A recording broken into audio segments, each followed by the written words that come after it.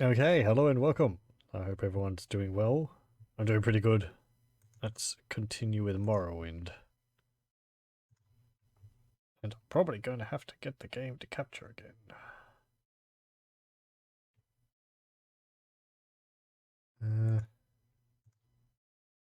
Morrowind. There we go.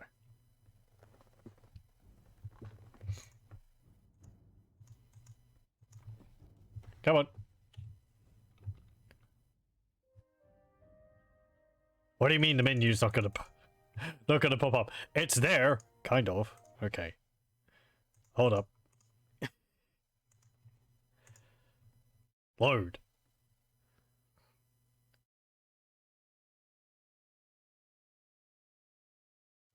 Okay. Right. There we go.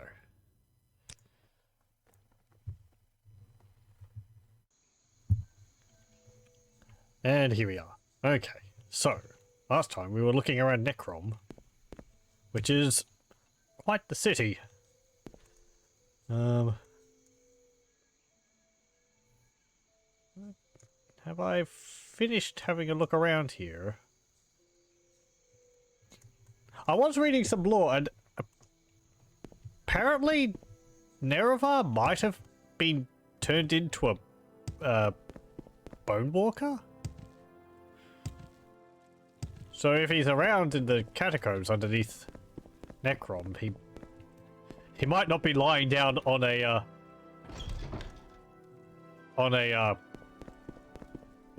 you know, like on an altar, as I thought. Yes, madame, what is it? Yeah, we had a look at all these. Yeah, different commanders. Yes, madame, what is it? Hello. Can you tell me about Nerevar? Nerevar? Well, no, that's me. Nerevar? No. Because I would still like to find him. Like, of course, take everything which is put on the wikis with a bit of a grain of salt. I am not I'm unaware whether it comes from a primary source within the games or later details filled out by Kirkbride, I think his name is. But this banner, the image on it, which is used on the altars of Nerevar, is apparently supposed to be of his Bone Walker. I guess that kind of explains why it doesn't really look too human. Like, it doesn't look like, or too much like a Dark Elf. Like, it doesn't have legs. It's got very spindly arms. And I don't know about the head. It's got, like, looks like it's got some wrap over the lower half of its face. Like, two oddly positioned eyes there. And the, low quality textures don't make it any easier to see. It's actually a bunch of, what's it called? Concept art available on the wikis. Yes, madame, what is it? Which are of some of these pictures, but in high detail. What's that? Yeah, I'm not too sure about that. That is Alexia, I believe. So that might be Vivek and Sothasil? I don't know. Honestly, they probably would have their These shoes are killing me. associated rune with them. Like Alexia's got that there, which is A, I believe. Yes? Yes. And then Vivek's is somewhere. Anyway. Ooh! That reminds me. Did I have one of them around here somewhere? Apparently, Yes, the masks madame. which the ordinators wear, this is a picture of an ordinator, apparently, the Induril mask helmet mask which they're wearing, it's supposed to be modeled after Nerevar's face. So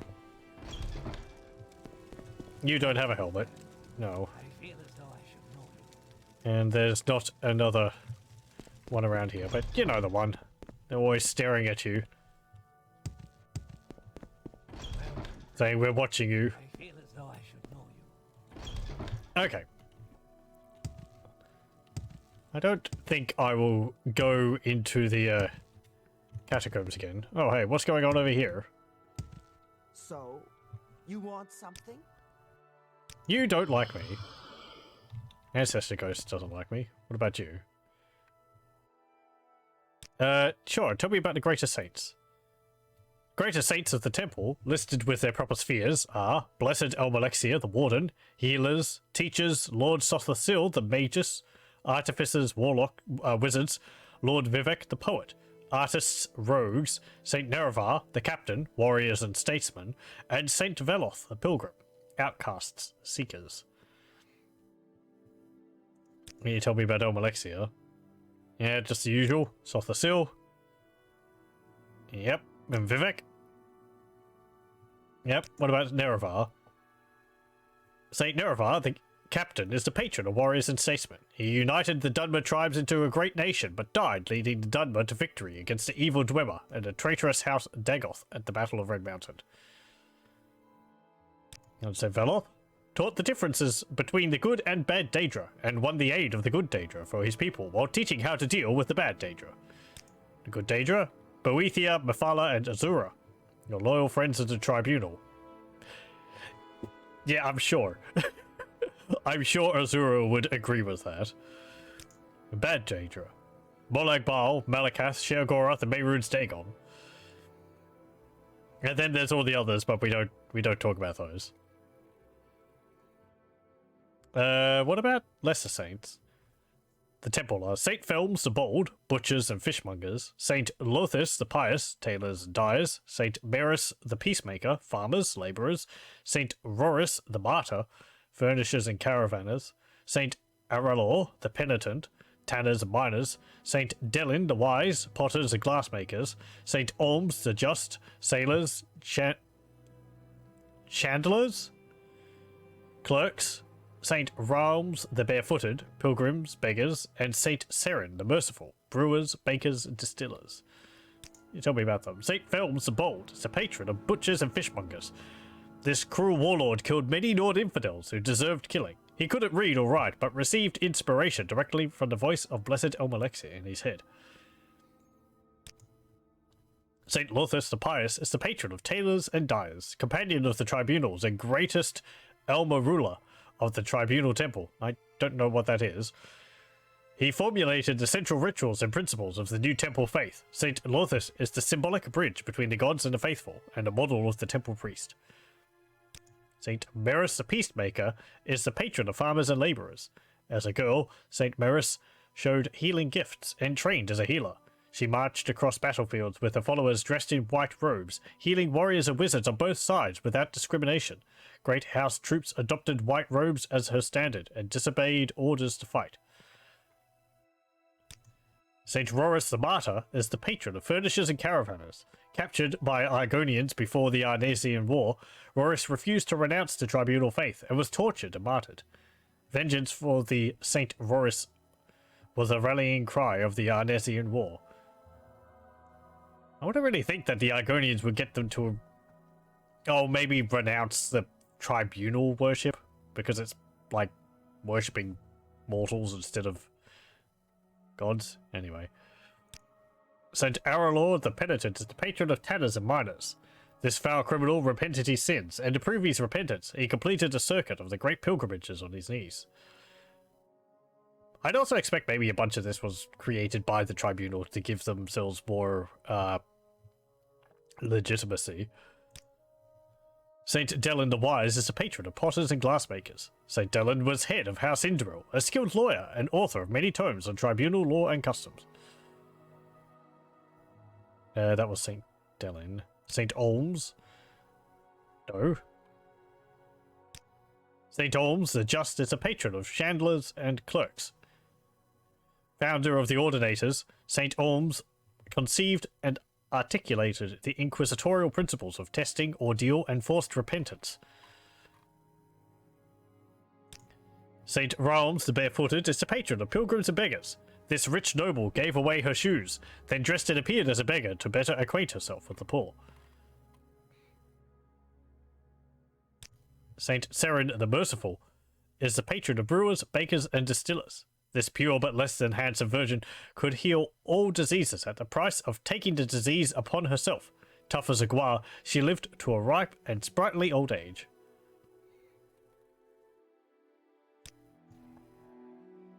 What can you tell me about Dwemer? Yeah, okay. Tribunal. What about ancestors?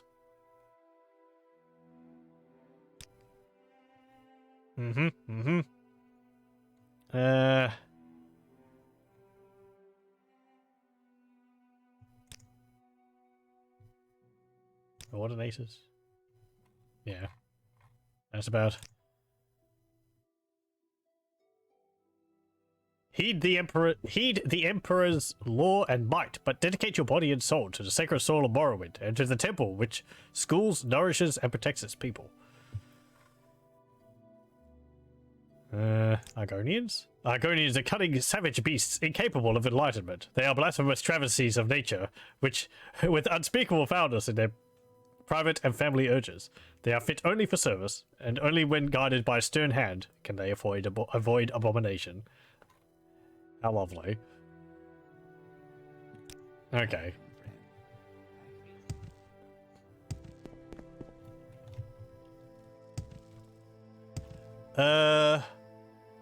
Let's see.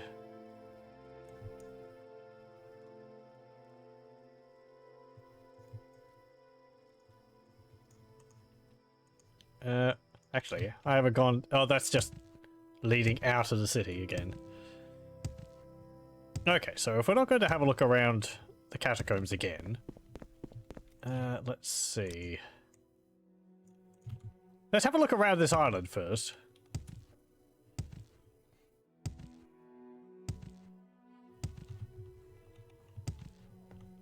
And then we'll... I guess we'll continue, like, roaming around, gradually going further north.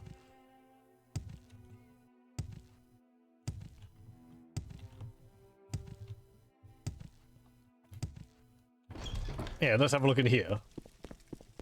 Here's an ancestral tomb, which isn't protected by a curse threatening to devoid me of all my bones.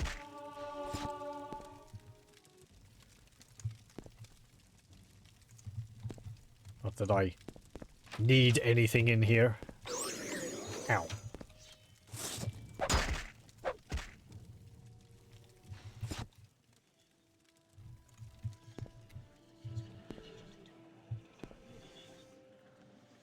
Iron saber and more tapestries.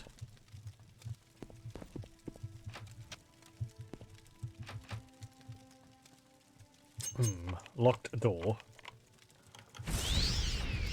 Oh yeah, it's also something else which I found interesting looking at some concept art for the game. There's actually early, I believe early modeling attempts, or early modeling of Wraithguard there, and it actually looks quite a bit different than it does in this.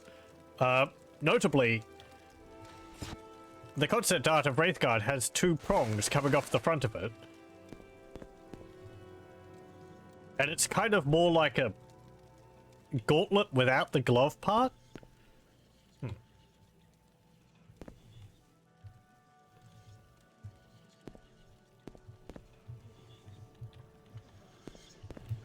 There's a 3D render image of it looking like that. And there is another sketch, another picture, a sketch of the Tribunal killing Nerevar, which is not official canon, but it's got, you can see Sotha Sil wearing Wraithguard and forcing Voyan Dagos' face into the dirt with it, because apparently Wraithguard has or had the ability to manipulate, like, gravity or something.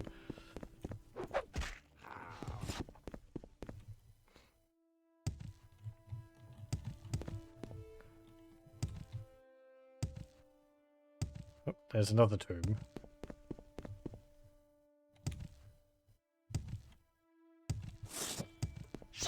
Bonk.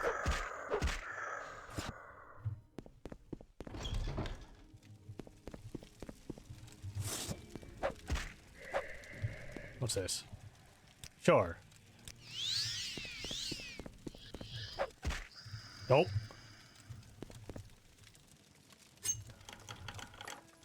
Extravagant ring. Oh, I don't need that. A book. The Book of Lamentations. What's this? One small bird has called thee. From a beak streaked crimson it cried once over Nerevar, and thou went forth into oblivion. This rocky shrine to the skull of a ruler grants no prayers. It has become the dusty grave of lamentations. Only the wind hears the voice of this place, the cries of night creatures and the passing wonder of 2 moons. All say his day has ended. This lonely reliquary is the final testament to his expired glory. No more supplicants come. The visitors have gone from the feast. The mead hall flame has been extinguished. How bare the pathway down this mountain. Inscription at a tongue's grave. Oh, right. This is like a collection of remembrance thingy. So this one is that. I thought this was the title for this, but... yeah, and a tongue's grave. This would be... I believe this would be one of the Greybeards from Skyrim. Those old men who live on top of the mountain.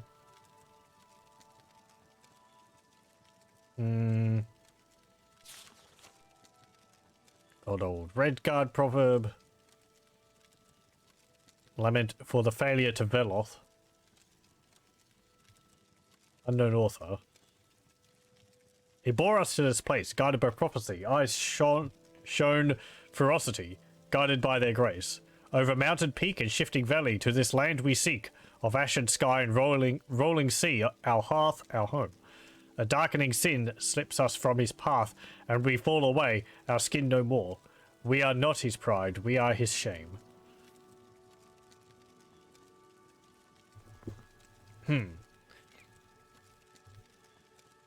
I guess because the Dunmer are no longer the Chimmer.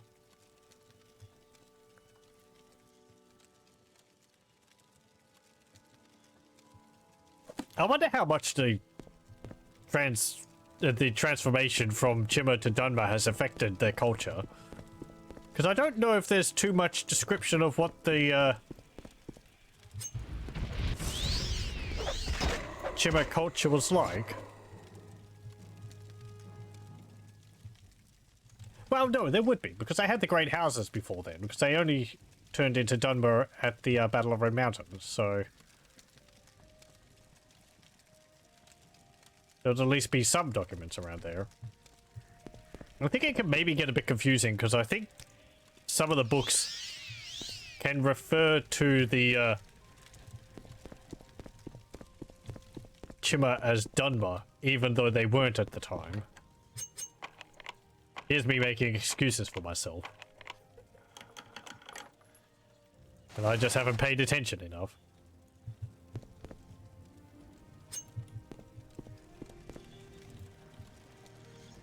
Gold. Steel dagger. Gold.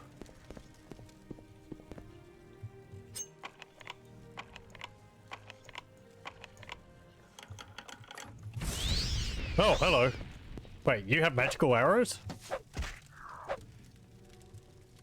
Yeah, you do. Spark arrows. 1 to 4 points of damage. Not too good. Anything back here? No. What about back here? Nope. Okay.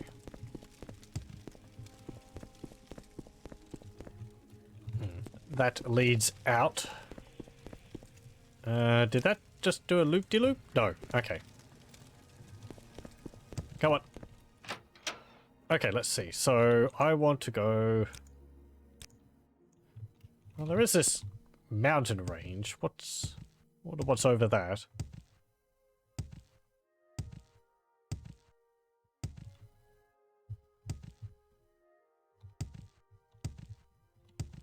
Let's see if we can find an easier path over it instead of me having to, like, levitate. Oh, there's a Dwemer ruin over there.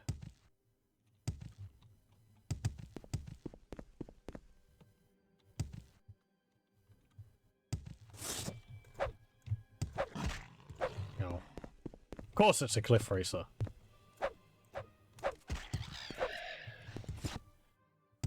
I think I'm gonna have to repair Sunder at some point.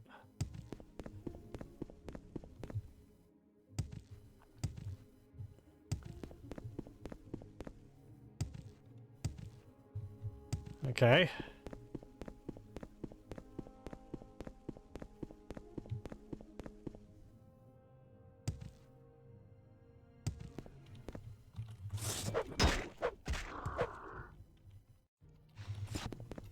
What's this place?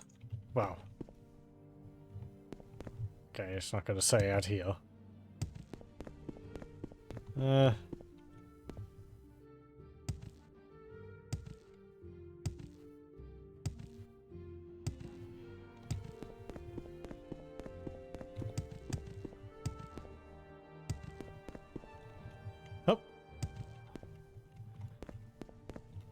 There is some doors up there.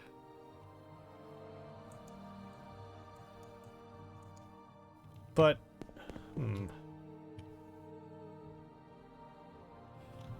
I mean, fine, whatever. I was just wondering whether there'd be a, door I could walk into down here, but, if I have to levitate up to it, so be it. There might be a door underwater or something. Or maybe I can't enter here at all. Nope, I can. Dirthungs. Oh, hello. Yeah, you still don't have any ammunition. What was this? Dirthungs. Sleepless eye. Oh, let's just repair my items.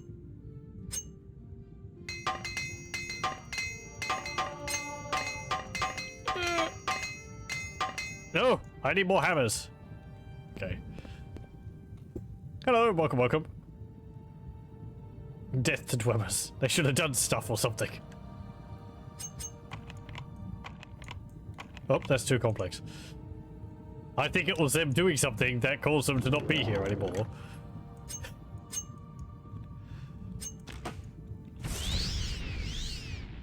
Yay. 1 coin. Hey, Ruby. I hope we're doing well. Emerald. Oh, hello. Well, here's one.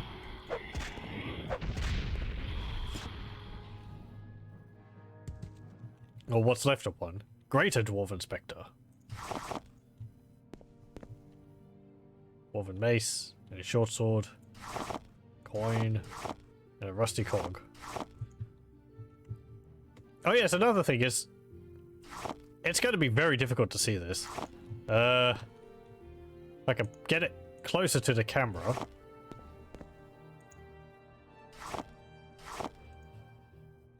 Hold on. Okay, so... Apparently, the image on the Dwemer coins is of the Dwemer King Dumak, who was the Dwemer King at the time of Red Mountain. This is the same artwork which is used on the some of the Dwemer doors around the place. It'd be easier to look at them to see it, but yeah. Neat little detail I didn't know.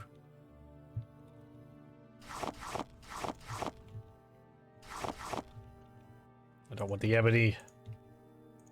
I want the scrap metal.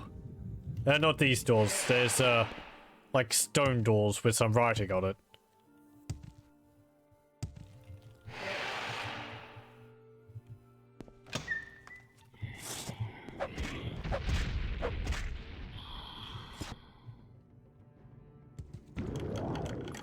Whoa, scrap metal. Some ash salts. More coins. Bowl. Nothing behind there. That's back out there.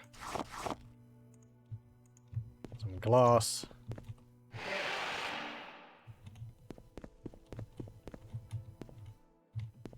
Oh, I'm over. Okay. Ow!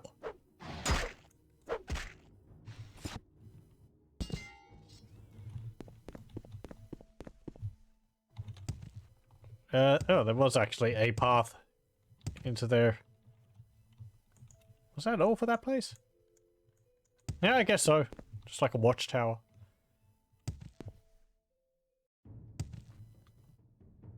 Cliff racer. Yep. Oh, it's a ship wreckage.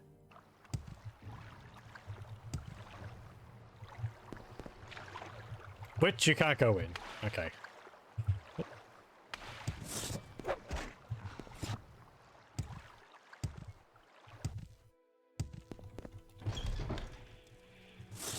Well, the Dwemer ruins are ruined probably by faulty Dwemer plumbing. Quite a lot of them are flooded. Oi! Get out of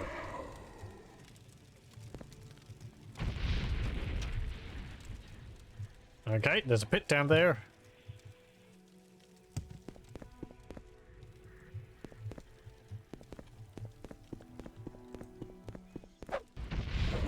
Get back here.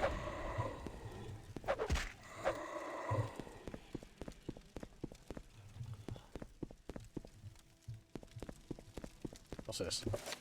The anticipations. Right.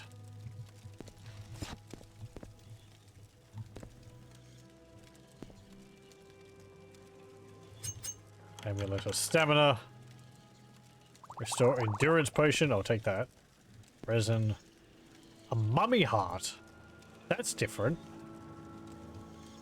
Resist frost. Damage magicka. Drain fatigue. Fortify attack.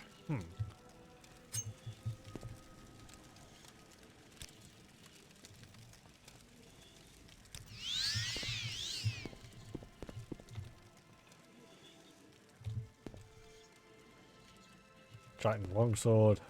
Bloat. I don't think mummy hearts are an item in the base game. Because you have ghoul hearts and you have daedra hearts.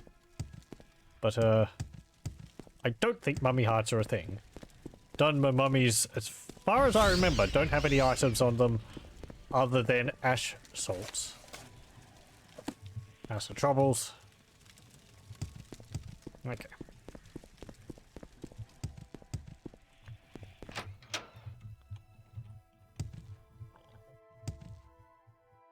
I don't think they're an item in, Tribunal or Solstheim either. I'm less certain about that. I've played comparatively less Tribunal.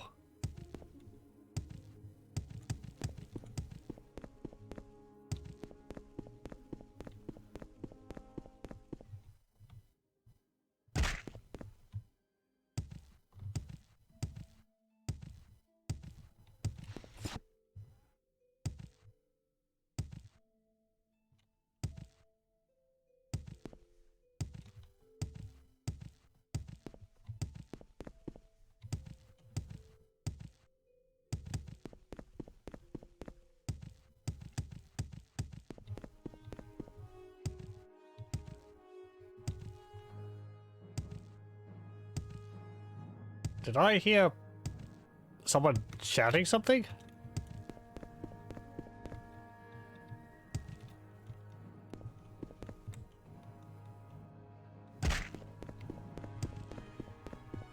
I saw some text popping up on the bottom of the screen, but it appeared too quickly for me to make out what it said. Okay, let's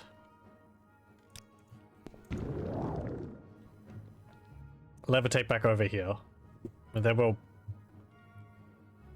continue exploring elsewhere.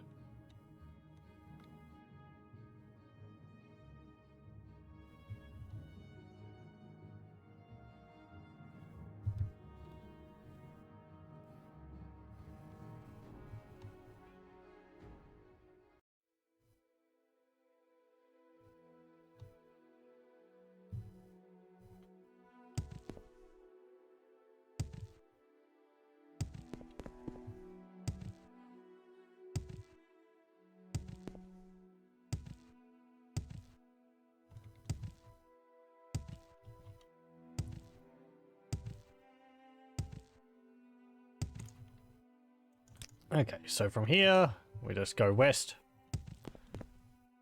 Yeah, let's go through the city again.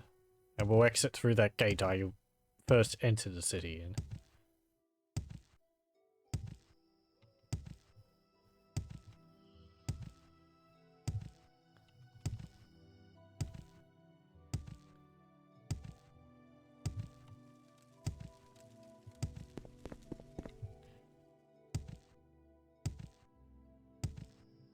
Which I think was down here. That one there, because it had a big oh, pardon me. It had a big bridge.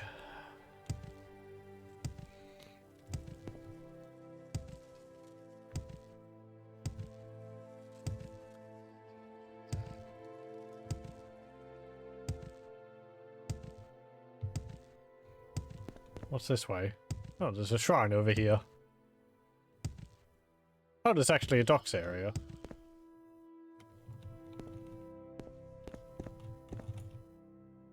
Here we remembered the lovers who loved in life alike as in death. They rest now under the auspices of Lord Vivek, the lover. Okay.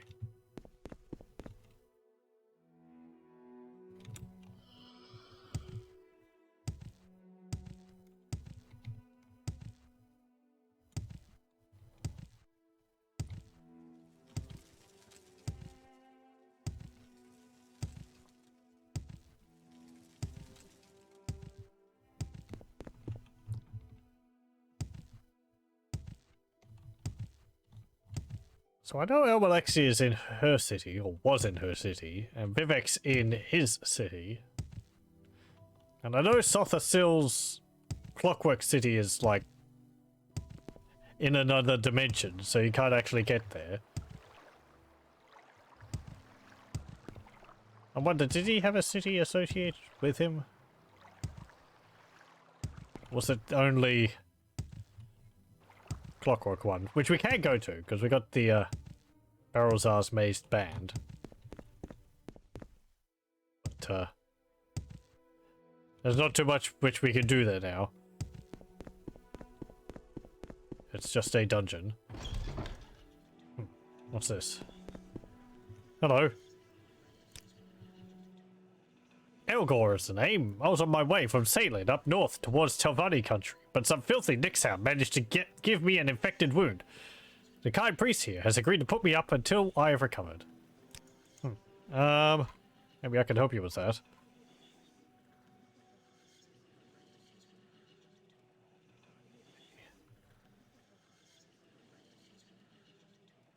Oh, apparently I can summon Zimmel cars.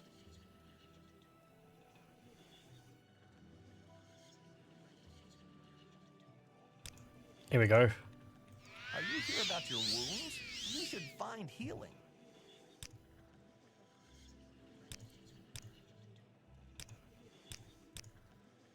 Nope. Apparently you're perfectly fine. Do I have a restore health on other?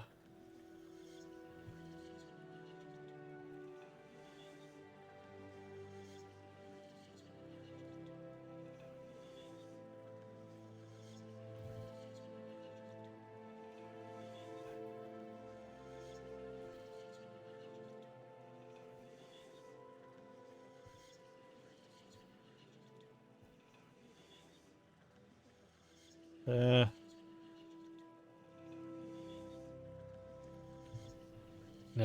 Okay, fine, whatever. Welcome to the Sacred Land Sanctuary, traveler. Those who need care for the temple due to disease or sickness are welcome here. Can I help you? There are 42 common diseases, divided into 3 kinds: mild disease, serious diseases, and acute diseases. Serious and acute are more dangerous, of course, but none of them are fatal. But you must get them cured, or they weaken you, and people won't want to talk to you.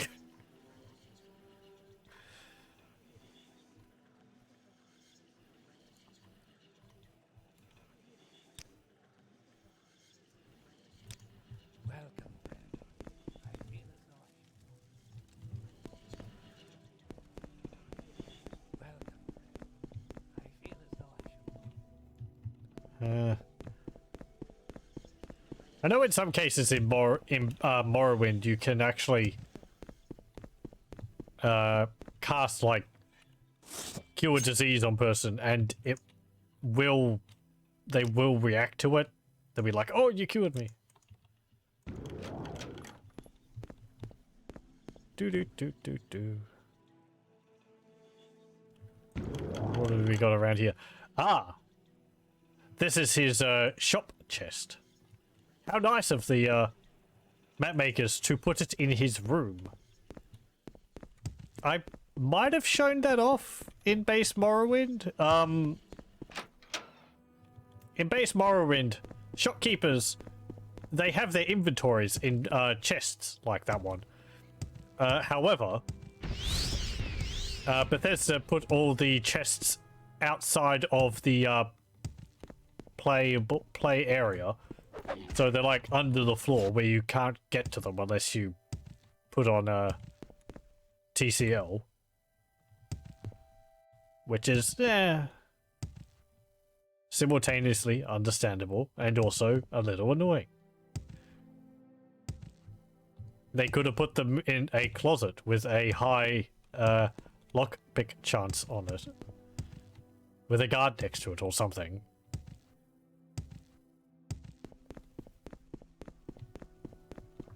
So if you're a good enough thief, you could actually rob a merchant of all of their wares. Uphold the fine traditions established in Daggerfall. Can I get up there?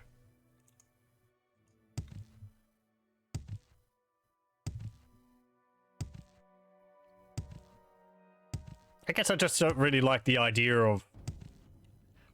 By putting the chests underground, it's a decision made on a gameplay with no, for gameplay purposes, with no basis in, like...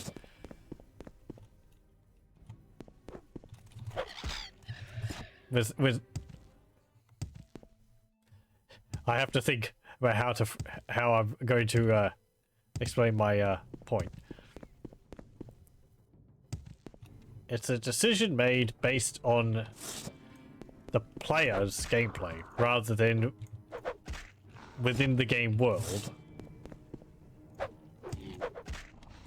Anyway, I don't actually know whether they did the same thing in Oblivion. They might have handled shop inventories differently in that one, but it's been quite a while since I played Oblivion.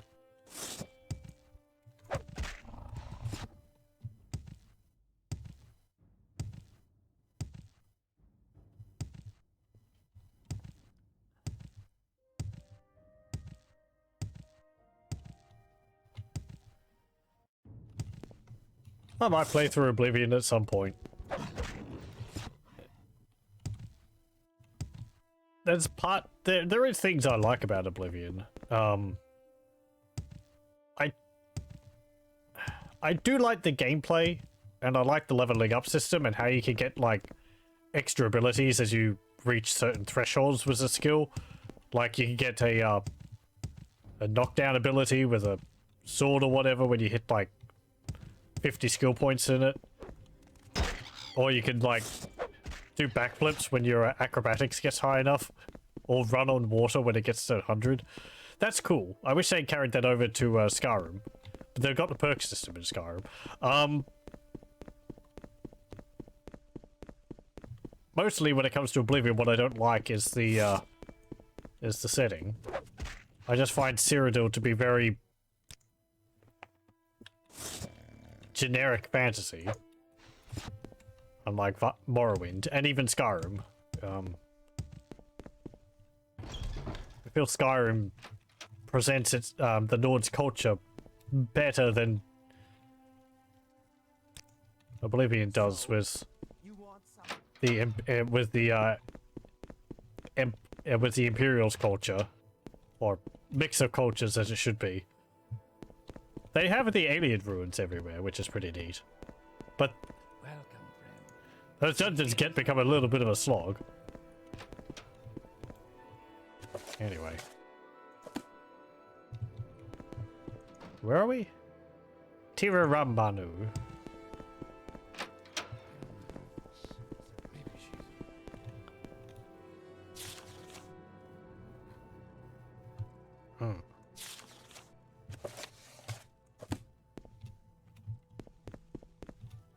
The Blessed Stone. Yeah, sure. Yeah, what can you tell me about this place? No. Right, you just don't like me. Fine. You come to pray at the shrine of St. Nerevar? This is the site of one of St. Nerevar's most famous rallies in the war against the Dwemer. Pilgrims come from across Morrowind to pay their respects to his valor and daring. Feel free to do the same. What do you have to say about me being Nerevarine? Yay! Well, he's happy. Okay. Is there other, like, pilgrimages I can make here?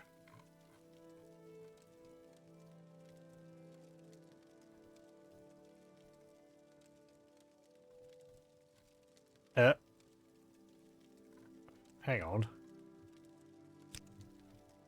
There we go. Somewhere. Yo, hello. How's it going? Thank you very much for the raid, Exploding Ligar. I hope you're doing well.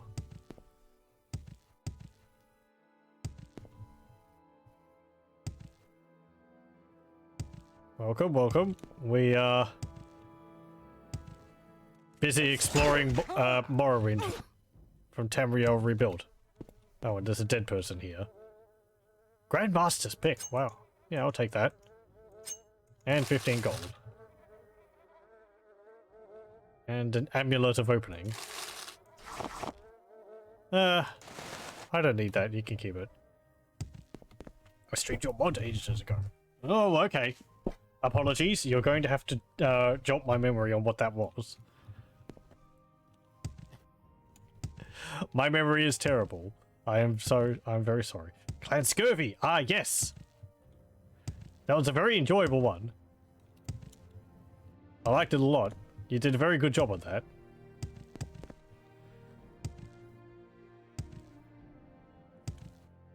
A refresher. Clan Scurvy was a new faction mod done for Warhammer 2. It is a Skaven clan with a focus on pirating and being a naval force. They have an abundance of handgunners and bombs which they'd throw at people. What else did they have? I think they had like a steam tank as well, of some kind.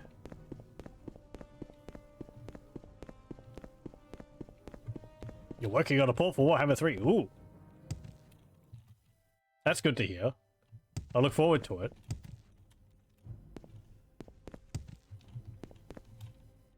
Hang on.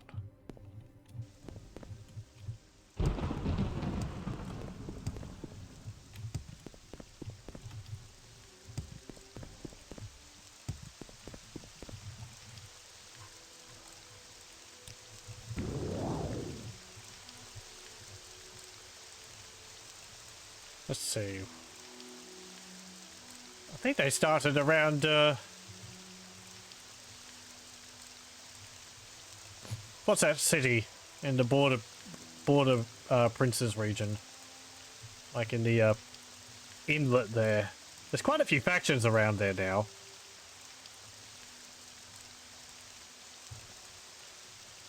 I wonder how that will affect things. Oh.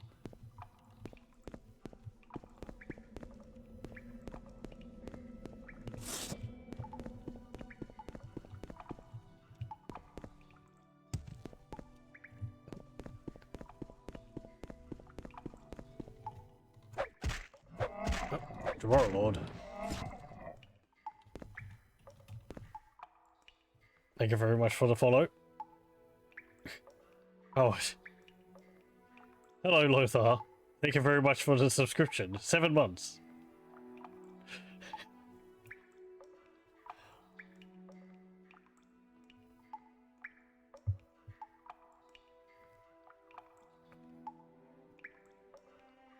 Thank you for continuing to probably inadvisedly throw money at me. Hope you're doing well. You think you're moving to start to be cafe? Yeah. Let's see. On the coast of Cathay, there's a Norscan faction there. There's the Dark Elf faction. And there's also a Vampire Coast faction. Oh, and a Cathay faction on the coast as well. So makes me wish that they'd open up the land to the south. It would give a bit more wriggle room along the coastline there. You're doing well? It's good to hear. Things are going pretty well here, thanks. Getting things ready for the holidays and all that. Oh, hello. Look, do I have to fight you? Can I, like, calm you or something?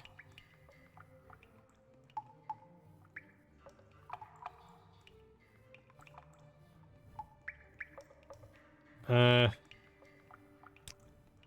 probably not because my illusion's not good.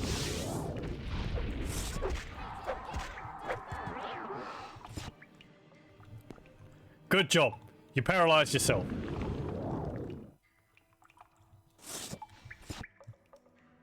Hello, how's it going? You're a Coronwe witch. I'm a witch. I bound myself by oath and deed to the service of the Daedra Lord, and in return have received gifts of knowledge and power. If you're curious and not afraid, I can tell you a little about Daedric summonings. Well, you can't actually, because you don't actually summon Daedra in this game. You just talk to statues. You're defeated. Give up. No. Fine. You made a terrible decision. Oh, now you paralyzed me.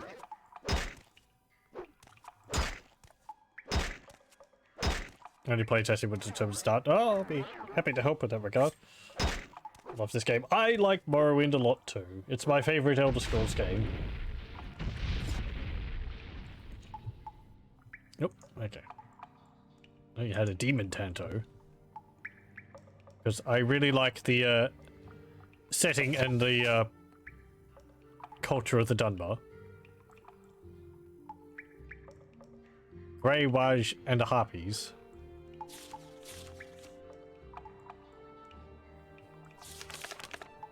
On the 12th of Hearthfire every year, the people of the Hammerfell Township and Barony of Laneland celebrate Riglametha. Riglametha, in the Banthan dialect of the ancient Redguard tongue, means grateful offering. I wonder if this was written with Daggerfall in mind. Let me just write this down.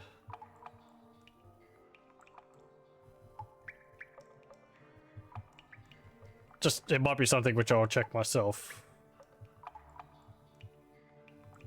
Whether there's a town called Leyland in Hammerfell. And there's a festival, the graces the gods have granted the people of Laneland over the centuries. Tradition dictates that performances of a number of plays about the great moments from Laneland's past, and one of the most popular is Grey Raj. which may be translated as the crows who were punished or the crows who punish. Old Redguard is somewhat vague with its objective case. The story of Greywaj, as any Lane child will tell you, is of the wicked sisterhood of Daedra worshippers who craft lies, curses, murders, and suicides to hurt the people of Lanelin. Most of all, they use their beauty as a weapon to drive men to mayhem. Their leader, the Temperess Noctira, seduces the unnamed Baron of Lanelin and is about to force him to commit suicide to prove his love. When the Baroness arrives, the Baroness tricks Noctira into wearing a beautiful white robe from the Baroness closet. See how the robe glows with the luminescence of pearl, but the inside is soft, feathered with down. Noctira puts on the robe and the trap is sprung. The robe is magical and transforms Noctira into a giant blackbird. The Baron, no longer enchanted, slays the giant bird and calls in his cook. The Sisterhood has, by this time, taken over Lanelin Castle and turned it into an orgy-filled den of decadence. At the height of their frenzied debauch, the cook arrives with an enormous roast to keep their energy high. They dig into the deliciously prepared meal, and at the crescendo of their gorging, the Baron and Baroness appear to tell them all that they have just devoured the leader, Noctira. The women scream and caw, and suddenly they too are transformed by the magic of the robe into harpies, vicious half-bird creatures. The interesting thing about Greywaj from a scholar's perspective is how much the story has changed and continues to change over the years. In some versions of the story, Noctira is an innocent peasant seamstress, and it is the Baroness who is the cruel and wicked leader of the Harpies.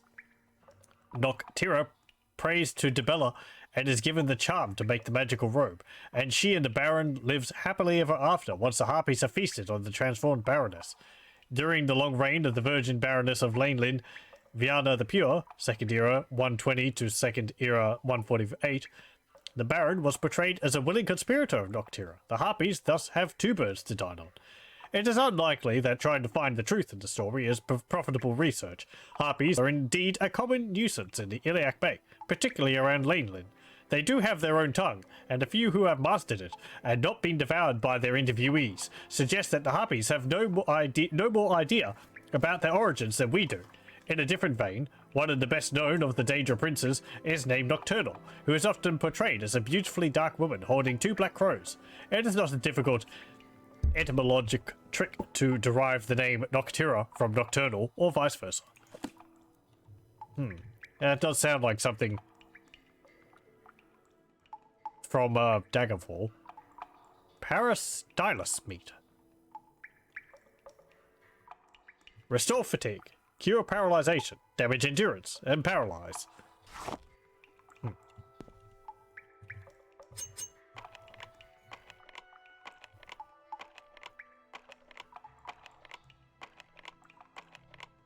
It'll be interesting if I check Daggerfall on my own and see whether there is a town called Lanelin, and if they do in fact have a holiday based off of that book.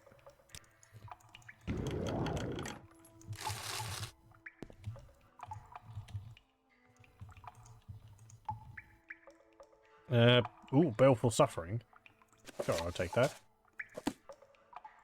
Invisibility. The Blood Thief. Absorb agility, endurance, speed, and strength.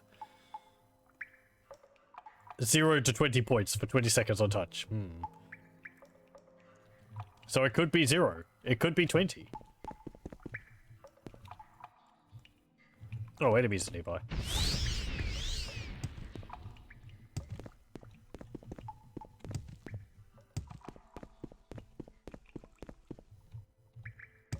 I calmed the person first, just in case they were able to train me in anything. There are a number of master trainers in Morrowind who will attack you on sight, so you have to calm them first before they will actually train you in the skill. I forget which trainers they are. One might be a conjuration trainer.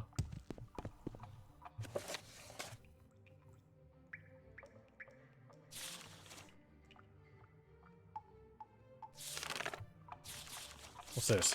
This story was first told to me when I was a neonate, newly studying in the Crystal Tower of Somerset. I was admiring the famous animal pens of the tower when I was approached by an older student. The fellow who told me this tale seemed very trustworthy at first. OBS, why are you flickering red? Don't do that. I'm dropping frames. Oh, and I've disconnected.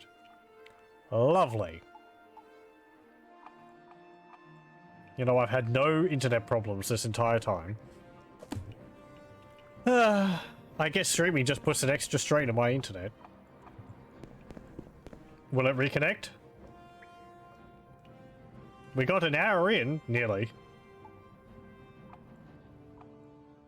It's trying again.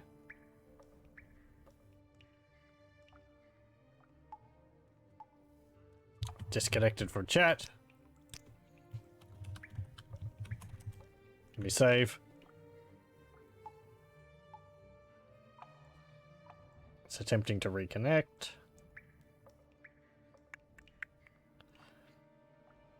Usually if this happens, I have to let it sit for about half an hour before it decides to connect again. Even when I reset the router.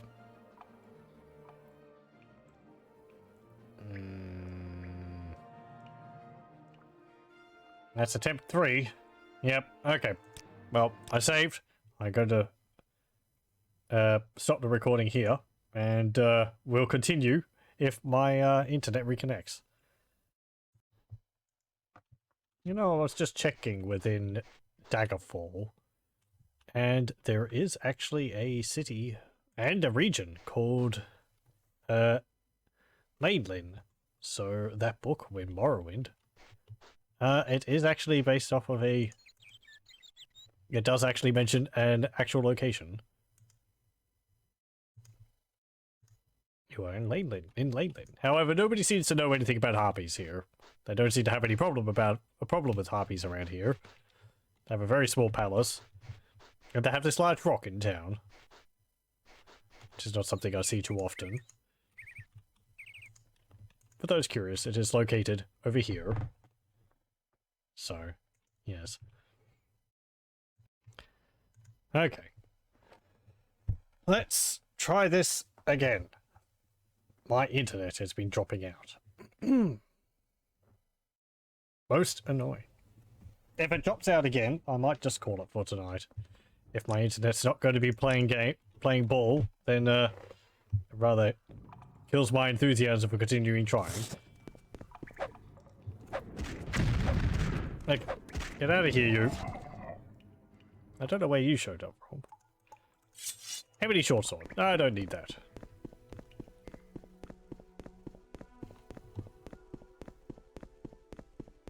Am I going back the right way or not? I think so.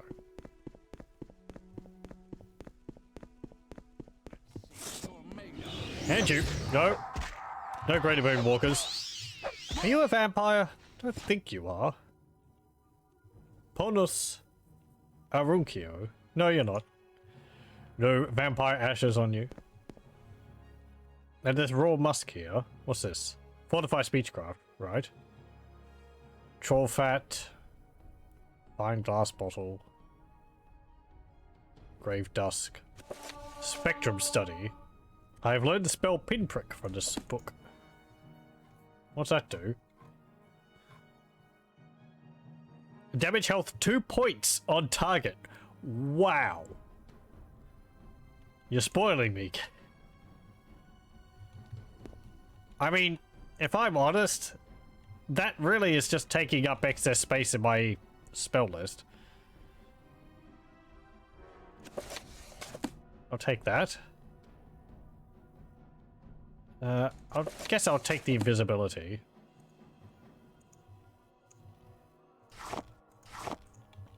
What was this? Ornada meat. I don't know what an Ornada is. But then we also had that paralysis creature? Parastylus meat, which I don't know what that is either. Oh. Where'd you come from? You have nothing.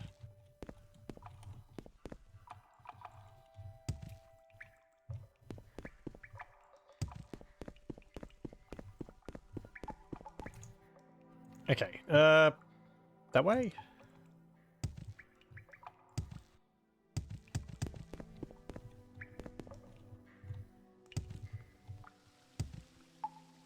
Like, is there anything hiding in here?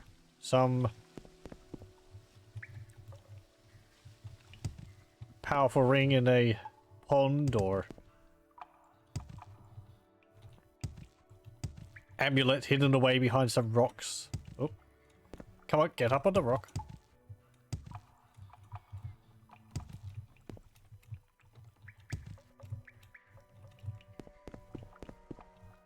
No.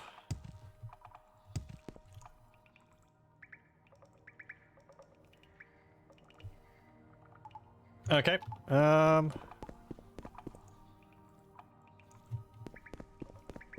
If there's one thing I wish Morrowind did better, was displaying layered dungeons.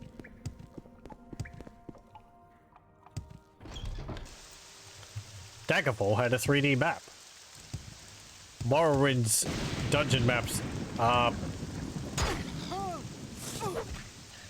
fine up until the point you start getting rooms over rooms, because it just compresses them all down on top of each other. So it is extremely difficult to see where exactly you are. See, I wanted to go up there because there was a cave or a dungeon up that end of the mountain range, which I saw. That's why I went all the way down here, trying to find a path to get up there.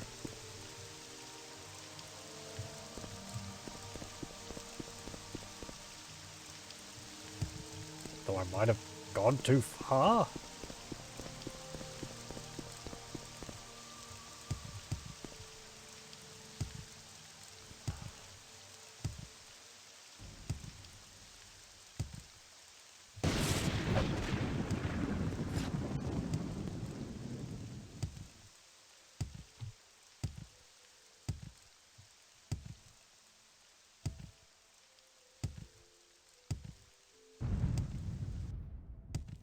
Ah, nice. The storm has abated. Yeah, I think it was up there I wanted to get. Okay, let's just levitate up there.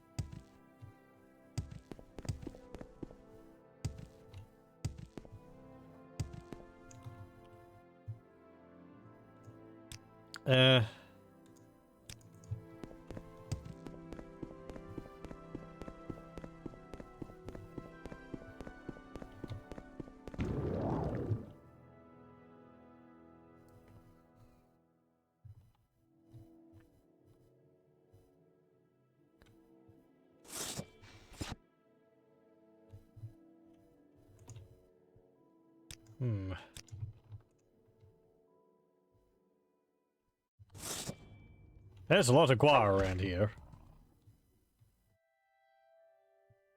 I guess I've got to live somewhere. Oh! Hello? What the heck are you?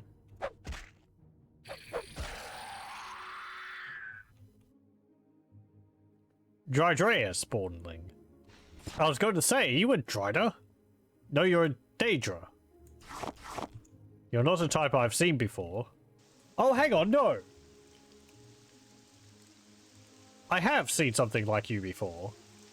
There is a, there is an enemy like that in Oblivion. Or a sort of half spider, Daedra type enemy in, Oblivion. I don't think they're called Drydea, though. That's a little bit close to, Dryder from D&D.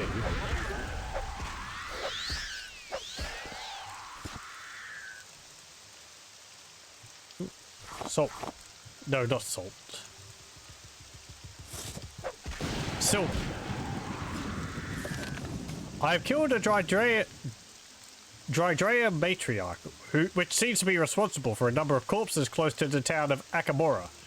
I should probably report this to one of the guards there. Where's Akamora? Oh, hello. Camilla.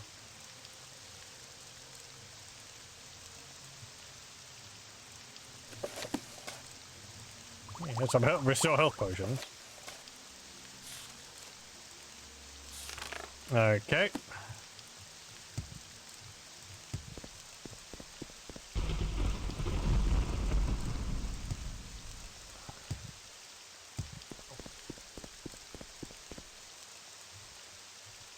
Oh, hello. Oh, wow. We really are, like, in a, spider's lair. Pilgrim staff. Modify athletics and fatigue. Constant effect. 75 points of fatigue. That's a respectable amount. Athletics 5%. 5 points. So it's not anything too crazy.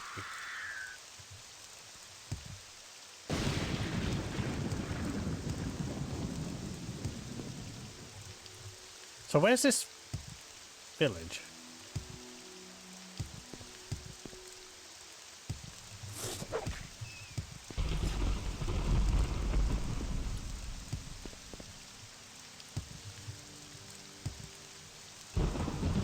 Trying to think what those enemies were called in Oblivion.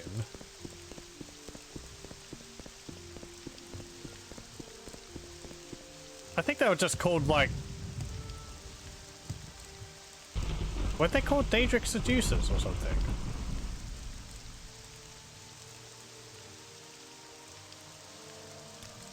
So the road to Tamriel Manor is safe again. Well done, Warlord. You should bring these tidings to Blalsa Irano, the captain in the Akamora Guard Tower. She has offered a bounty on those creatures. Yes, she can usually be found up in the guard tower in her office. I hear she's offering a decent amount of gold to anyone who's willing to take care of the dry day in the mountains. You should consider speaking with her. Akamora is an architectural marvel. A city built over generations into the very cliff sides of the mountains above the Mephalan Vales. The local economy is based mainly on egg mining, and the Akamora egg mines are some of the most productive in all of Morrowind. Such high yields have led to intense competition between the different mine owners.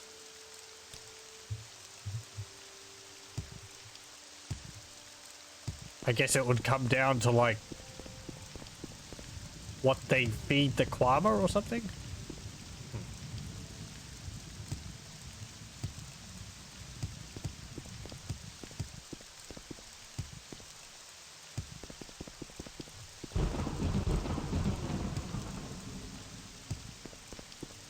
This isn't the watchtower, is it? No. No, that's the egg mine. No, I guess it would be up there on the cliffside.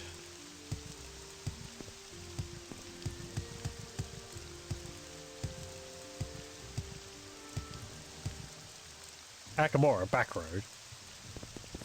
Oh, hang on. No, we're not in the town of Akamora. We're in the egg mines. Right, there's the tower.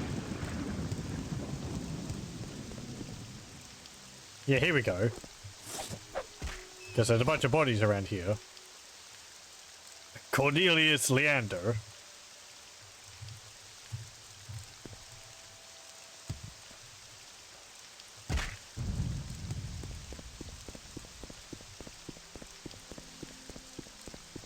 I think it would be useful if you had paths like this leading through rocky terrain, which the player is supposed to take. Putting like flagpoles, putting poles with little flags on it, just to help make it stand out a bit more. Because honestly, playing Morrowind, one rocky path like this looks like another, and it's hard to tell where I'm supposed to actually be going, or where I'm just sort of crossing over mountainous terrain.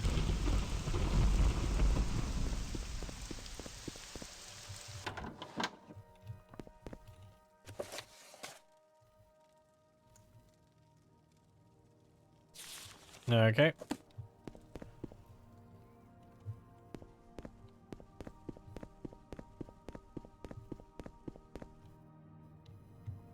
I'm sorry, are you floating?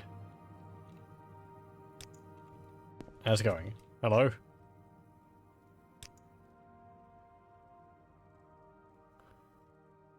Guava eggs are the backbone of Akamora's economy. We guards have to be ever vigilant of egg poachers and other riffraff who would disrupt the mining operations.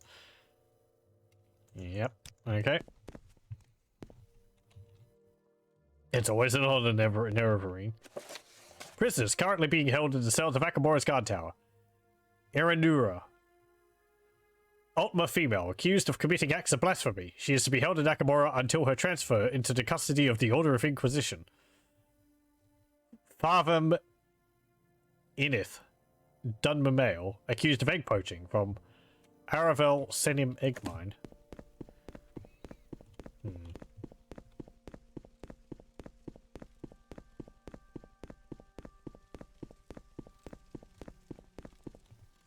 Hello, you're not who I was supposed to be talking to. I have a big kitchen here. Yes, madame. What is it? Cooked ornado. Oh, that's an ornado. A bug. Okay. Dried slaughterfish. Yeah.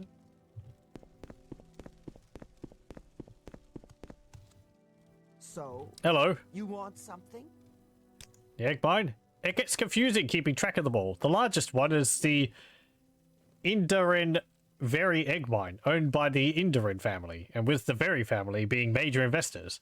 Aravel Senim egg mine is the next largest, and is owned by Novas Senim and his close ally, Relis Aravel. Then there's Tyrannat Paris egg mine, owned by Thelena Paris, and the minor Valen Selenith egg mine, jointly owned by Darius Varan and Rolam Selenith. Finally, there's Abenidanon egg mine, which is the property of the temple. Yes, you say you killed some Dredea while trekking through the mountains? You should go tell one of the guards of your success. Did they tell me to tell you? Oh no, you're not the person. She's well known in Akamora for her ambition.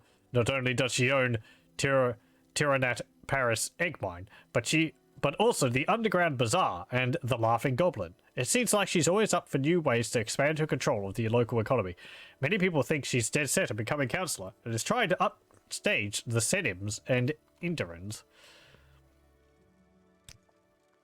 Novas Senim is the Lord of Akamora. He has tried for years to gain a seat on the Indaro Council, but his attempts have always been obstructed by the wealthy Indarin family.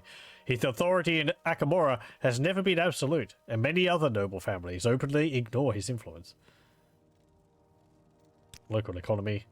Don't let the fancy manor houses fool you. Akamora is first and foremost a mining town. While you'll find quite a bit of commerce going on at the Underground Bazaar, it's Kwama eggs that are the town's main source of wealth. Nobles own and finance the mines while slaves and the poor work in them. Everyone else finds their own niche in between.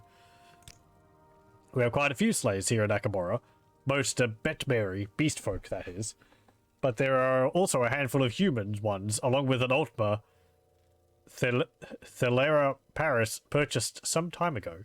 The majority are used as labourers for the egg mines, though a few of the richer nobles keep some in their manors to do housework.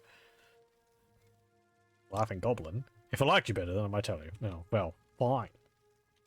Bye. Yes, madame. What is it? Dredea? No, not you. I don't know. Maybe she. Hello. Okay. Let's keep going up.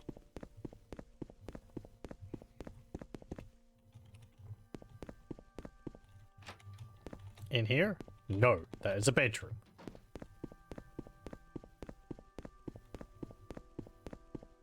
In here.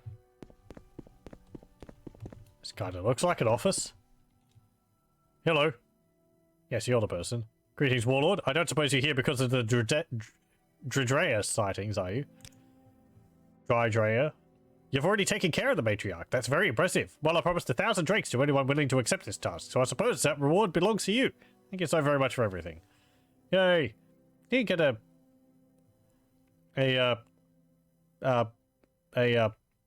disposition increase or something. Okay. The name's Flausa Irano. I've been a guard here at Akamora nearly my whole life, though I've only become guard captain a few years ago. Both my sister and I joined as soon as we became of age. Of course, Lalalvo left the guard some time ago to take a position at the local fighters guild. We're still on cordial terms, though I'll never understand what drove her to join that gang of foreign mercenaries. If I liked you better, I might tell you more. Oh, right. Apelles Matthias is... He's a dude related to the Tribunal expansion, I believe. So, you want something? Yeah. Bone mold, crossbow, short flight. Oh, hey, that's kind of neat. Damage health 10 to 15 points on touch. Fortify marksman 15 points for 30 seconds itself.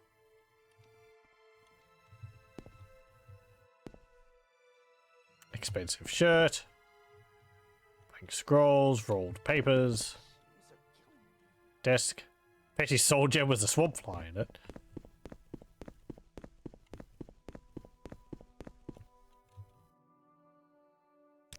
Training. Laughing Goblin is owned by the Aranim family. They sell drinks and rent rooms at the inns. Outsiders oftentimes make their stay there. How can I be of service to you, Outlander?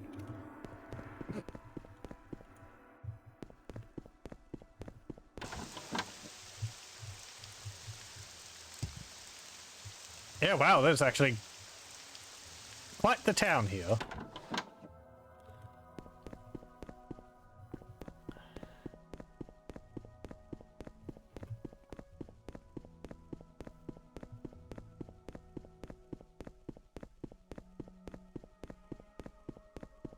Come on, excuse me.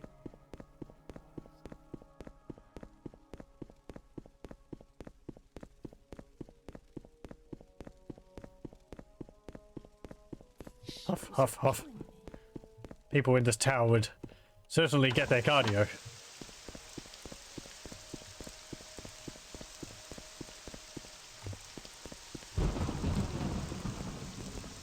It's the Fighters Guild? It is. Hello. Hail the conquering hero! Hail Nerevarine! Baron Trelos. Lands with splat. I'm lands with splat. Inab Ghoul's behavior is really becoming bizarre. One day he's friendly and sociable, and the next he's irritable and reclusive. No one wants to be around him, and his only company nowadays is the Breton slave woman that he keeps.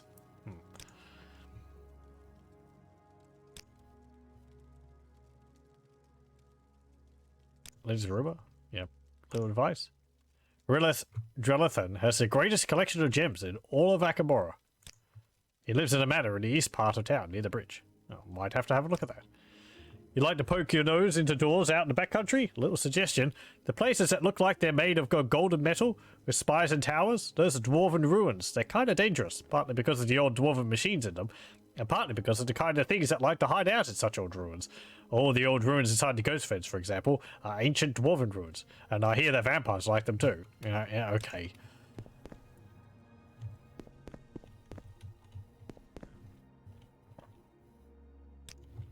No, I'm not interested in doing jobs for the Fighters Guild.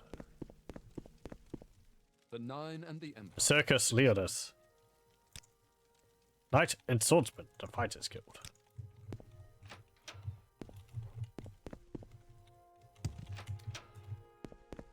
Hello? Ah, you're the sister. I'm sorry, journeyman, but if you're looking for work, I'm afraid I don't have anything for you. You need to tell me about... Oh, I don't know. Tell me your background. I'm Lalalvo Irano, although I've been the guardian here in the Akamora Fighters Guild for some time now. I got most of my fighting experience as a member of the city guard. My sister and I had some good times together, but things at the guard tower became too rigid for my taste. As a native Dunmer, I've had more success at building the guild's reputation here than any Outlander could have. Yep. Secret? I'm Guardian rank in Fighters Guild, and I'd think twice about going down in a dangerous room without a crate full of potions and scrolls. Realize. Yeah, quite a collection of gems. Iron Ab Ghoul's behavior. Yep.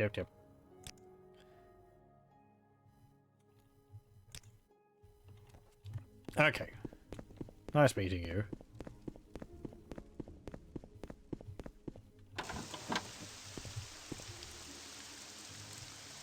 I thought I went out the back door there for a moment.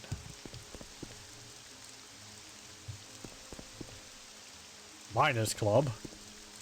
Very manor. Who was the person who was supposed to have, like, a gem collection?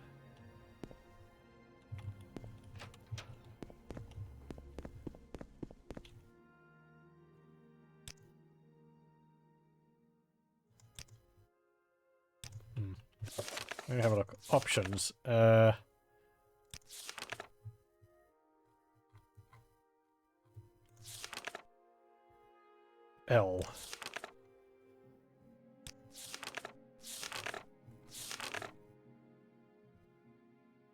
I realize Dralathan. Okay.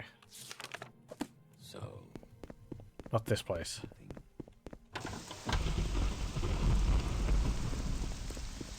so.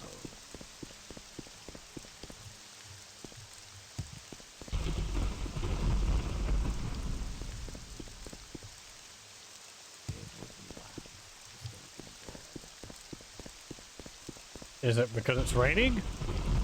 Or are you threatening me?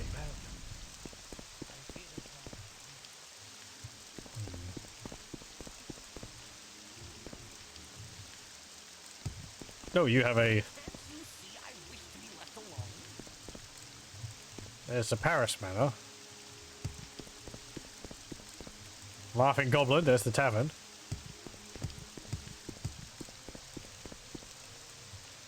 No. Goals Manor. Rawvan Manor. Morag Tong Guildhall. Morag Tong.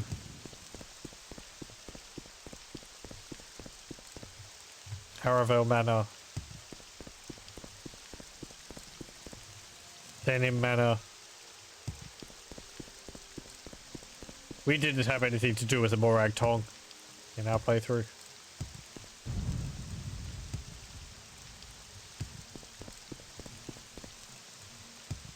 I believe you can join them. Yes, you can join them. You have to find their guild leader. I believe I showed that.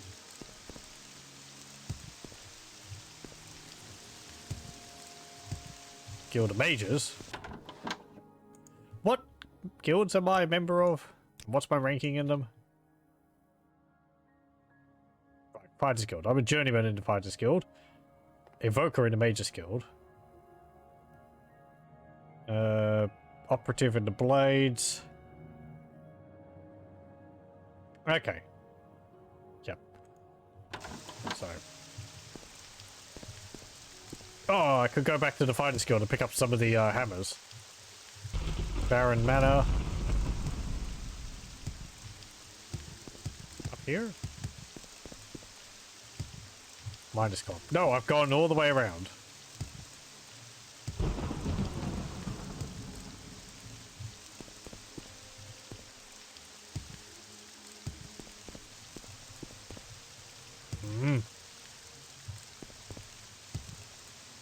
Is it this one down here?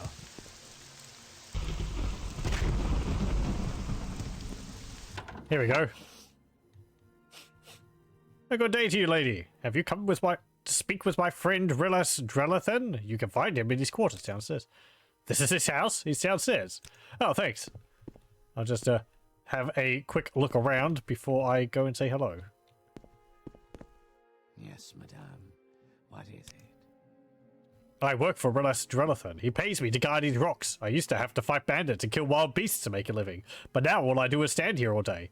It's not very interesting, but I can't complain, seeing how safe and well-paying this job is. Yeah, well. Emeralds. by We're Told the Blackened, Applications in Alchemy. This text is intended as both a reference book for the workaday alchemist and as a primer for students of the art or interested laymen. Alchemy, in general, should not be the province of the careless. Many ordinary things have been shown by long and careful experimentation to evince significant effect, which are often conflagratory, insidious, or otherwise malevolent. It should be further noted that the return of any benefits at all hinges almost exclusively on one's skill and experience with the equipment and accoutrements of alchemy, as well as with the quality of same. A well-made hammer in the hands of a master builder may construct a citadel, but a mallet in the grasp of a fool will only bend nails. If you have any doubts at all about practicing alchemy, you would be best advised to direct your ambition elsewhere. You have been warned. Emeralds. Folklore from the elsewhere wastes tell us emeralds are the tears of Akatosh. Whatever their origin, they are, like most gems, highly valued for their rare beauty and used to adorn both objects of value and people. It is well known that emeralds have useful characteristics which may be drawn forth upon their careful combination with other ingredients. The world is a dangerous place, and travelling abroad is an unwise pursuit for the unprepared. Encounters with all manner of aggressive creatures and criminally inclined folk are frequent and leave many a wanderer dead or nearly so. Often, for the want of a balm, have travellers been hurried to the end. Here I will describe a simple, if rather costly, recipe for a concoction which revives one's life force. A single emerald, of no less than 3 grains in size, should be ground to dust in a sturdy mortar. Ensure that you perform this task in a still room, as any sudden gust of air may prove to be expensive. Then the emerald dust must be transferred to a dry container. The mortar should then be wiped clean and used to mash its companion ingredient. This may be any one of cork bulb root, marshmallow, or wickweed. It is possible to also use the weepings of one infected with corpus, although this substance is notoriously difficult to obtain. And probably also inadvisable, because it doesn't in game, but you know, you'd think it would have the side effect of possibly infecting you with corpus disease. The companion ingredient should be fresh, as the fluids within it are a necessary component. It should be noted that while fresh corpus weepings do not keep well, dried weepings mixed with a little blood and water are an effective substitute. The emerald dust should be added to the mash and blended in while simultaneously adding dropwise just enough seawater to yield a thin, soupy consistence. This reminds me of the spell crafting which you do in King's Quest 3, is it? We have to make like a biscuit with cat fur in it. Ugh. While the taste of the potion is unpleasant, it is nonetheless singularly effective. If you have the opportunity to heat it in a good calcinator, you may further improve the potion's efficacy. Treatment in a quality retort also adds increased benefit. A very similar potion uses salt rice, fresh or dried, in this case it seems not to matter, as the companion ingredient. The resulting potion not only heals, but also provides an effective boon to Magicka for a brief period, marking it the particular favourite of mages and other initiates of sorcery. Potion of Fortified Magicka. As just mentioned, it is possible to make a combination healing Magicka fortification potion by using salt rice. One may similarly employ stoneflower petals or belladonna berries, ripened or otherwise, as companion ingredients, although the potion in these cases will only fortify Magicka for a limited time and will lack any healing benefit. The user of such a potion should be warned that if one's Magicka is fortified, and then one should use all of the acquired power before the effects of the potion wear away, then one will suffer a period of distinct weakness proportional to the strength of the fortifying potion used. The natural return of Magicka will accordingly take significantly longer than normal. Other potions. ... Okay. So yeah, Fortify Magicka, restore health, drain endurance, drain agility. I don't have any salt rice lying around here. There is a rock with some Dwemer cogs in it. What's this? He's got some jet, turquoise, topaz, tektite, ruby, amber, emerald, diamond, sapphire, amethyst, opal, raw ebony, bloodstone, pearl, spinel, and peridot. rock crystal, meteor fragment, cure poison, cure light disease, restore willpower, fortify willpower. Got a whole bunch of soul gems. Doesn't seem to have a grand soul gem. And Azura's Tear.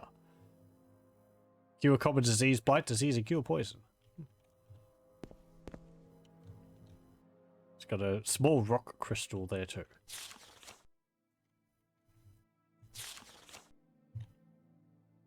Minerals of Morrowind. Okay, just goes over the various things you can find.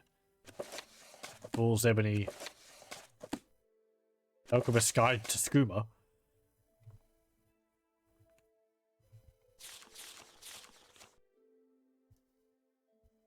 Let's see.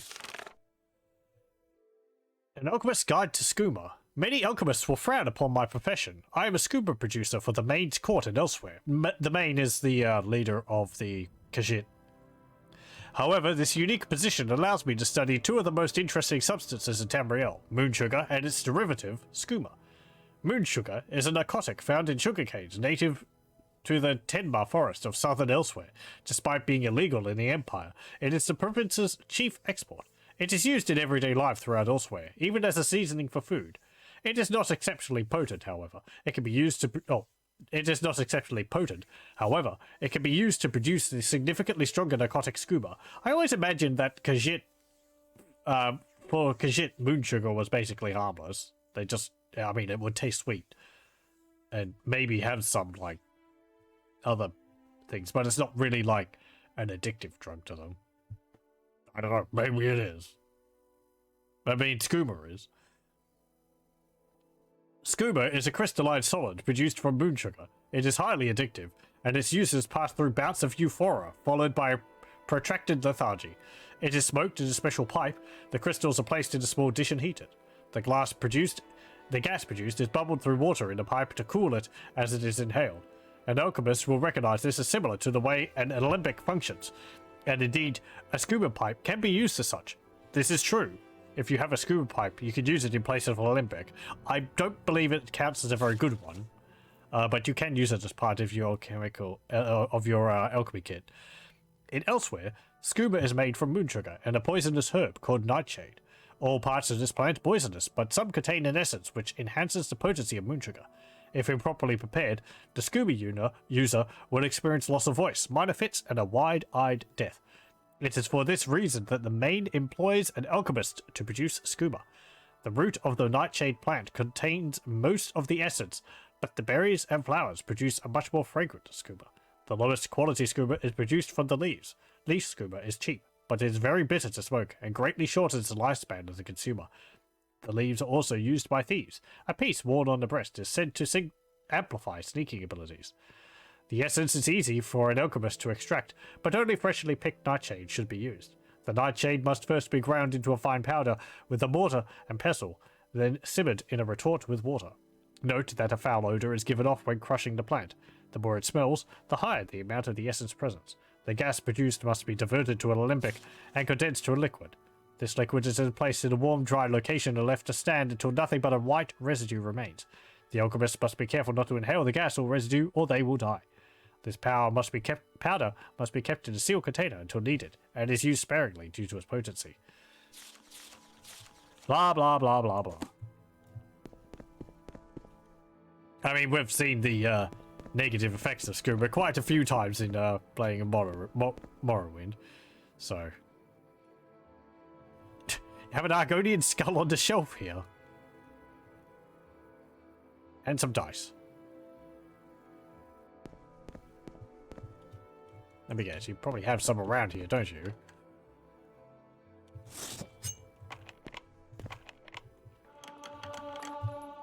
I mean, you have grief and sheet. Oh, hello. I don't think we've been introduced out to Lander. I am Relathan, and I might have a use for your skills to enlarge my collection of gems and rare stones. Otherwise, how can I help you? That's my name. Are you here to look at my collection of stones and gems? Every man of stature needs a proper pastime, don't you agree? Me? I collect all manner of rare stones and gems. It all began when I found a curiously shaped rock by the egg mine entrances when I was young. Nowadays, I buy the best stones from passing merchants or on the markets of Elmalexia. Lately, I've been searching for one particular piece to add to my collection. Tell me, are you at all familiar with the history of Dun Akafel? It is a famous ruin in the southwest of Akamora and a popular destination for adventurers. In ages past, it was a great city, one that rivaled Mournhold in virtuous beauty. Legends say that a dragon who had befriended the Lady Elmalexia once resided there. According to the old tales, Lady Elmalexia gave this dragon a brilliant ruby she had taken from Adasum's crown after she defeated the Camel at Red Mountain. The stone is called the Nobura Tail, and it was only recently that I learned it had never left the ruined city. I have sent a sellsword to retrieve it. A red guard woman named Cinda? It's hard to tell whether that's an E or a C. I think it's an E. The problem is, she should be back by now. A ruby from the demon Adasum de Camel's crown. I'd very much like to add it to my collection. She came highly recommended, but she's taking too long, and I fear she might have gotten herself killed. The ruins are a dangerous place, even for a skilled mercenary like her. Find her, retrieve the Nobura tail, and I will reward you generously. The ruins are large, and she could be anywhere, so I suggest you ask around at the in-between. Ha ha ha. They might know where she went if she spent the night. An inn just southwest of here, not hard to miss, as the only road out of Akamora eventually leads you there. A wonderful place, actually, if the inane ravings of a Nord about his vampire hunting adventures don't spoil the atmosphere for you. The innkeeper must have a great deal of patience.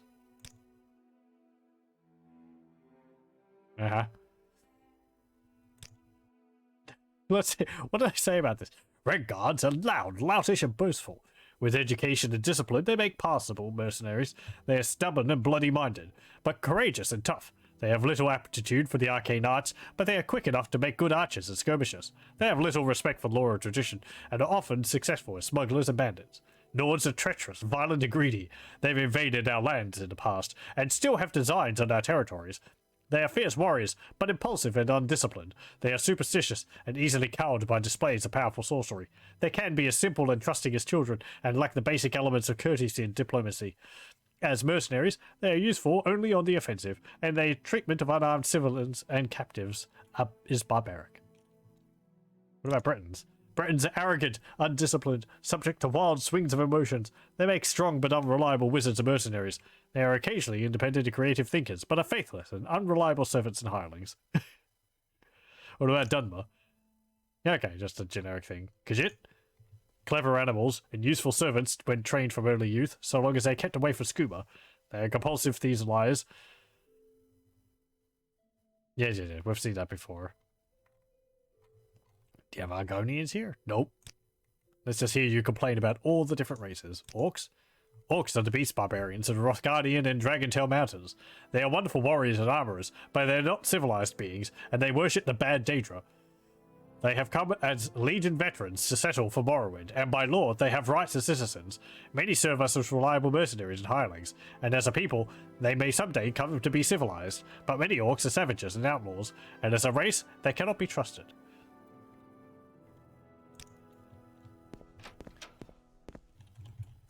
It's kind of an interesting quirk of the orcs that, they have a loot up there, that they worship, Malakath, I believe it is, who is the, Daedric, who, one of the, spheres of Malakath is, of outcasts, so the fact that the orcs are not recognized as being a, an actual, like, sentient species on par with all the others, is part of the reason, I believe it's part of the reason why Malakas accepts them as worshippers. So if they started getting recognized, I think they would lose Malakas' blessing. Where is this? Oh, there's Dun Akafel. Okay. Maybe if we go the other way.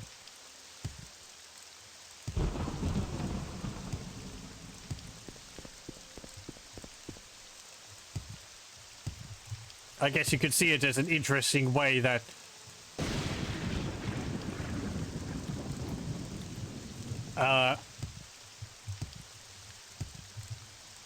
Malakath is kind of keeping control of his their worshippers by kind of ensuring that they remain outcast and dependent on them. Maybe I'm seeing too much into it. I like the idea that the Daedra are really selfish. I think it's pretty much proven that they are. Even the supposedly good ones. I've ranted before about what I think about Azura.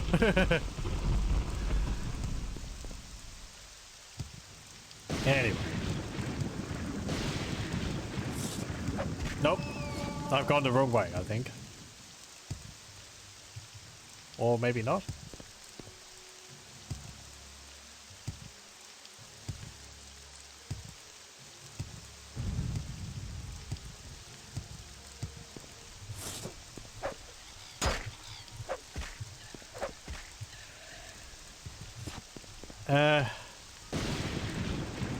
Well, this is a nice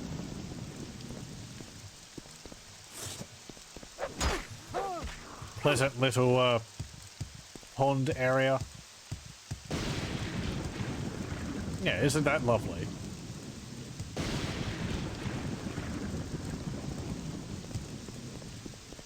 Hello, welcome, Wex. Hope you're doing well.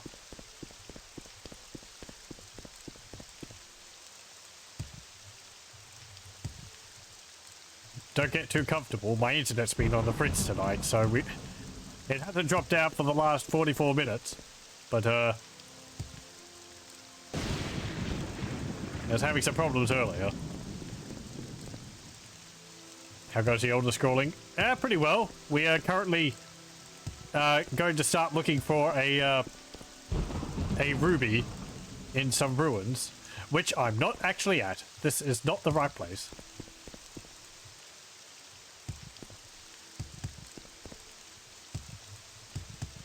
I need to go further west. Yeah.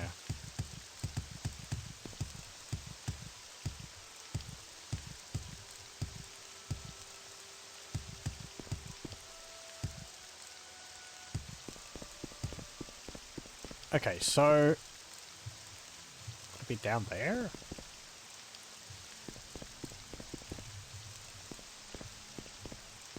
We'll just slide down the mountain.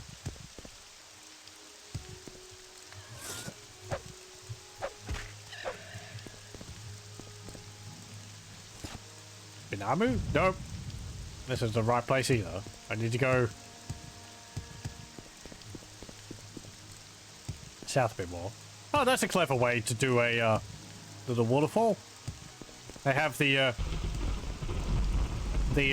bind door entrance without the door in it.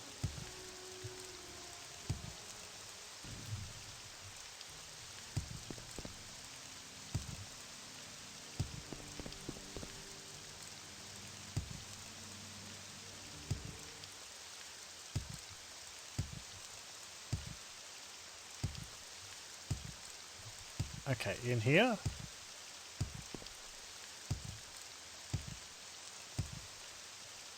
Yeah, this looks right.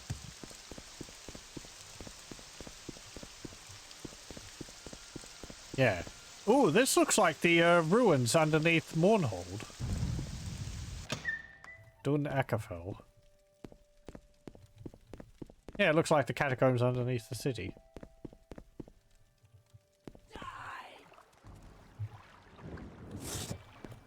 Oi! Hey, I'm not dead yet. There we go. Hold on. Okay. Stupid trick floors. I think I've already got one of those. Vampire dust.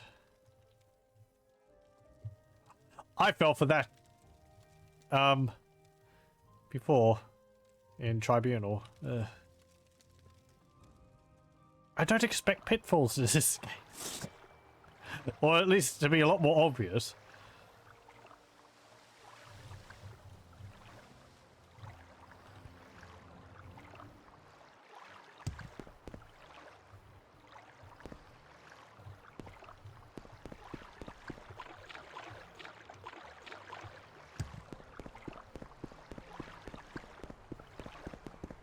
Oh, more vampires. No. Ghost Charm. Javala. Dead Adventurer.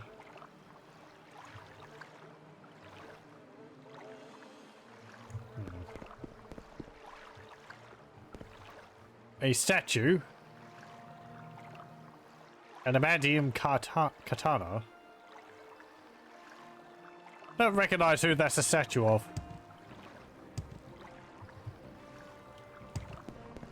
I don't think it's of a Daedric prince.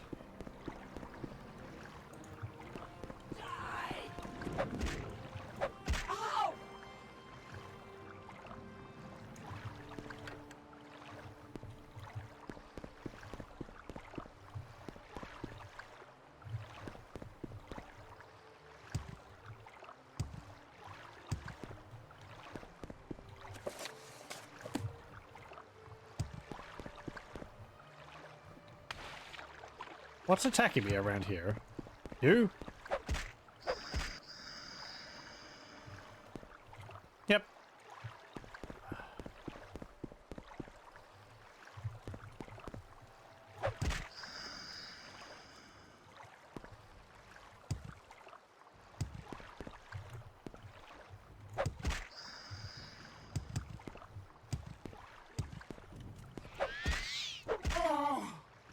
You're just a vampire. You had a fork.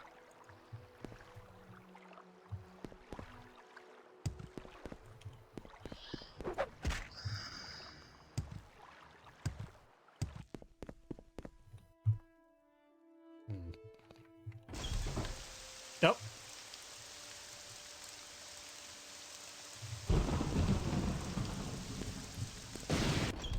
Okay, never mind. That's just back outside.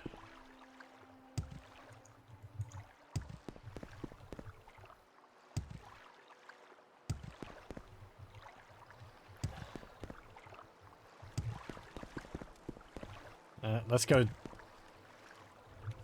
this way. Up. Up. I said hop. Hop. Thank you.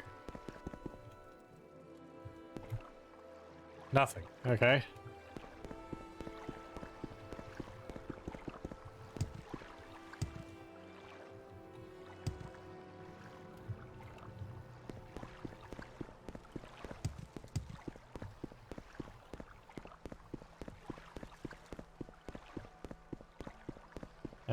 Oh. That just looped around. Okay.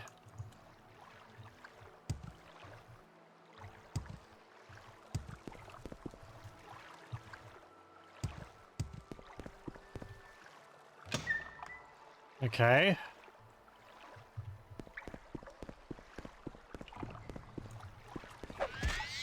No. Bad vampire. Oh, you have a ruby, but it's not the ruby I'm looking for.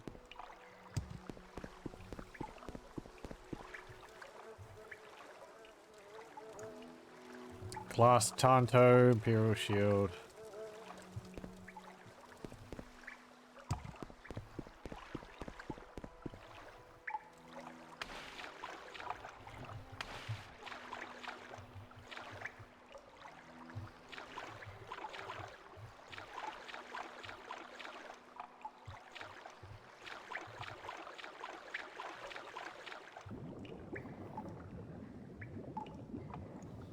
There's a dead adventurer.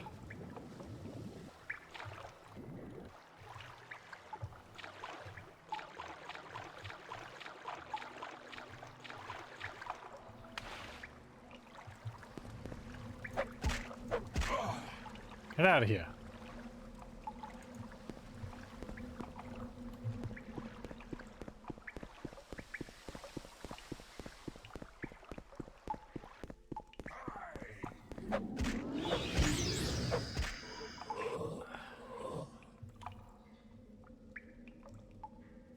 You have a diamond.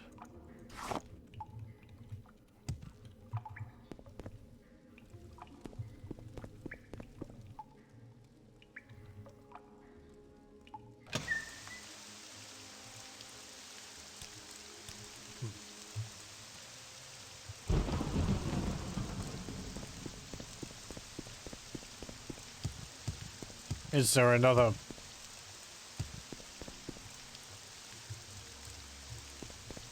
entrance somewhere?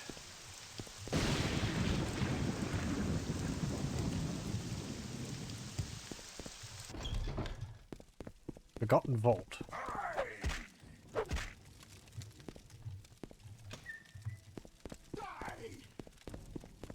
Hey, get back here.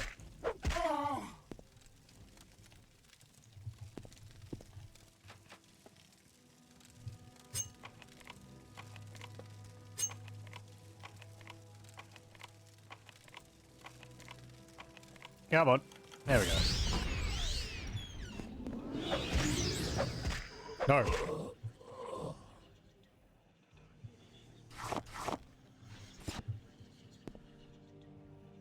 Corpse.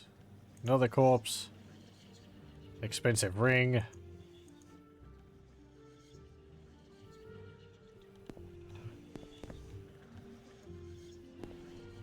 More chest with nothing in it.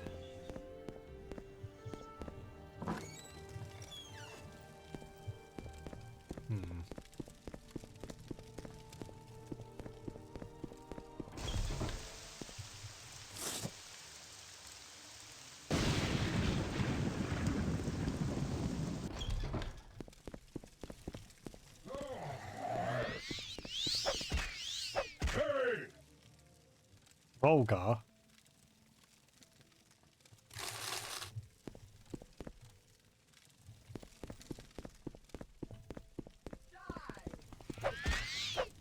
Brenna.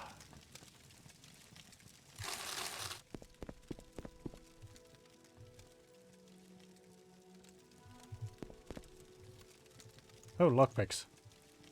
I'll take all those.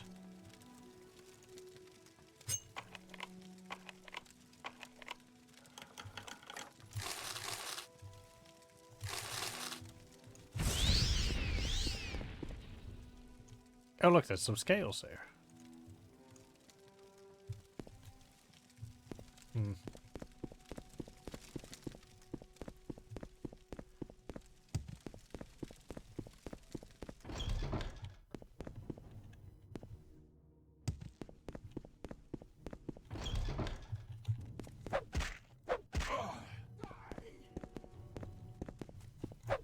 Well, is that our adventurer?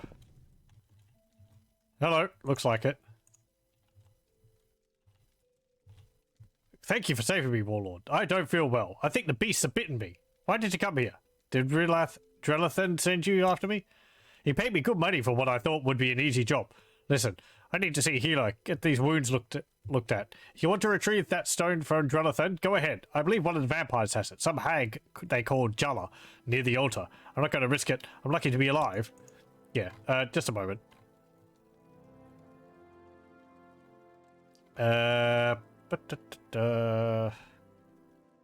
Where is my...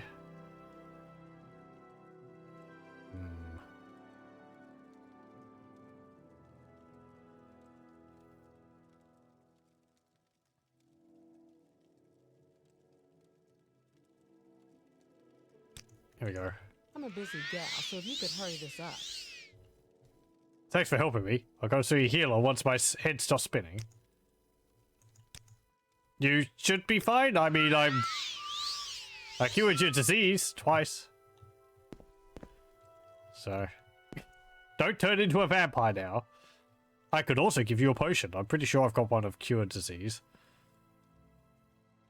Or maybe I don't.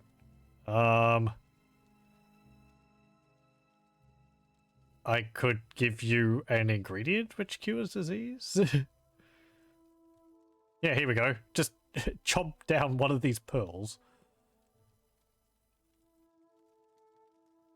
Or you could use this scroll of purity of body I have.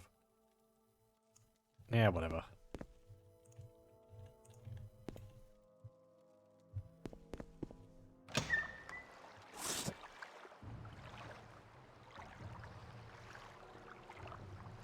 Okay, let's see. Oh,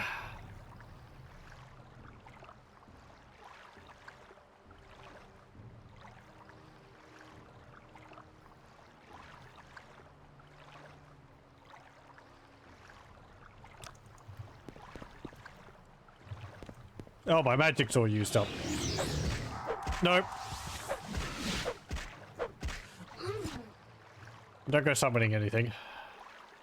Here we go. Nabura tile.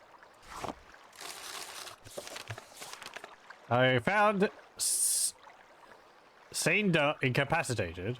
Told me a vampire named Jala. I found the Nabura tile. I should take it to Rilam Drelathan in Akamora. Ash salts. Nothing there. Nothing there, nothing there. Okay. Job's a good one.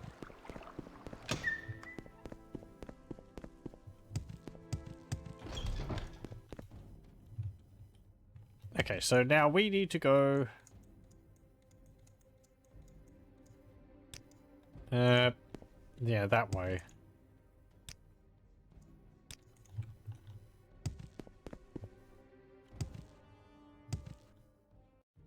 Interesting little dungeon ruins area tucked away in the mountains. Oh, hang on. Okay.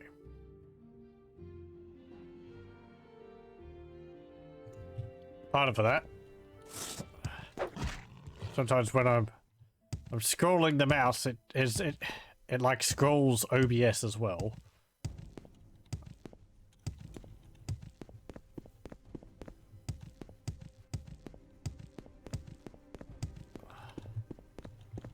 Like the mouse isn't properly locked to the screen.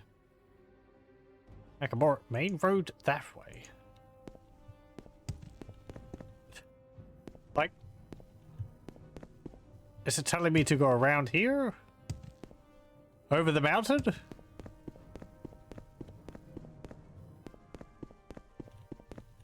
I would think if it's telling me to go this way, this rock should be here.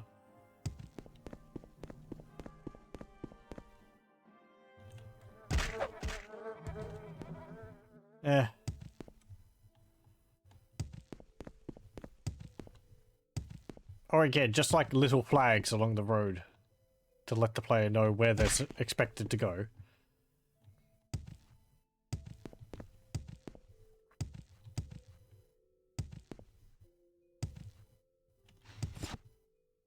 Or you can have posts with lanterns on them.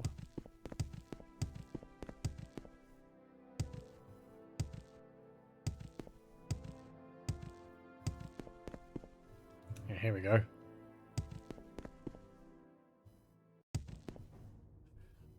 Hello, welcome Sugnif. I hope you're doing well. Let's see.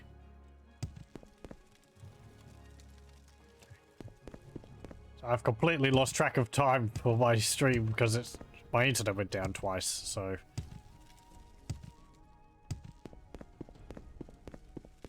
I think we're about 2 hours in. I need to go... Right, this was the Underground Bazaar. The Goblin Tavern. Right, so the, Right, yes, the,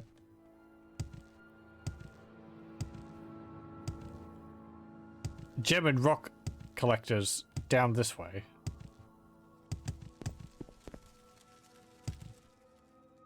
Shitty day at work, but you're alright. Well, that's at least something.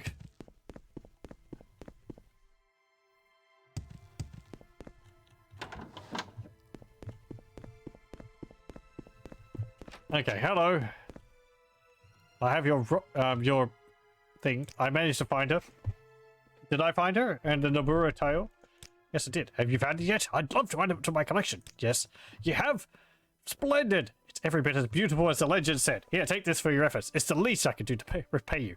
250 gold. Really? You could have given me maybe a little bit more than that for killing off a bunch of vampires.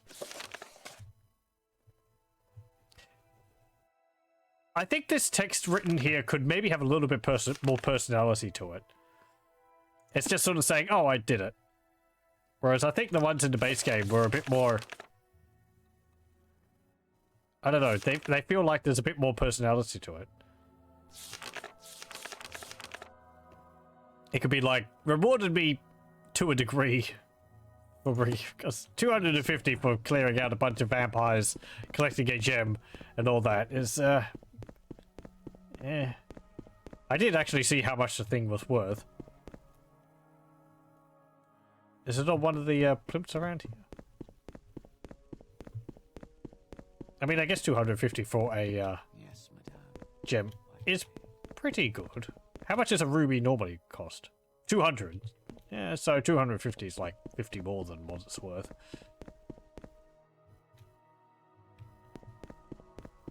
It was the least, yeah. It reminds me of some of the dialogue you can get from quests in Daggerfall. They're like, here, please, take this reward. It's the least I can do. And it's just like, yeah. Yeah, thanks for this shirt.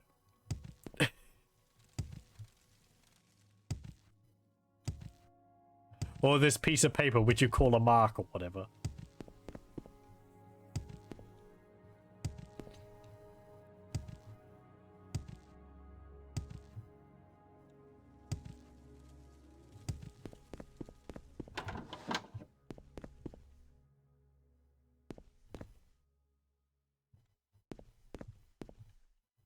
Card deck box. This box contains a deck of cards. What? Play Hortator?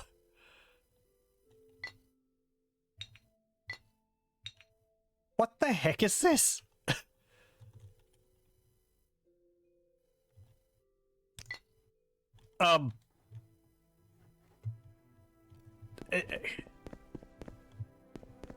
Is there instructions around here? How the heck do you manage to make like an interactive game like that in this?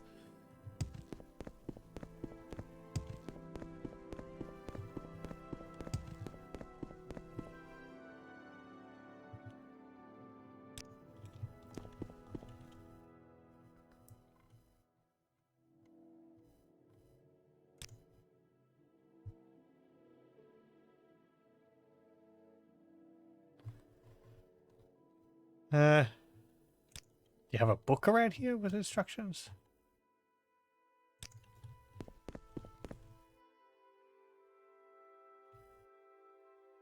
I don't think I've seen you around here. Welcome to Akamora. I'm Favrin. No, not Favrin Andrano or Indarin or Bendelos, just Favrin. What? Never met a Dunmo as no family name before? Yeah, I don't know who my parents were. I was a foundling, left on the doorstep of the chapel in Bruma. I never let it stop me making something out of my life. Bruma, that's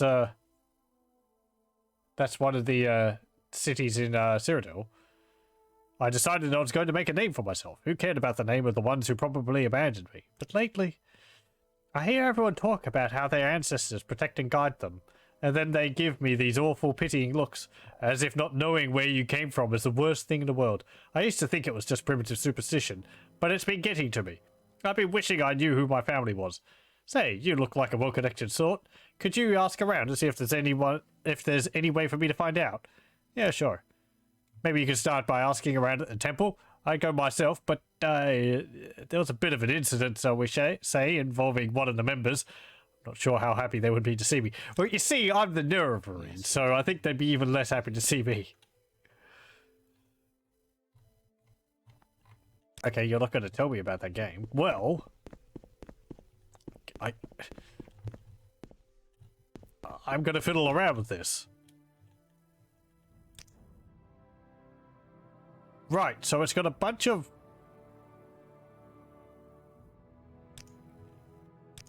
It's got a bunch of tiles in it. Hlalu Broker, Hlalu Server, Courtesan...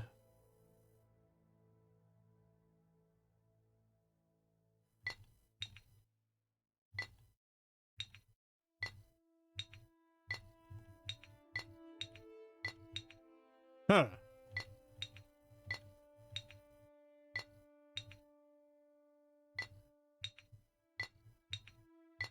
I mean, I'm getting the feeling this is basically just solitaire.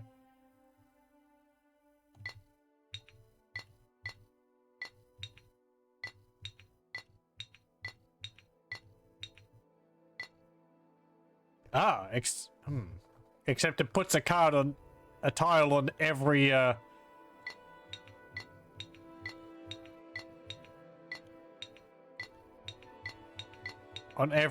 stack.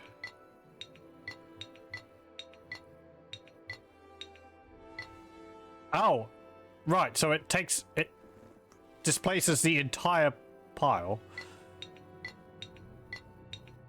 Well, I probably royally messed myself up here.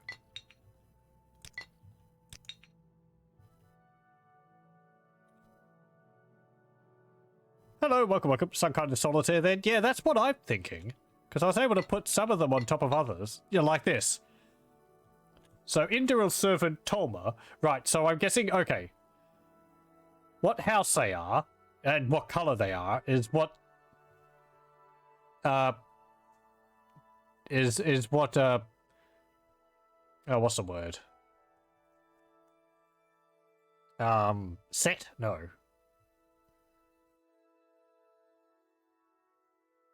Anyway, what, like, grouping they are. Suit. Thank you very much.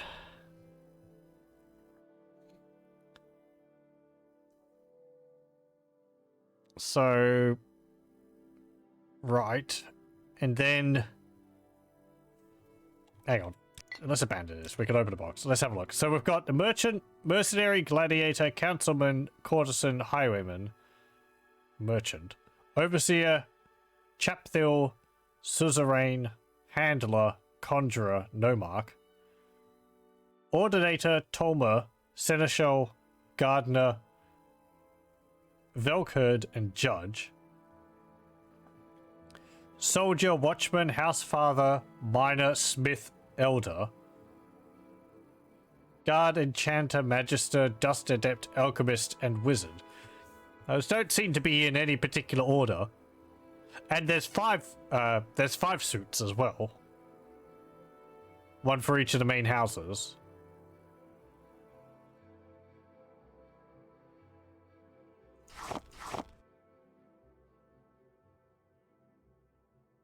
Though I don't, because my idea would be that they would go from like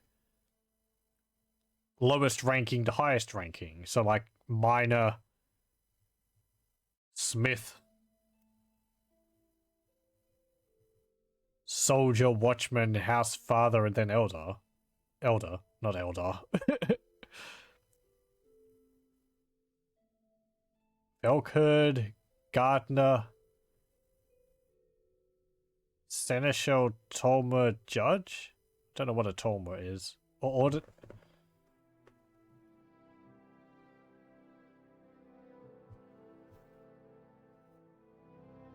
Tolmer, ordinator, seneschal, judge.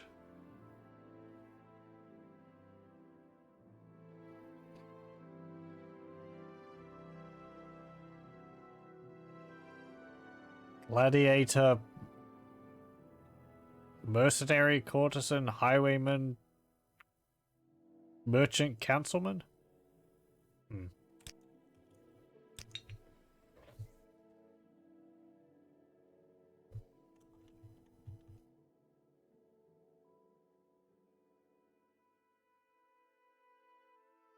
Let's see, can I put that on there? No. What about this on there? No. Right, so I can put the judge on the magister. Can't put them on the nomarch.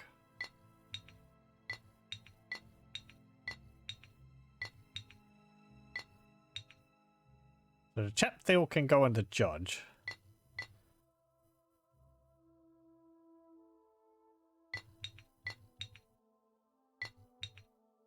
Velkherd on the mercenary.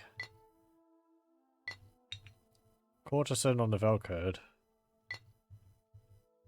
That can't go there. Oh, hang on. No, that can go there. Okay.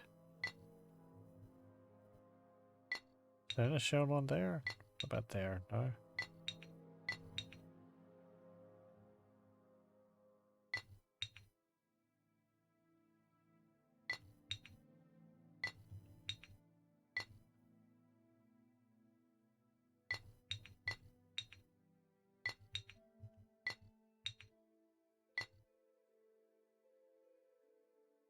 House father. No. No mark. There we go.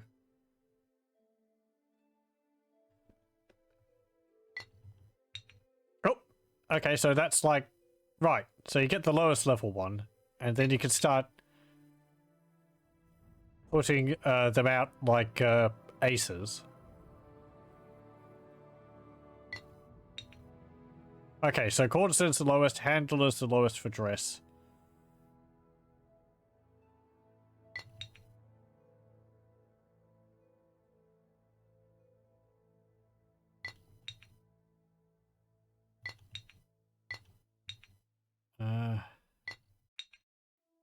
Can't put you over there.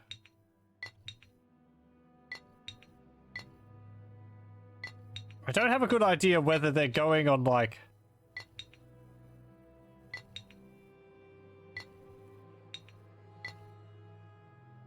And it looks like I could put any tile on a free space.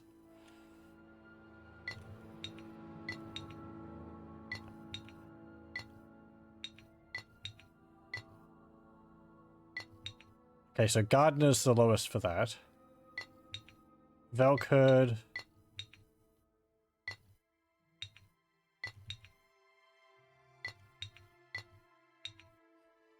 This became impromptu solitaire.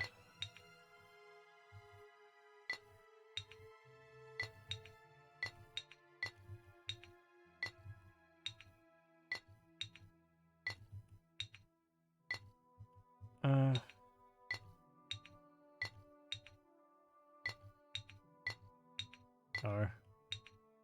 Okay, so I can't put that one onto a free space.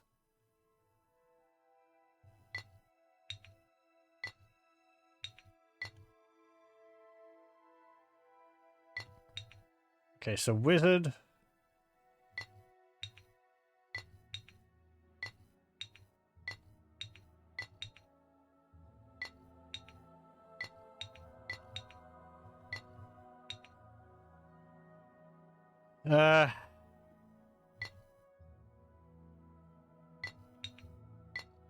Not alchemist, not that.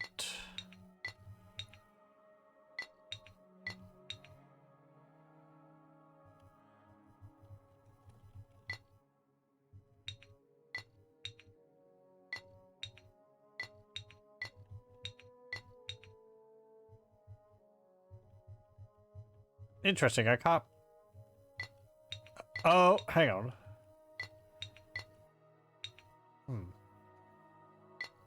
I can't move these ones.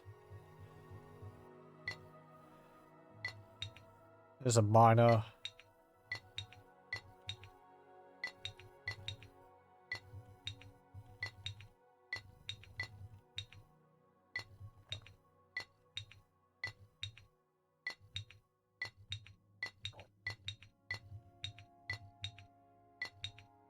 I think we've pretty much done this.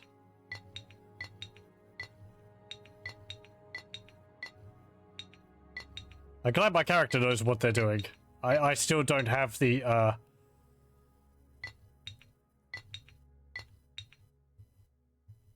order of them correct. Why can't I put that one down?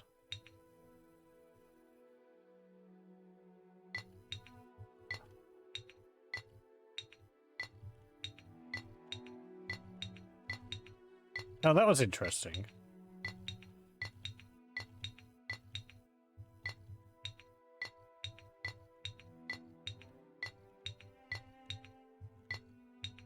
Yay! Okay. Interesting game. I mean, it's basically just solitaire with an extra house and less cards, but... very, very cool that they're able to put that into Morrowind of all games. I wonder how they organized all that. Hello. You're looking for a good deal of redware?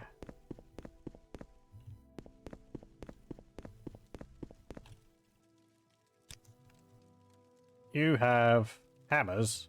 I want to buy some hammers. Offer is refused.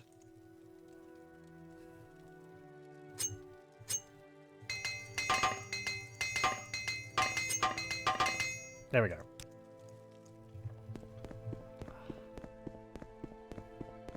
Shopping for enchantments. Oh, what have you got? Yeah, looks like the usual stuff. Okay.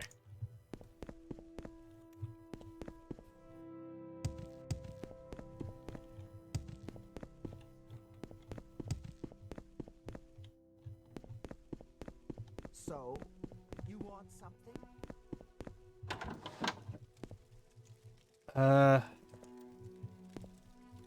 Okay. I think we've about done everything that we need to, that I'd like to here, so we'll continue moving, north.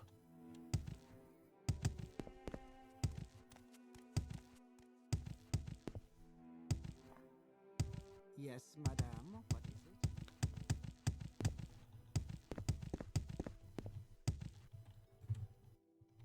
it? Climb over the mountain here. No, hang on. Oh yeah, right, down here.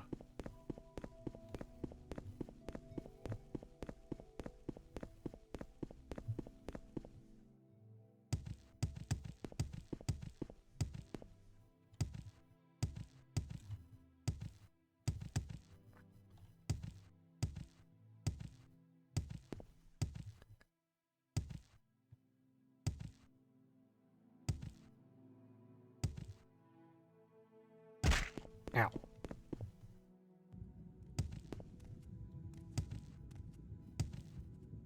So, I think I'll also do a save here, and I'll just stop the recording, and I'll take a quick break. So I'll be back in a moment. Okay, we're back.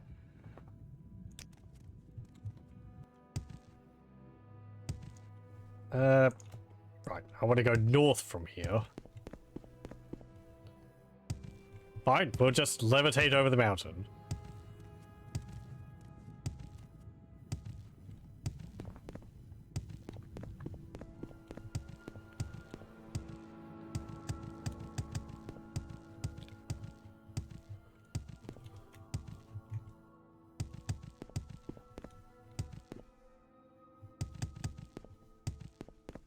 Or just jump over the mountain. Yeah, that works too.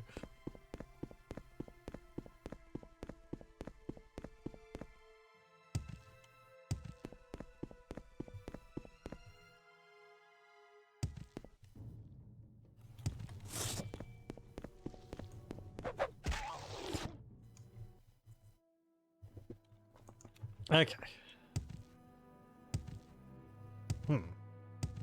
That's an Imperial settlement?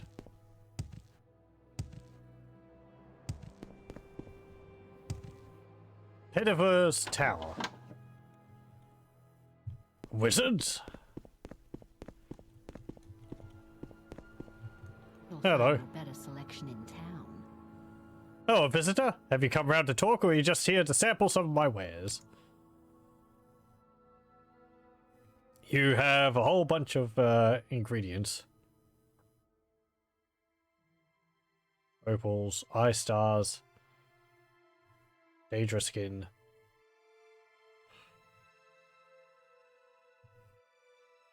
And potions. My name is Pediver, and I have lived here in this lonely tower for some time now. I spend my time performing alchemical experiments and reading books I've collected. That's me. Okay. Yeah, well.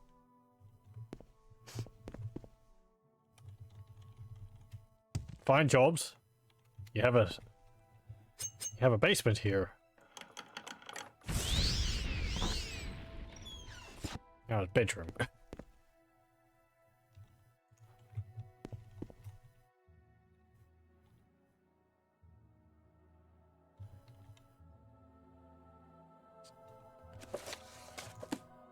Yeah, okay, fine.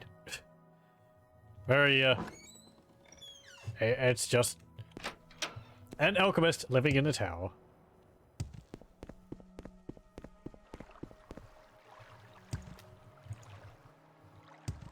Right. There's apparently a lot of mountains over that area.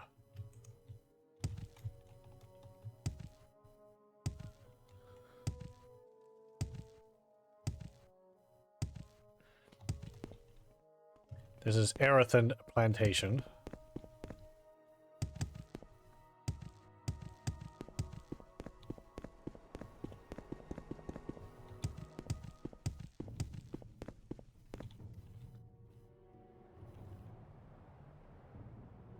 Oh. There's an insect making its slow way towards me.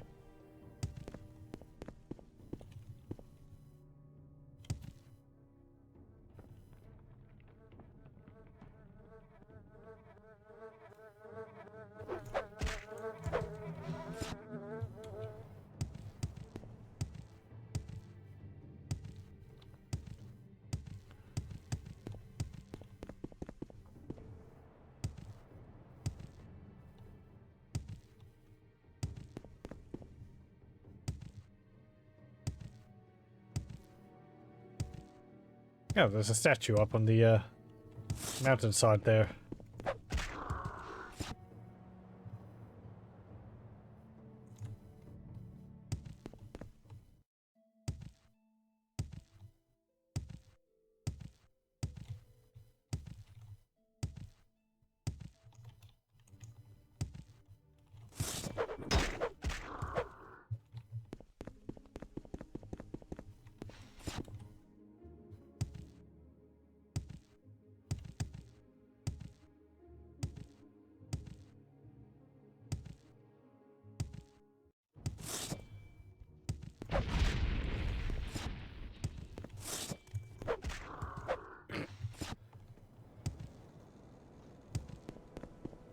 Let the wilderness constantly assault you.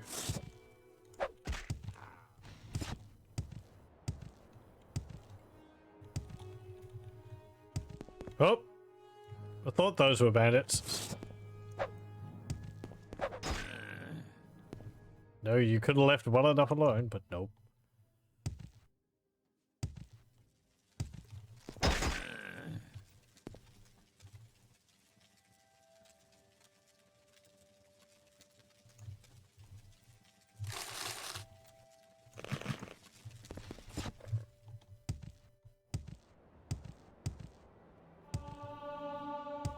Is this a pathway up here?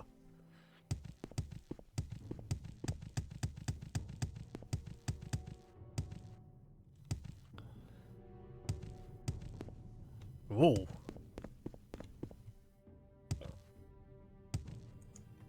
Okay.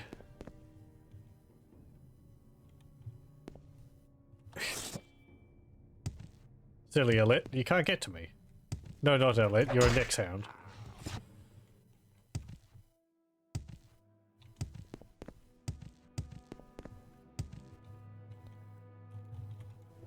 Barath Book Grow Bagrat's shack. Hello? Barath Book Grow Bagrat is my name. I really like the view from the cliff. I also like jokes. You ever heard about the orc and the Gijit?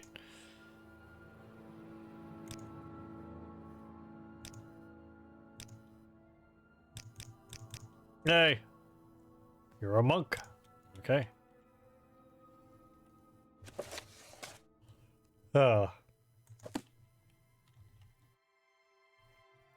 Bad jokes. Okay. Wait, what's that you got over there? Donuts? Yeah. Biscuits.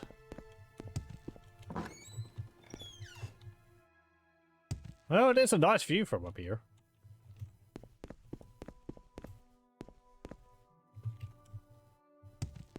Do you do training or anything? I greet you as a friend. Nope.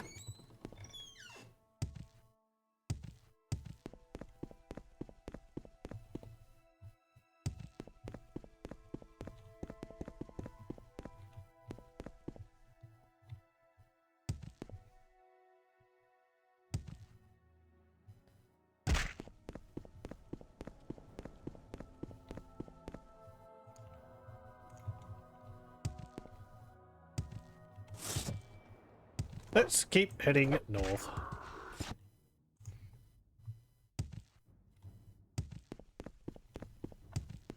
Oh, I think some of these beetles were like inspired because I remember in Morrowind some of the settlements have like beetle shell plates and all that around. So I guess that's where they got the idea for some of them.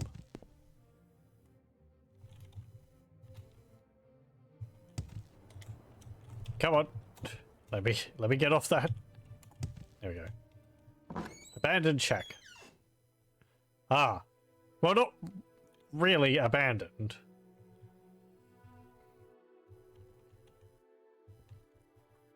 Muck on the floor, iron ingot, a cork, bottles, salt rice,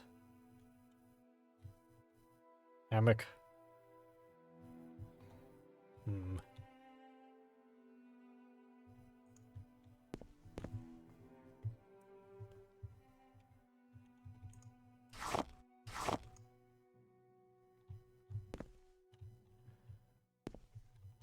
There's water in the bucket. Barrel.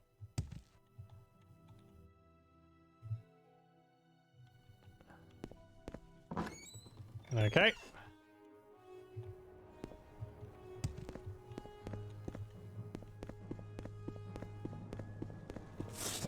Oh, more bandits.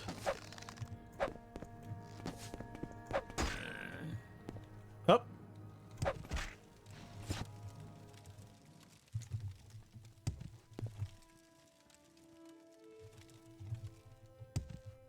What enemies?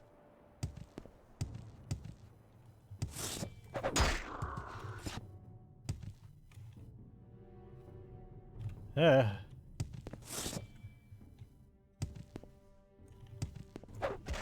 Oh, I spy some more Dwemer ruins over there.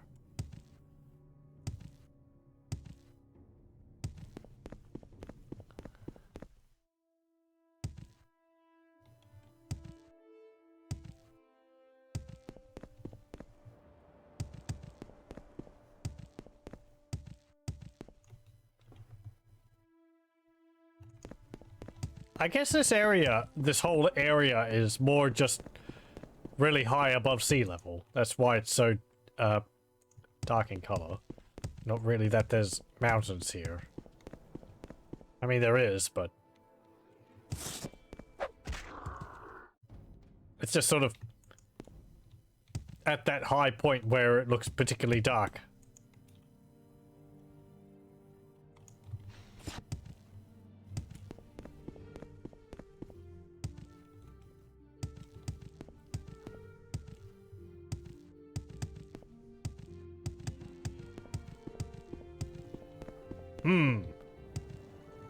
That looks like Telvanni. Yep. Telvanni right next to Dwemer ruins, eh?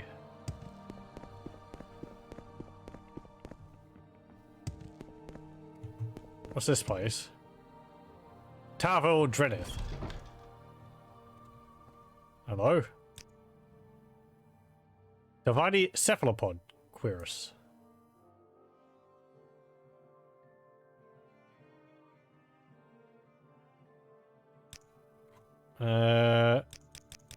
Hey, did you hear how I defeated Daggerthur? Maybe she's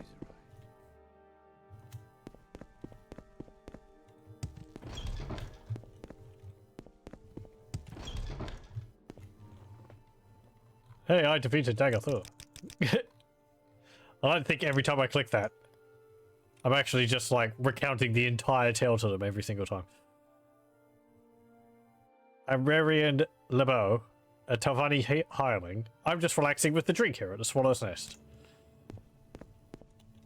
Hello?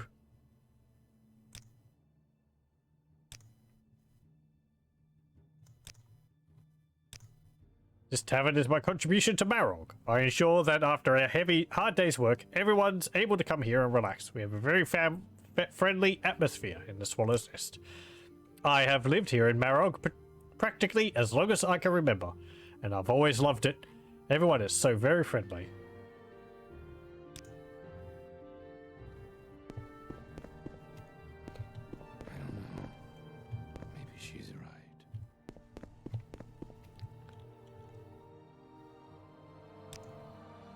You were born in Cyrodiil and your parents named you after the province's most beautiful lake. Oh, lake, right. Lake Rumere. I came to Morrowind to explore my parents' homeland. It was here I found Lerav. Hello. You're a member of House Tevani, as is your beautiful Rumere. What do you want?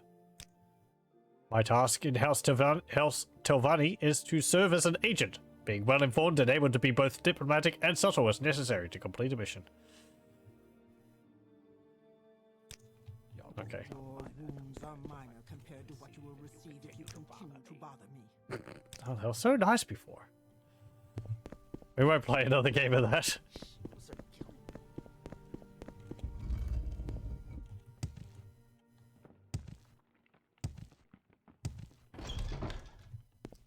We've got a barracks here. Oh, they've got they've got a ladder hanging up on hooks.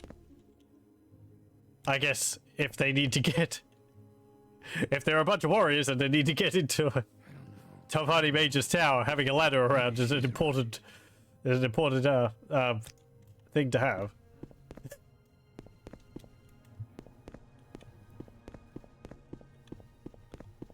So, Hello. you want something? You enforce both Telvanni customs and Imperial law.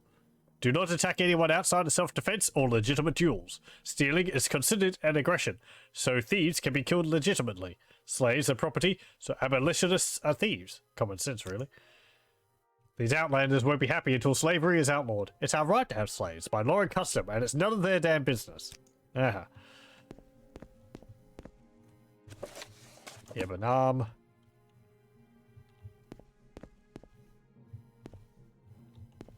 yeah, get out of the way.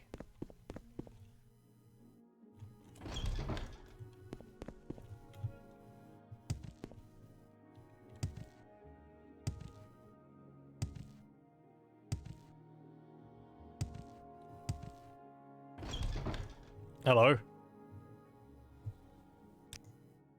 You're Aghoz Gro Dushel. Drushel, you came here to Morrowind to do some mercenary work, and I found there's money to be made helping people round Kebelzir. So I asked the villagers here for a house, and after a little bargaining, I got this one. You're a mercenary. They call us barbarians because we are brave in war and we laugh at hardship, but we have earned our citizenship by service in the legions, and we are as civilized as any race. We make the finest weapons and armor in the world, and our warriors are the bravest and toughest in Tamriel. Okay, Fred. Okay.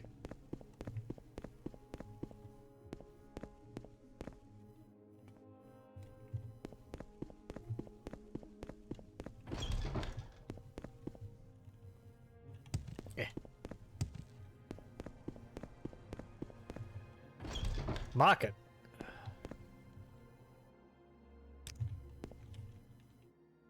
Everyone's telling me to watch my step. Maybe she's right. Oh. Hello. One of my slaves is sick. Could you help me determine Gila's illness? I normally wouldn't worry so much, but I received word from a potential buyer who's willing to pay a lot for her. She must be in perfect health by then, but no spell or potion has worked so far, and she's definitely sick. Could you try to find out what's wrong with her? She doesn't speak to me.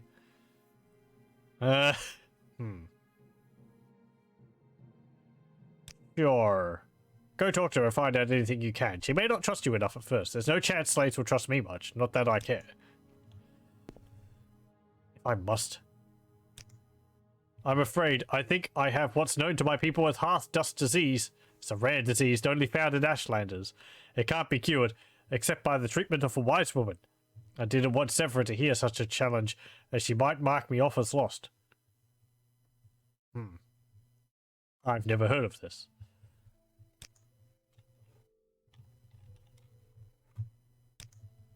Hearth dust disease? I've never heard of it. Not surprising, if it's only among Ashlanders, but still distressing. If I'm to please my buyer, I need to find her a wise woman. I don't expect one to be nearby, so ask around town and see if you can find an Ashlander. I mean, you could just, you know, not You want something?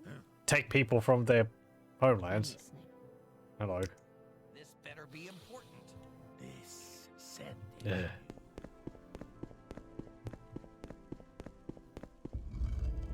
Um.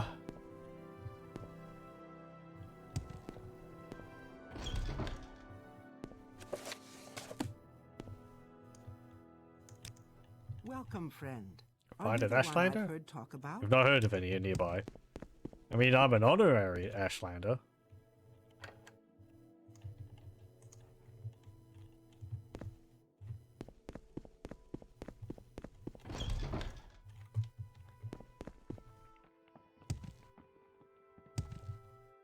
Uh.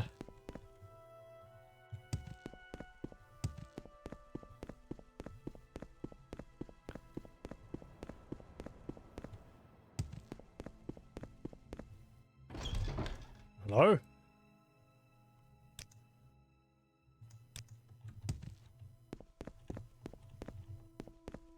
Not you.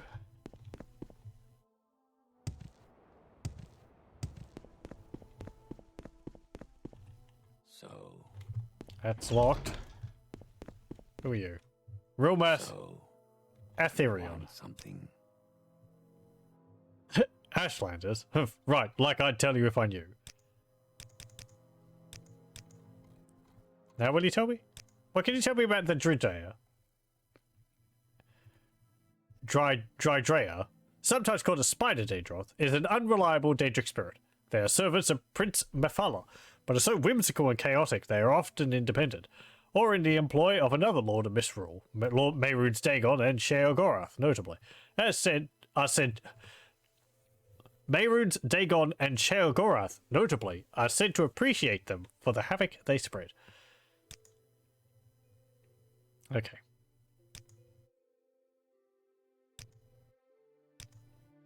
Kemmel's a boring place. When will foolish outlanders learn that Marok has picked that place clean since the day of its destruction?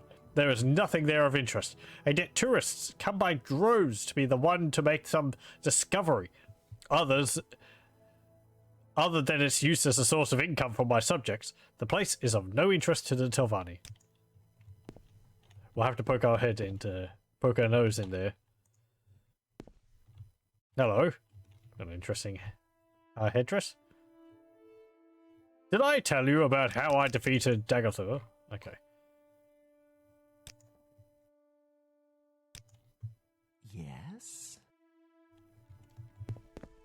These shoes are killing me.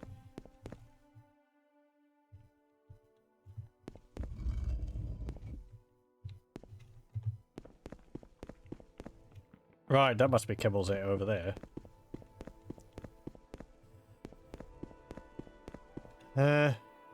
Oh, I can go down that way.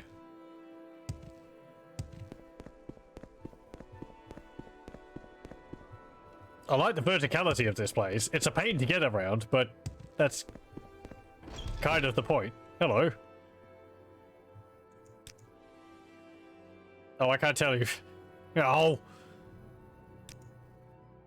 Fine. I can't tell you about how I defeated Dagothr for you to like me more.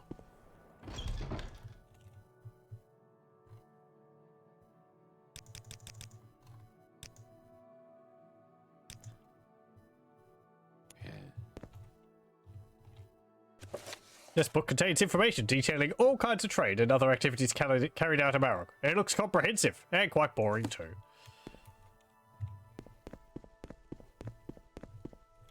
I was thinking register. Huh. Wouldn't I be able to use that to find if someone's around here as an Ashlander? Man, I could see an Imperial town all the way over there. And there's the beginnings of the islands around Sadrith Mora.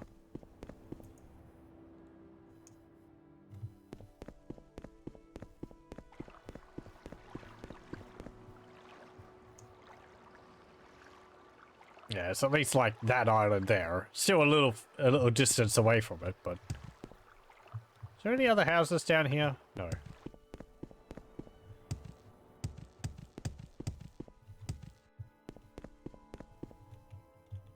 So, you want something? Can I ask you?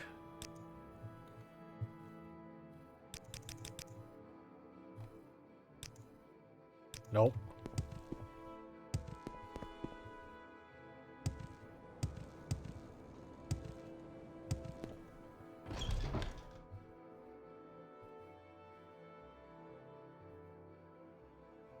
Wow, you've got a lot of topics to talk about.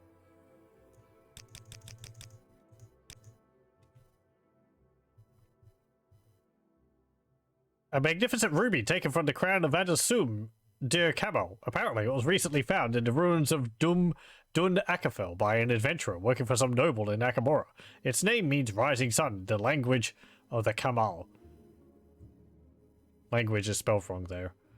And it's supposed to be as beautiful as the sunrise. It's a ruin close to Akamura. It was once a temple city whose beauty rivaled that of Elmalexia itself. Although those days have long since passed.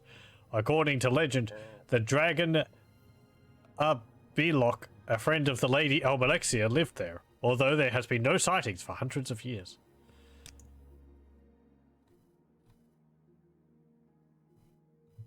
Necrom is the city of ghosts, the largest complex of ancestral tombs in Morrowind. It is there that we bring the cremated remains of our ancestors. The city above the catacombs is the second largest city in Mournhold district and lies on the peninsula east of Akamura. Called Cliff City by Outlanders for admittedly obvious reasons, Marog is a fascinating example of the ingenuity of Telvanni architecture. I'd like to see the Imperials, or House Lalu, attempt a construction project half as audacious as this.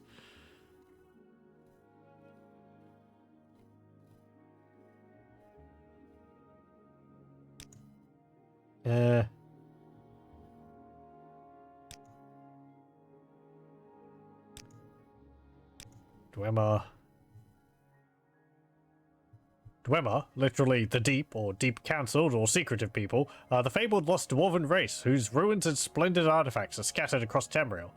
Elves use the term Dwemer, connoting variously deep delving, profound, and close-counselled. Imperial usage is dwarven, derived in fables from the affectionate regard of the giant races for their little Dwemer friends.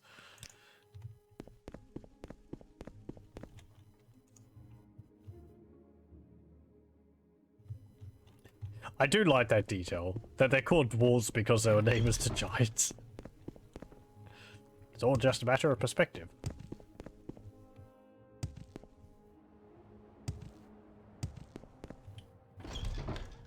Hello.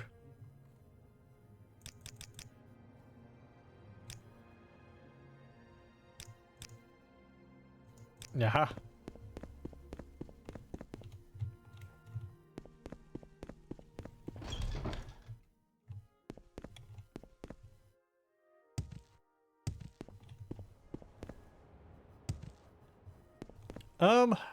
Okay, well, let's have a look in Kemmel's ear.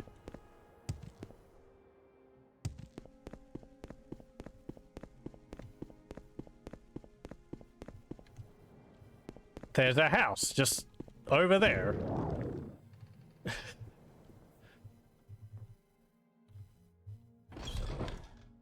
You want something? I don't recall inviting you in here. No, I had to levitate to get over here. Can you believe it? No, you're not an Ashlander. A warrior in the service of House Telvanni. I've always been a skilled swordsman, but I discovered an aptitude for magic from an early age. Yeah, okay. That's why my house doesn't have a road leading to it. Ah. Actually, no, hang on. You've got a book called Ruins of Kemelze. With the acclamations of the Fellows of the Imperial Society still ringing in my ears, I decided to return to Morrowind immediately. It was not without some regret that I bade farewell to the flesh pots of the Imperial City, but I knew that the wonders I had brought back from Raled Mackay had only scratched the surface of the Dwemer ruins in Morrowind. Even more spectacular treasures were out there, I felt, just waiting to be found, and I was eager to be off. I also had before me the salutary example of poor Bannerman, who was still dining out on his single expedition to Black Marsh 20 years ago. That would never be me, I vowed. Oh, right. Okay, he's complaining about how someone else how someone else has gotten a lot of fame and fortune just from one trip, and has been sitting on it for 20 years. Sure. With my letter from the Empress in hand, this time I would have the full cooperation of the Imperial authorities. No more need to worry about attacks from superstitious locals. But where should I look next? The ruins at Kemelzir were the obvious choice. Unlike Relad Mackay, getting to the ruins would not be a problem. Also known as the Cliff City, Kemelzir lies on the mainland side of the Vardenfell Rift, sprawling down the sheer coastal cliff. Travelers from the east coast of Vardenfell often visit the site by boat, and it can also be reached overland from the nearby villages without undue hardship.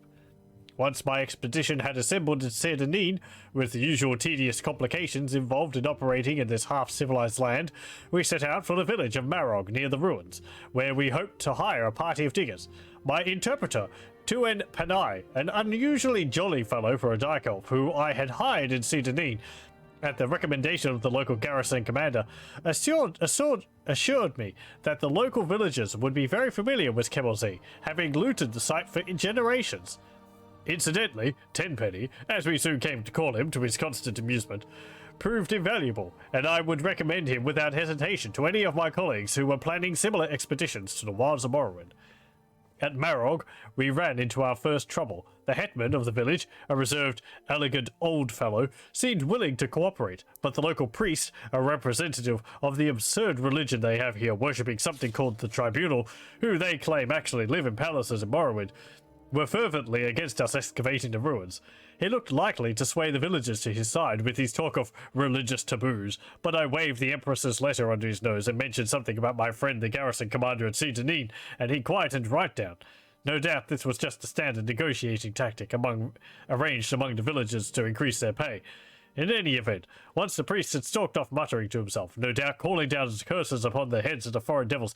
Good God, this guy is derogatory towards. We soon had a line of villagers eager to sign on the expedition. While my assistant was working on the mundane details of contracts, supplies, etc., Master Aram and I rode on to the ruins. By land, they can only be reached using narrow paths that wind down the face of the cliff from above, where any misstep threatens to send one tumbling into the sea foaming above the jagged rocks below. The city's original entrance to the surface must have been in the part of the city of the northeast, the part that fell into the sea long ago, when the eruption of Red Mountain created this mind-bogglingly vast crater. After successfully navigating the treacherous path, we found ourselves in a large chamber, open to the sky on one side, disappearing into the darkness on the other.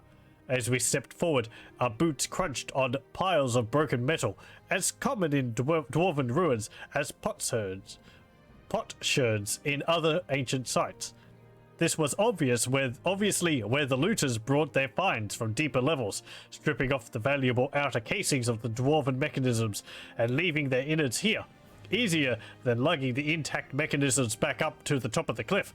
I laughed to myself, thinking of the many warriors unwittingly walking around Tamriel with pieces of dwarven mechanisms on their backs. For that, of course, is what most dwarven armor really is, just the armored shells of ancient mechanical men. I sobered when I thought of how exceedingly valuable an intact mechanism would be. This place was obviously full of dwarven devices, judging from the litter covering the floor of this vast chamber, or had been, I reminded myself. Looters had been working over this site for centuries. Just the casing alone would be worth a small fortune sold as armor. Most dwarven armor is made of mismatched pieces from various devices, hence its reputation for being bulky and unwieldy. But a matched set from an intact mechanism is worth more than its weight in gold, for the pieces all fit together smoothly and the wearer hardly notices the bulk. Of course, I had no intention of destroying my finds for armor, no matter how valuable. I would bring it back to the Society for scientific study. I imagined the astonished cries of my colleagues as I unveiled it at my next lecture and smiled again. I picked up a discarded gear from the piles at my feet. It still gleamed brightly, as if new made, the dwarven alloys resisting the corrosion of time. I wondered what secrets remained hidden in the maze of chambers that lay before me, defying the efforts of looters, waiting to gleam again in the light they had not seen in long eons, waiting for me. It remained only to find them. With an impatient gesture to Master Aram to follow, I strode forward into the gloom. Master Aram, Tenpenny and I spent several days exploring the ruins, while my assistants set up camp at the top of the cliff and hauled supplies and equipment from the village. I was looking for a promising area to begin excavation, a blocked passage or corridor untouched by looters that might lead to completely untouched areas of the ruins. We found 2 such areas early on, but soon discovered that the many winding passages bypassed the blockage and gave access to the ruins behind. Nevertheless, even these outer areas, for the most part, stripped clean of artifacts by generations of looters, were full of interest to the professional archaeologist. Behind a massive bronze door burst from its hinges by some ancient turmoil of the earth, we discovered a large chamber filled with exquisite wall carvings, which impressed even the jaded Tenpenny, who claimed to have explored every dwarven ruin in Morrowind. They seemed to depict an ancient ritual of some kind, with a long line of classically bearded dwarven elders processing down the side walls, all seemingly bowing to the giant form of a god carved into the front wall of the chamber, which was caught in the act of stepping forth from the crater of a mountain in a cloud of smoke or steam. According to Master Arum, there are no known depictions of dwarven religious rituals, so this was an exciting find indeed. I believe that would be a depiction of Numidium stepping out of the Dwemer Forge in Red Mountain. I set a team to work prying the carved panels from the wall. Kind of surprising you wouldn't know about Numidium. I mean, I guess that depends when this was written. I mean, surely everyone would have known about Tiber Septim using Numidium to unite the Empire? Yeah, whatever. Maybe he just didn't tell people where it was from. I set a team to work prying the carved panels from the wall, but they were unable to even crack the surface. On closer examination, the chamber appeared to be faced with a metallic substance with the texture and feel of stone, impervious to any of our tools. I considered having Master Arum try his blasting magic on the walls, but decided that the risk of destroying the carvings was too great. Much as I would have preferred to bring them back to the Imperial City, I had to settle for taking rubbings of the carvings. If my colleagues in the society showed enough interest, I was sure a specialist could be found. Perhaps a master alchemist who could find a way to safely remove the panels. I found another curious room at the top of a long winding stair, barely passable due to the fall of rubble from the roof. At the top of the stair was a domed chamber with a large ruined mechanism at its center. Painted constellations were still visible in some places on the surface of the dome. Master Arum and I agreed that this must have been some kind of observatory, and the mechanism was therefore the remains of a dwarven telescope. To remove it from the ruins down the narrow stairway would require its complete disassembly, which fact, no doubt, had preserved it from the attention of looters, so I decided to leave it in place for the time being. The existence of the observatory suggested, however, that this room had once been above the surface. Closer examination of the structure revealed that this was indeed a building, not an excavated chamber. The only other doorways from the room were completely blocked, and careful measurements from the top of the cliff to the entry room and then to the observatory revealed that we were still more than 250 feet below the present ground level. A sobering reminder of the forgotten fury of Red Mountain. This discovery led us to focus our attentions downward. Since we now knew approximately where the ancient surface lay, we could rule out many of the higher blocked passages. One wide passage, impressively flanked with carven pillars, particularly drew my interest. It ended in a massive rockfall, but we could see where looters had begun and then abandoned a tunnel through this debris. With my team of diggers and Master Arum's magery to assist, I believed we could succeed where our predecessors had failed. I therefore sent my team of Dark Elves to work on clearing the passage, relieved finally to be beginning the real exploration of Kemmel's Inn. Soon I hoped my boots would be stirring up dust that had laid undisturbed since the dawn of time. With this exciting prospect before me, I may have driven my diggers a bit too hard. Tenpenny reported they were beginning to grumble about the long days, and that some were talking of quitting. Knowing from experience that nothing puts heart back into these dark elves like the taste of a lash, I had the ringleaders whipped and the rest confined to the ruins until they had finished clearing the passageway. Thanks Stendar for my foresight in requisitioning a few legionnaires from Sedanine. They were sullen at first, but with the promise of an extra day's wages when they broke through, they soon set to work with a will. While these measures may sound harsh to my readers back in the comforts of civilization, let me assure you that there is no other way to get these people to stick to a task. The blockage was much worse than I had first thought, and in the end it took almost 2 weeks to clear the passage. The diggers were as excited as I was when their picks finally broke through the fair end into emptiness, and we shared a round of the local liquor together, a foul concoction in truth, to show that all was forgiven. I could hardly restrain my eagerness as they enlarged the hole to allow entry into the chamber beyond. Would the passage lead to entire new levels of the ancient city, filled with artifacts left by the vanished dwarves? Or would it only be dead end? Some side passage leading nowhere? My excitement grew as I slid through the hole and crouched for a moment in the darkness beyond. From the echoey sounds of the stones rattling beneath my feet, I was in a large room, perhaps very large. I stood up carefully and unhooded my lantern. As the light flooded the chamber, I looked around in astonishment. Here were wonders beyond even my wildest dreams. As the light from my lamp filled the chamber beyond the rock wall, I looked around in astonishment. Everywhere was the warm glitter of dwarven alloys. I had found an untouched section of the ancient city. My heart pounded with excitement. I looked around me. The room was vast, the roof soaring up into darkness beyond the reach of my lamp, the far end lost in shadows with only a tantalizing glimmer hinting at treasures not yet revealed. Along each wall stood rows of mechanical men, intact except for one oddity. Their heads had been ritually removed and placed on the floor at their feet. This could mean only one thing. I had discovered the tomb of a great dwarven noble, maybe even a king. Burials of this type had been discovered before, most famously by Ransom's expedition to Hammerfell, but no completely intact tomb had ever been found until now. But if this was truly a royal burial, where was the tomb? I stepped forward gingerly, the rows of headless bodies standing silently as they had for eons, their disembodied eyes seeming to watch me as I passed. I had heard wild tales of the curse of the dwarves, but had always laughed it off as superstition. But now, breathing the same air as the mysterious builders of the city, which had lain undisturbed since the cataclysm that spelled their doom, I felt a twinge of fear. There was some power here, I felt, something malevolent that resented my presence. I stopped for a moment and listened. All was silent. Except, it seemed I heard a faint hiss, regular as breathing.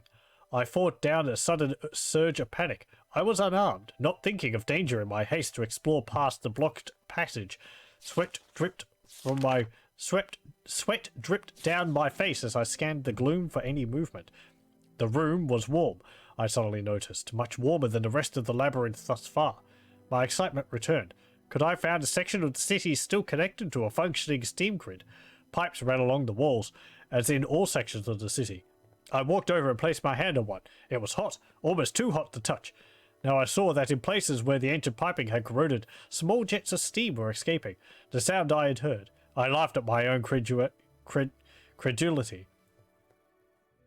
I now advanced quickly to the far end of the room, giving a cheerful salute to the ranks of mechanical soldiers who had appeared so menacing only moments before.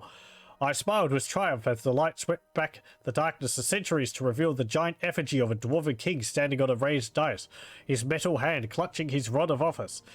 This was the prize indeed. I circled the dais, slowly admiring the craftsmanship of the ancient dwarves. The golden king stood 20 feet tall under a freestanding domed cupola, his long upswept beard jutting forward proudly as his glittering metal eyes seemed to follow me.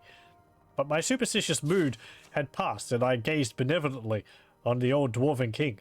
My king, as I had already begun to think of him. I stepped onto the dais to get a better look at the sculpted armor. Suddenly the eyes of the figure opened, and it raised a mailed fist to strike. I leapt to one side as the golden arm came crashing down, striking sparks from the steps where I had stood a moment before. With a hiss of steam and the whir of gears, the giant figure stepped ponderously out from under its canopy and strode towards me. With frightening speed, its eyes tracked me as I scrambled backwards. I dodged behind a pillar as the fist whistled down again. I had dropped my lantern into confusion, and now I crept into the darkness outside the pool of light, hoping to slip between the headless mechanisms and thus escape back to the safety of the passageway. Where had the monster gone? You would think that a 20-foot golden kind would be hard to miss, but he was nowhere to be seen. The guttering lamp only illuminated a small part of the room. It could be hiding anywhere in the gloom. I crawled faster. Without warning, the dim ranks of dwarven soldiers in front of me went flying as the monstrous guardian loomed before me. He had cut off my escape. As I dodged backward, blow after blow whistled down as the implacable machine followed me relentlessly, driving me into the far corner of the room. At last, there was nowhere left for me to go. My back was to the wall. I glared up at my foe, determined to die on my feet, the huge fists lifted for one final blow. The room blazed with sudden light. Bolts of purple energy crackled across the metal carapace of the dwarven monster, and it halted, half-turned to meet this new threat. Master Aram had come. I was about to raise a cheer when the giant figure turned back to me, unharmed by the lightning bolt hurled by Master Aram, determined to destroy this first intruder. I shouted out, "Steam! Steam!" as the giant raised its fist to crush me into the floor. There was a hiss and a gust of bitter cold, and I looked up. The monster was now covered with a shell of ice, frozen in the very moment of dispatching me. Master Aram had understood. I leaned against the wall with relief. The ice cracked above me. The giant golden king stood before me, the shell of ice falling away. His head swiveled towards me in triumph. Was there no stopping this dwarven monstrosity? But then the light faded from his eyes, and his arms dropped to his sides. The magical frost had worked, cooling its steam-driven energy. As Master Aram and the diggers crowded around me, congratulating me on my narrow escape, my thoughts drifted. I imagined my return to the Imperial City, and I knew that this would be my greatest triumph yet. How could I possibly top this find? Perhaps it was time to move on, recovering the fabled Eye of Argonia. Now that would be a coup. I smiled to myself, reveling in the glory of the moment, but already planning my next adventure. Oi. Okay, that was quite long. That's actually a book from base Morrowind. Well, after all that, how can we not go into the ruins? We'll see if... I'm intrigued to see whether they tried to recreate the areas which they explored in here.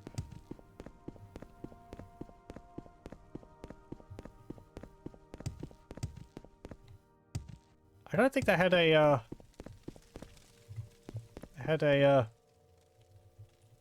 what's it called? A creation, a written date in there. The name Cirrus Terrius. I'm hoping some rich Cyrod kid around these ruins. Well, not right now, obviously. Whatever else they may be, these ruins certainly are extremely impressive. I mean, can you imagine something like this being built by the Empire? Don't spend too much time at once in those ruins. It just doesn't feel right being trapped underground like that. Come up and take some air. Snap back to reality on a regular basis. That's what I'm doing right now. Something about that place gives me the shivers. I'm just one of the guards helping Darren Flavius around the ruins.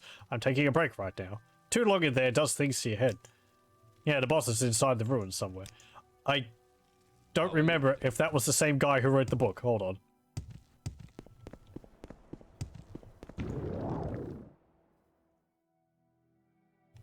I just want to see.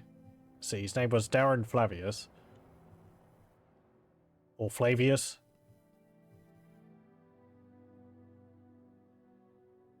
This poor guy. He's got no bridge to his house. And yet we've come in here 3 times. Nope. Roland Nordson. Okay. Different person. I mean, that could have been quite a long time ago, so he might be dead by now.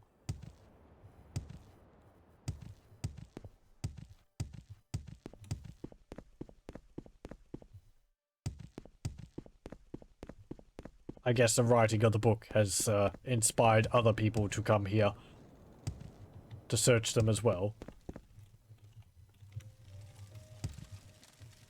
Welcome to Kemmel Z, citizen. The Imperial Archaeological Society freely tolerates tourism in this site, but please speak to my comrade inside, who may be able to inform you about restricted areas and various conditions of your visit. I'm here as a guard for Imperial Archaeological Society ventures.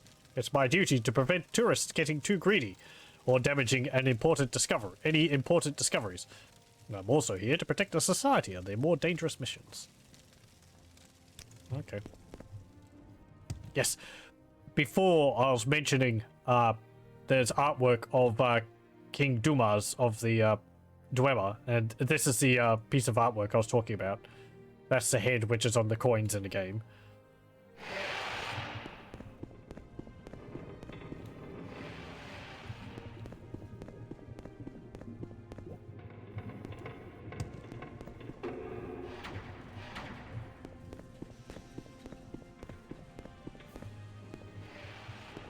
Hello.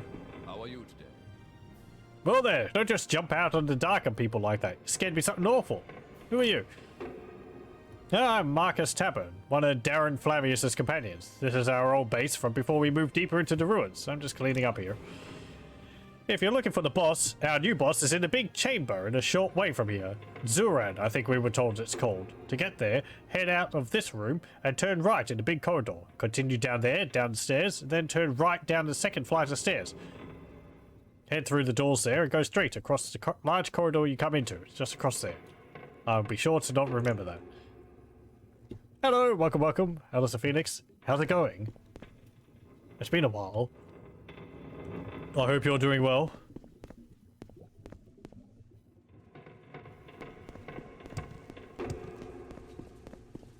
Let's see.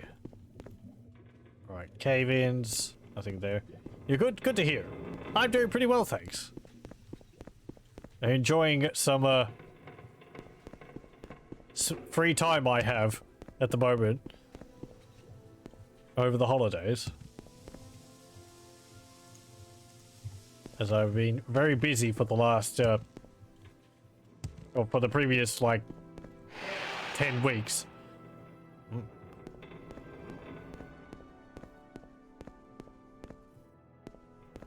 I guess 11 weeks now. Well, the 10 weeks before last week.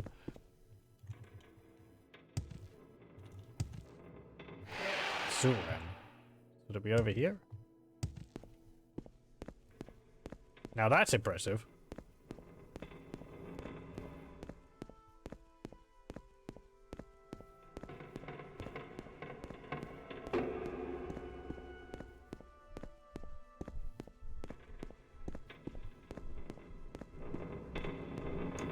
Let me take my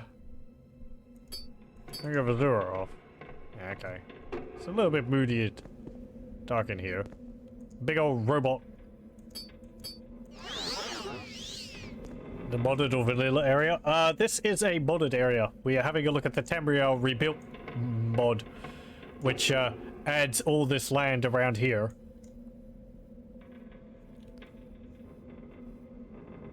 So we're exploring the ruins of Kemmelzee, which is one which is mentioned in a book in base Morrowind. So this is what modders have come up with for it.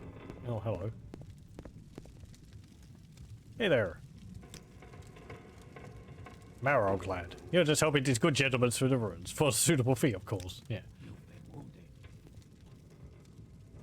You want to install it once, but you didn't have enough disk space? Yeah, it is quite extensive. I believe there's an even bigger version of what I'm playing with at the moment, which adds all the land up here and maybe a bit more down here. But what I have is what I think what I have is what has like NPCs and quests in it, whereas if I had this part up here and this extra stuff down here, it would just be land without much like actual content in it. So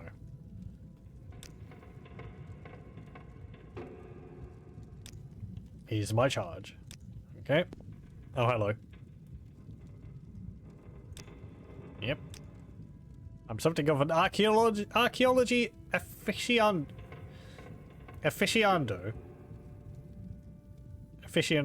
And I'm here touring the ruins of Kemmelzee. The society mission here is already fully staffed, so I can't help them like I usually do.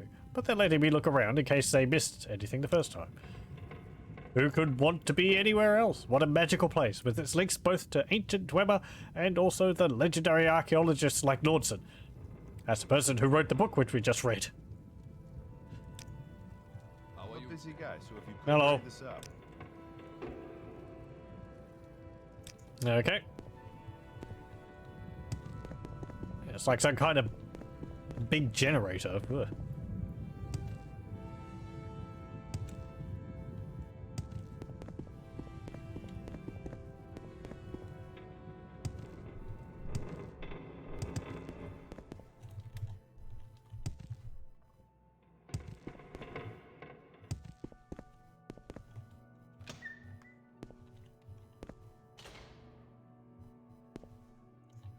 Downed Steam Centurion. No, no, no. Get through the door.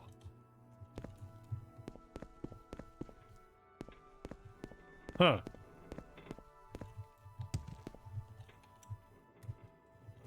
Can I get through here?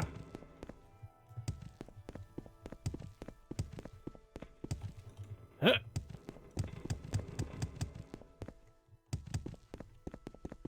I can. But there's nothing beyond here. Okay.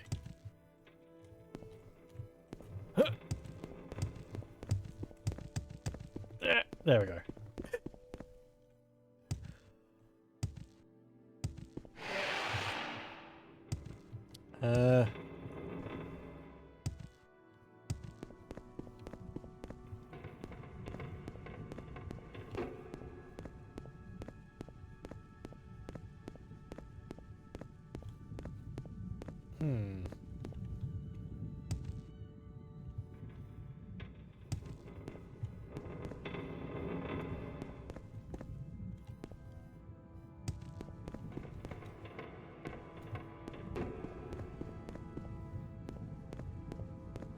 Hello? Oh.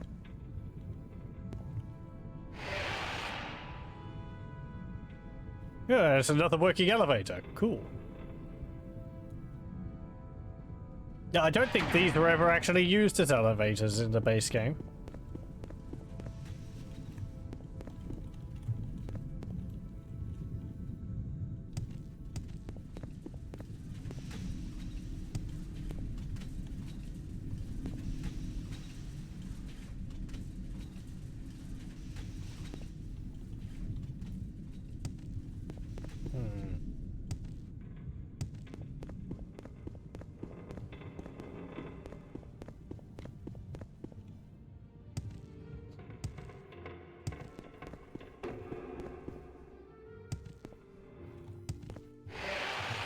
Shorebreak well.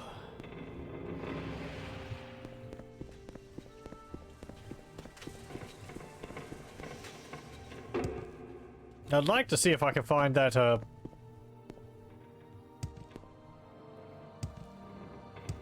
the observatory they mentioned.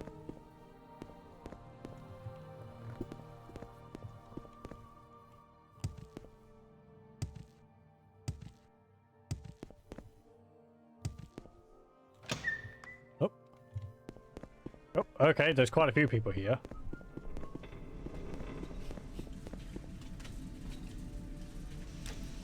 My name is Fikoi Maris, and I'm a mage. I'm also the resident expert on Dwemer machinery here in Kemmelzeb. Fascinating stuff, isn't it? One could spend a lifetime of studying it here. There's just so much to look at, so much to explore. What do you want?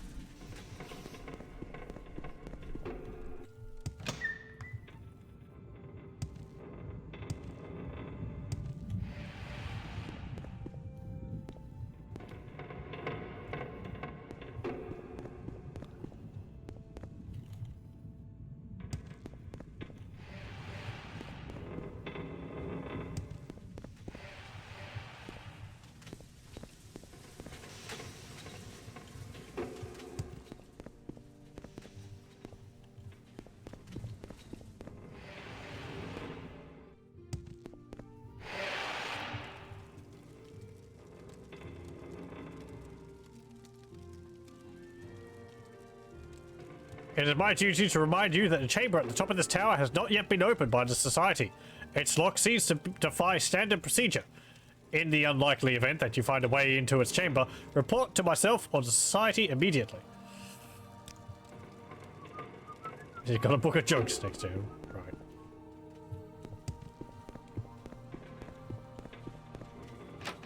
The door is held shut with a strange lock.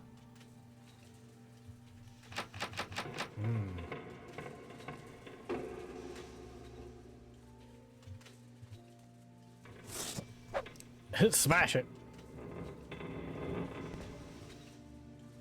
Wait.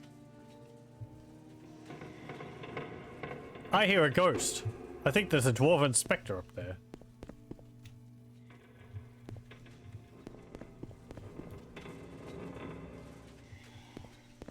It's like looking for a small button on the wall or something.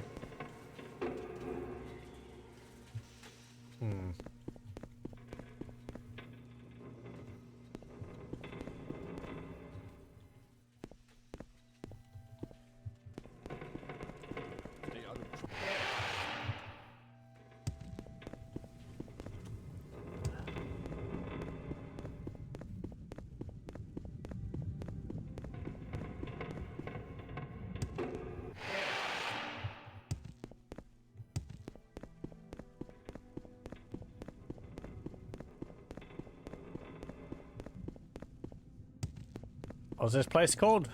Skywatch Gallery. Okay. Ah, this might be the observatory they mentioned.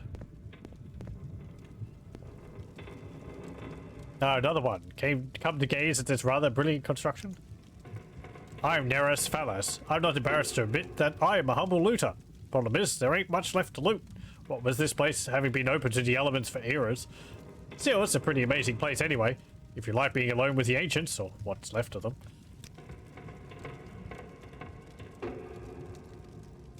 Bring plenty of supplies when you're going on a big crawl like this, and 2 of everything, in case you drop something in the dark or it gets broken.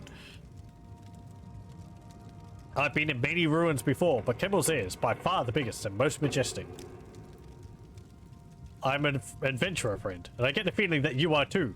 Looter is what the less appreciative called us, but there is some greater nobility in the adventurer's trade, I feel.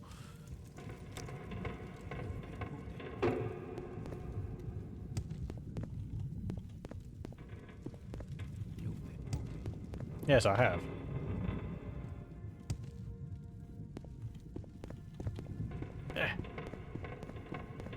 Oh, no!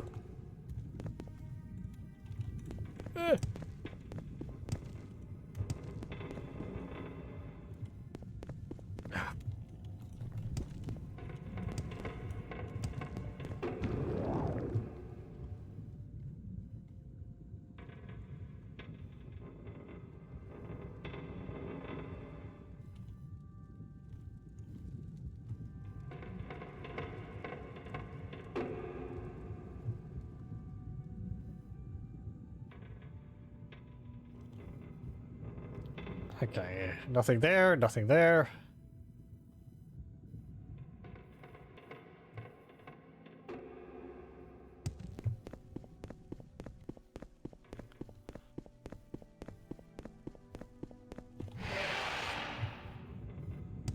Right, so from here...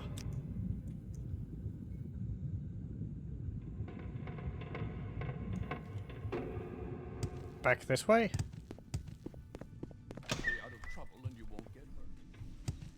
Over here? Stay out of Bells.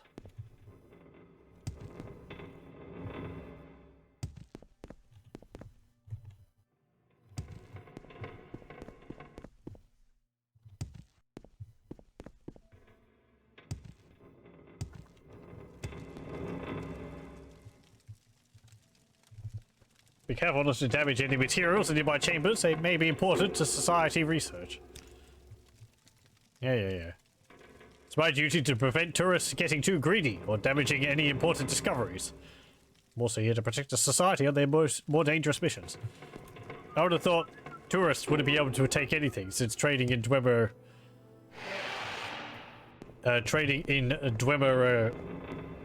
artifacts is illegal in the Empire. More giant robots.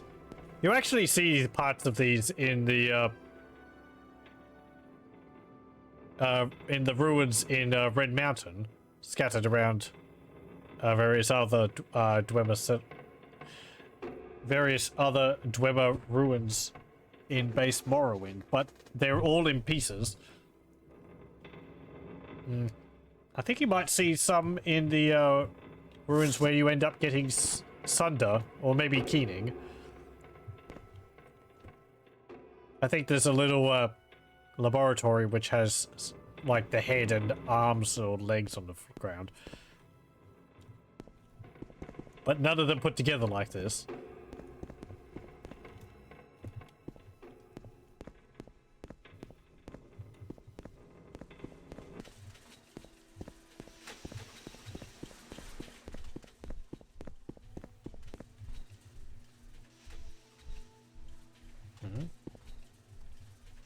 This lever appears to be rusted immovably.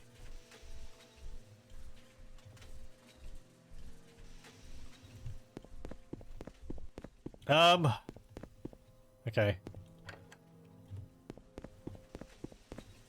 I feel like that should be rusted immobile. Rusted immovably sounds a little... just a little odd to me. Oh well. Or rusted stuck. Or whatever.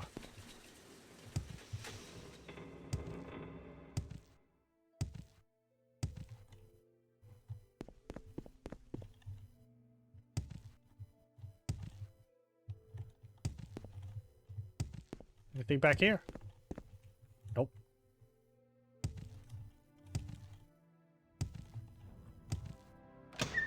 What's this place called?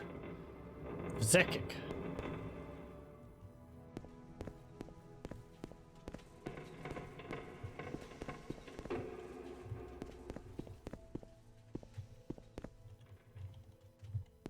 Okay.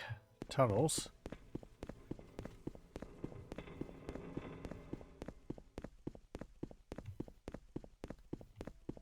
Is this where they mined through?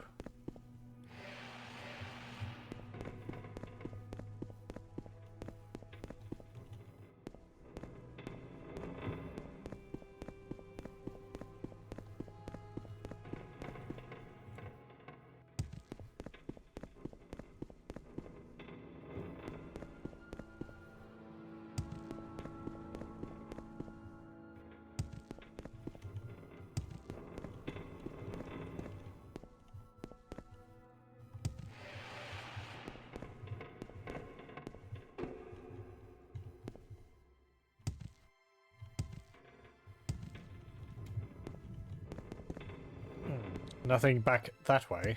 I mean, I can kind of hear something, but...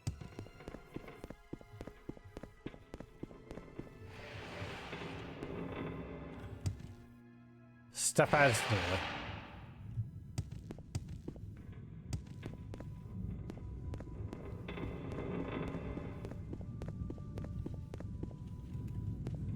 Oh, hello.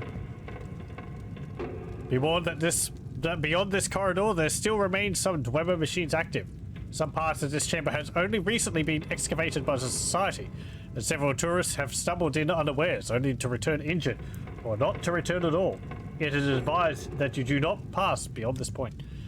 Yes, only in the past few decades has the Society been able to clear some important obstructions beyond this point, which was largely ignored during the early expeditions, because they were deemed impassable. Some Dwemer machines remain active through here, and it could be unstable. It is not recommended that tourists enter these tunnels. I like how they sort of just say it's not recommended rather than you can't go here.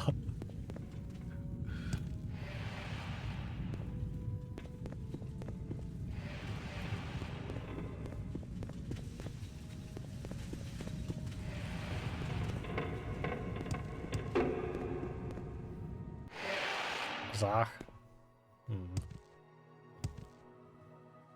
Creeping Veil.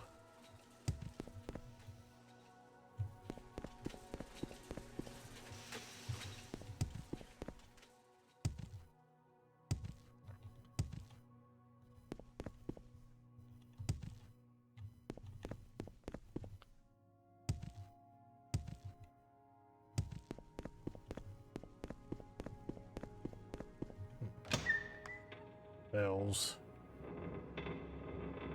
Now where am I?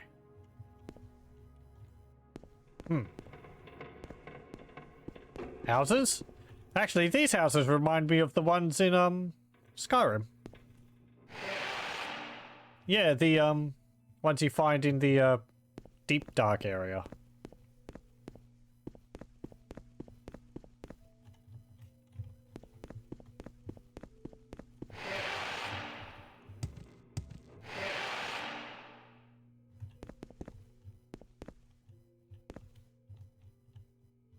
It's like an image of that. It looks like a bunch of trees.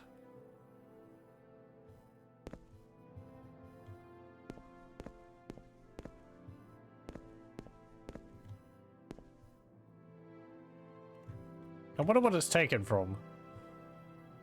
Whether it's a photograph or whether it's a screenshot from, like,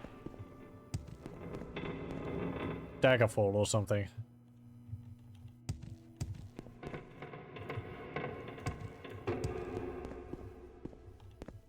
Oh. Oh.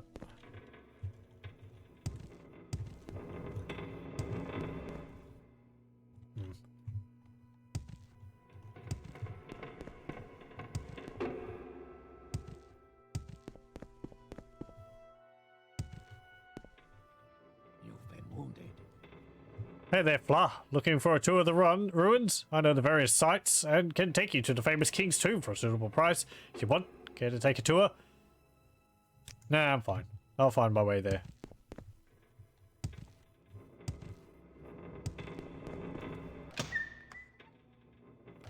Let's go down this way first.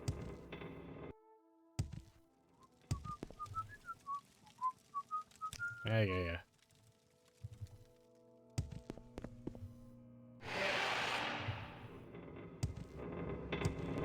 More robots. Wasn't I just in here? I was. Okay. How did I get back here? Stay out of trouble.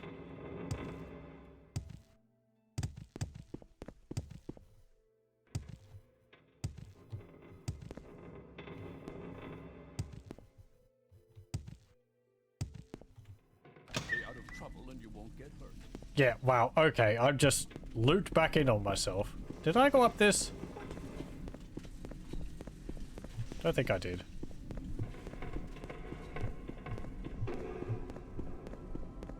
How are you today? Orvis. Asa.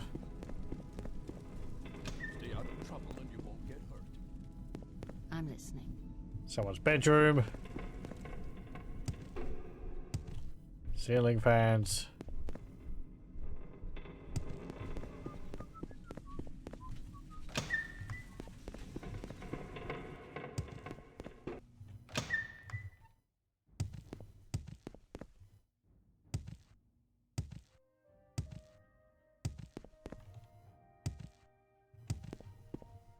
Well, that's blocked off.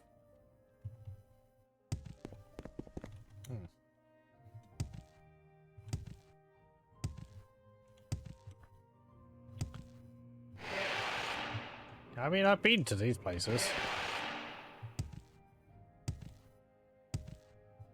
Let's see. Go back to where I was, because I want to find that King's room. This is a place I haven't been to.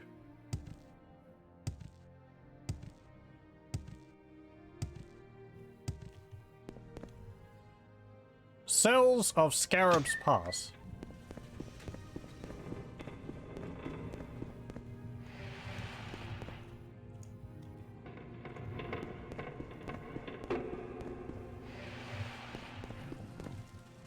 Maybe she's right. Hello.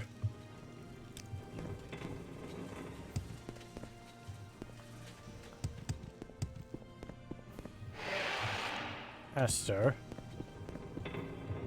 Well, I've been here.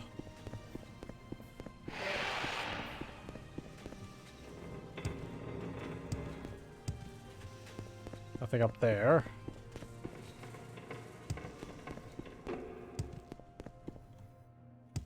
Right, that's just the other side.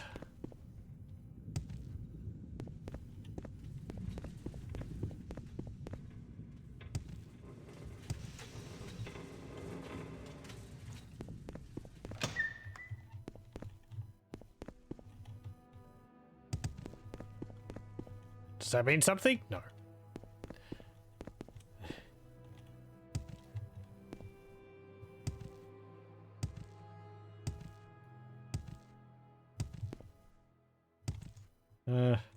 Okay.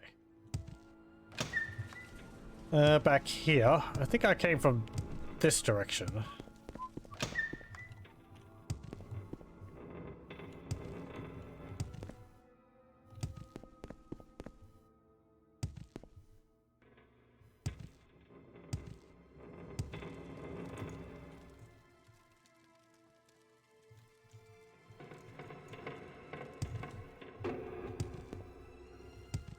In here?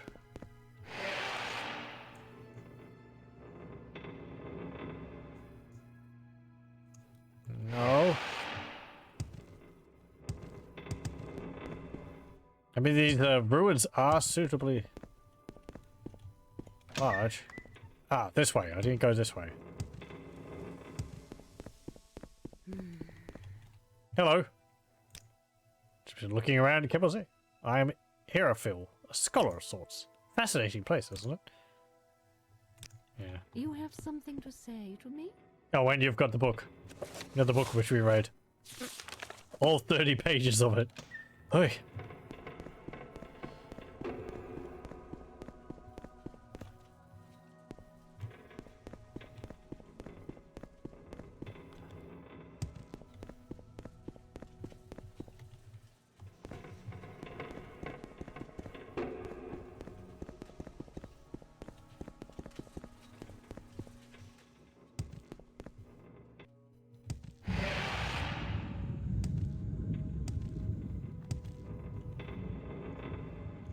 I've been here before as well.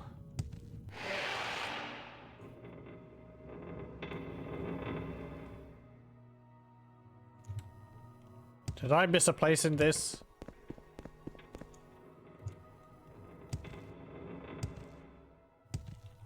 No. You know what? I've got like 200,000 gold. I'm just going to go ask that guy for the tour. It'll be easier than me jumping my way around these hallways, missing a door.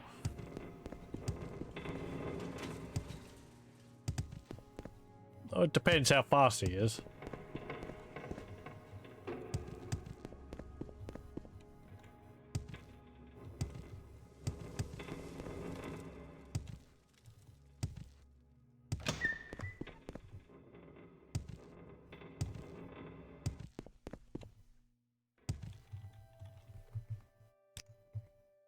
$800 drakes. The king's turn. Yeah, sure.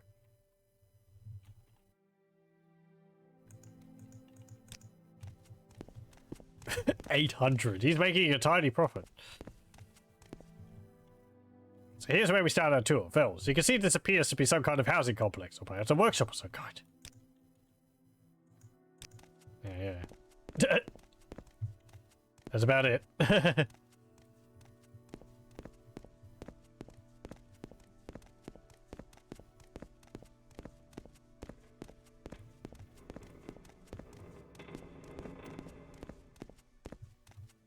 mean, you can't be able to take me beyond this room, will you? Okay, that's pretty much it for here. Let's head down into the passageways. Oh, yeah, okay. I guess you're kind of following me, but not really. NPCs can follow you through doorways like that in Morrowind, but they can't go through them themselves, I'm pretty sure. They have to be following you.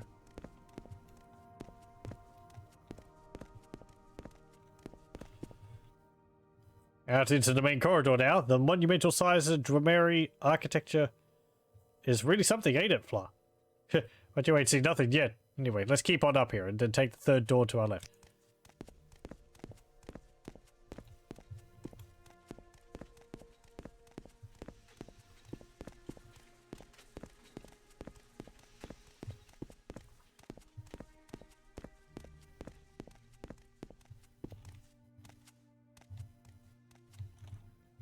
Ready to move on?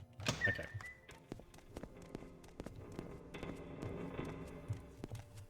Head on through these passages and we reach the guard's checkpoint.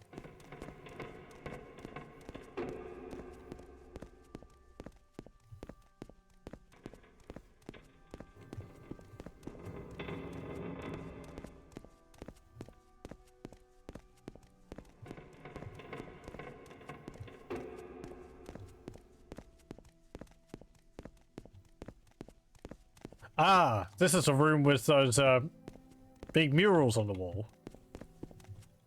Here's the checkpoint. Look at the damn size of this room. This one never ceases to amaze. It only gets better from here. Yeah, they got those big murals on the walls. I forget. I think they're related to the different birth signs you can have. The different constellations in the sky. I think that's the tower. Actually, I think, are they named? No. Okay. They might have been named in Mournhold, but not in this.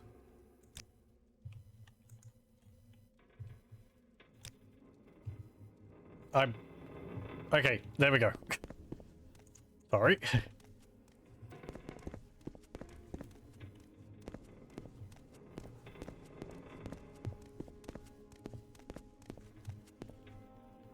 Once we've got... Okay, we've got to make our way through this debris. What's your footing here? He's actually saying things depending on, like, the location. That's pretty cool.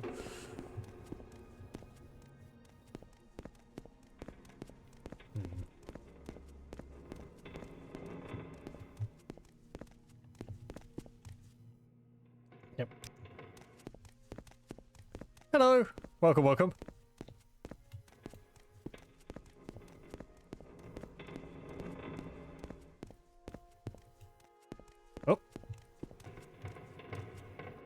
Right, this is the final entryway. You gotta have to squeeze through this rock face over here. See the hole? You can get through that, right? Don't worry, it'll be worth it. Haven't enlarged it since? Oh, no, we didn't follow me through.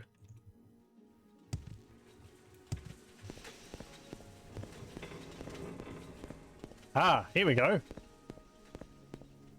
Yeah, as the book says, like, they had their heads down in between their feet.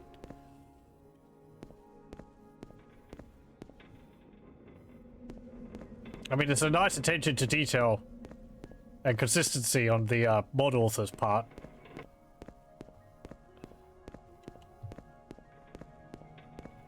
Or the mod creator's part. And we're finding this one. I'm really impressed by the amount of time and effort and detail which has gone into Tamriel Rebuilt. It's a mod I've been meaning to look at in greater depth over the years. Quite a long time, but yeah, it's nice to be able to do so. Okay, and this is the plinth where I assume that 20-foot statue would have been, which ended up like chasing the guy around the room.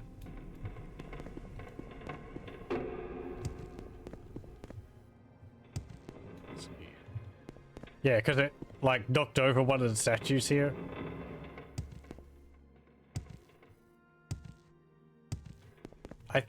So, yeah, and the ruins of it aren't around here because they took it with them.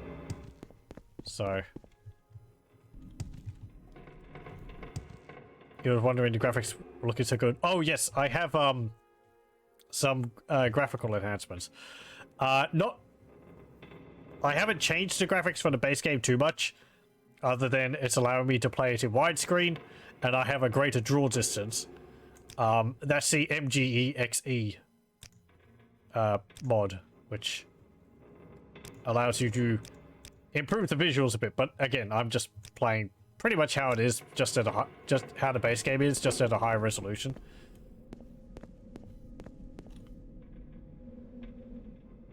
It has been suggested to me that playing open Morrowind might be a better way to go than Morrowind graphics extended. But I'm playing this off of my CD, so that's what I'm used to. Yeah, these are all the different constellations. I get like the Lord or something. The Lady, the Lover, the Shadow, the Serpent.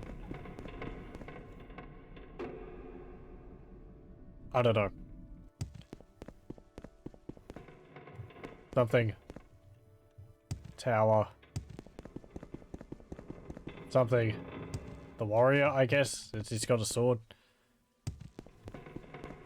That might be the automaton.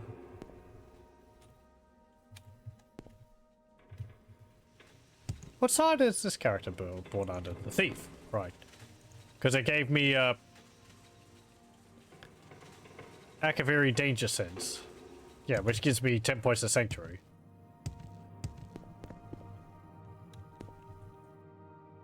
Okay, let's crawl back through here. Oh, and he's and the tour guide's teleported away. Have a look. What's over this way? Oh, this just loots back around. Okay. Pretty nice looking chamber.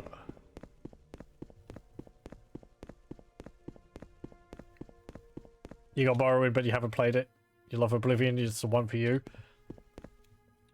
Morrowind's my favorite one. I've enjoyed parts of Oblivion. And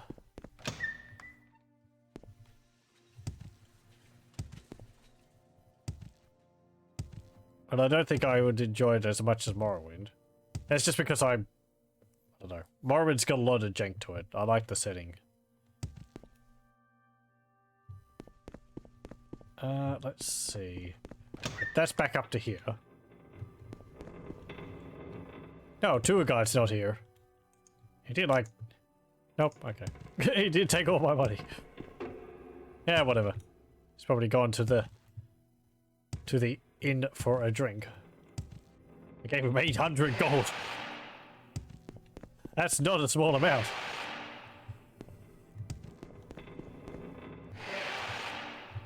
Okay, so...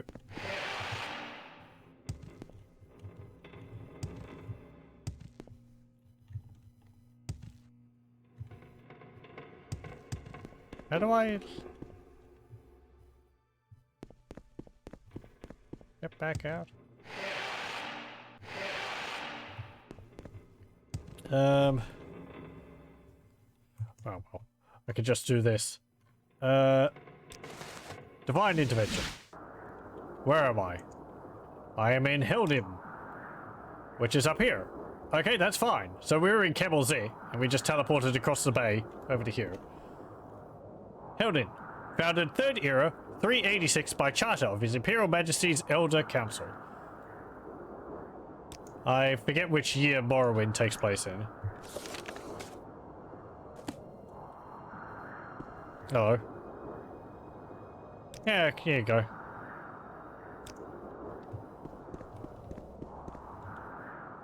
Are you here on business? Why did I teleport next to the wall? Oh, right. Chapel of Kinnereth. I did become a lay member. I'm sorry, I'm a member of the Tribunal Temple. Hurry up, I haven't all day. Now this is interesting. I don't think Morrowind base game has temples to the Imperial gods. Go cry about your wounds to someone else. Can I sleep in a bed? My crime has been reported. Hey, I'm here to turn myself in. 5 gold. There you go. Oh, they only took 4 gold. I'm sorry I touched someone else's bed. It was a very bad thing for me to do. I'm listening. What's this called? Mjolnir's mead house. Hello.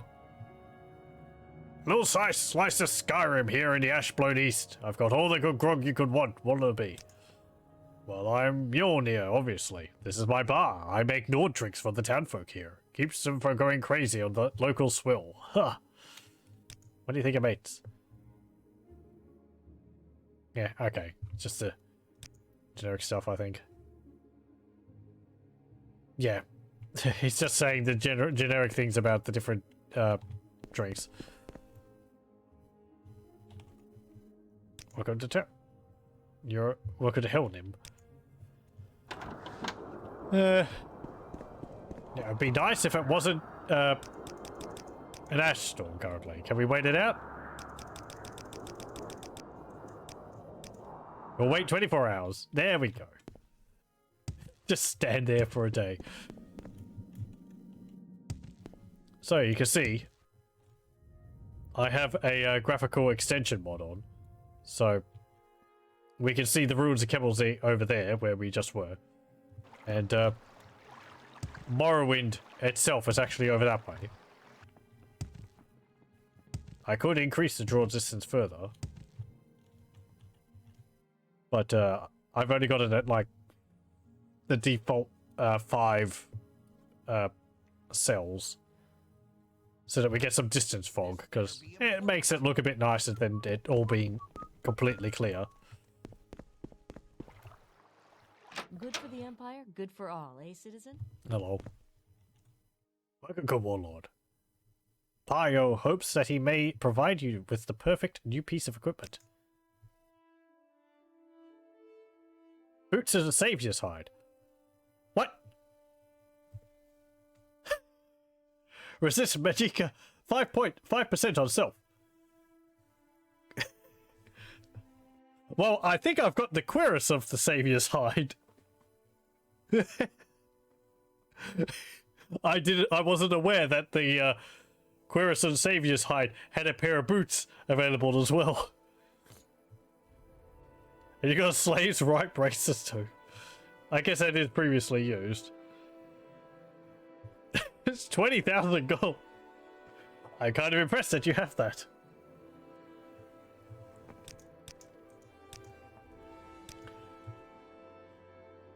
Can I ask you, why do you have that? Cuirass of the Savior's Hide is a unique item in the game. Yeah, there they are, up there. I forget who gives them to you. Hercene gives it to you in Skyrim, I think.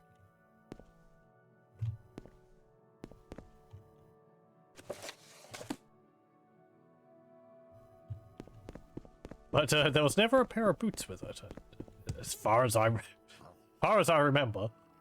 Sweet moon. Hello. I swear, I just had that note. Hoffman's gonna kill me. Oh, hello. What? No, it's nothing. Okay. Miss a note. Excuse me. Pardon? Look, I'm helping you. I'm helping you find things. Oh, hello. Walk out, Dark Elf. I'm giving you 10 seconds.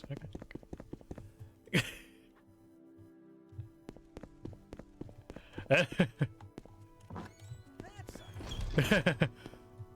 That's like the first time someone's told me off for being in a private area. I'm so not used to it happening in Morrowind that I was intimidated enough to leave. Don't be swindled by the cut-rate junk peddlers elsewhere in town, Warlord. I sell only the most high-quality goods. Got a devil katana. And books and knickknacks.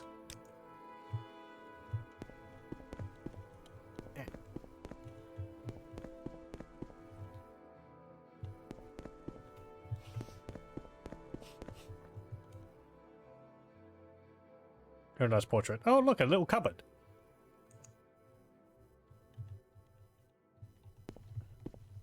Yeah, there's some nice new modeling going on here.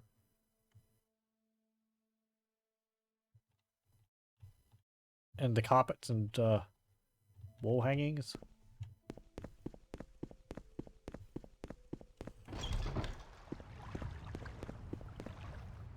The red drake. You got Nick's hound head on the wall. Are killing me. Oh, you got a stack of cards there. long-standing war tax repealed. In a generous decree, Emperor Uriel Septim VII, long may he be his reign, surprised the Empire by repealing the venerable war tax, set to enter its 34th year. The tax was established to aid in recovery after the disastrous simulacrum.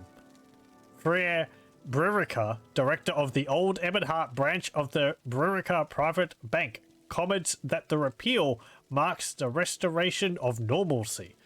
The more prosperous citizens have long suffered under an outsized tax burden. Now, wealth can flow freer than ever.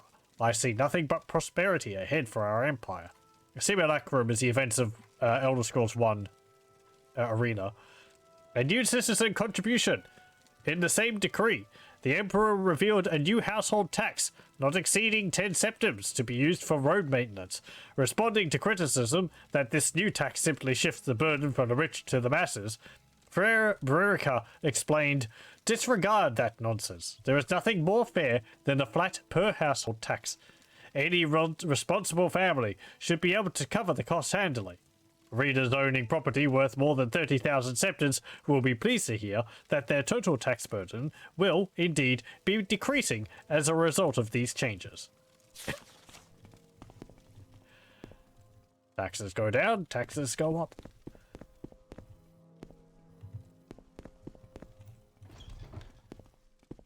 Hello.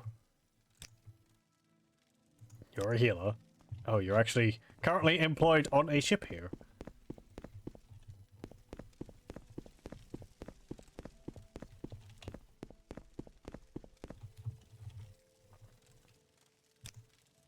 If you like me better. Yeah.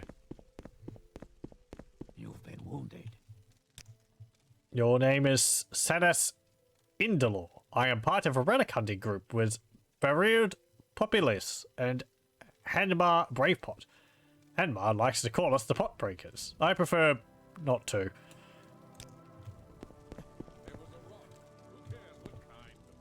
What's this? 9 holes board. 9 holes pin. What? Yeah, okay, I can't play the game because I'll just steal it. And then everyone will be upset at me. I'm guessing the goal is you take these pins and you try and throw them in the holes. Yes, my ingenious deduction of how the game works. Don't stand about. If it's an existing game, I don't think I've ever seen it before.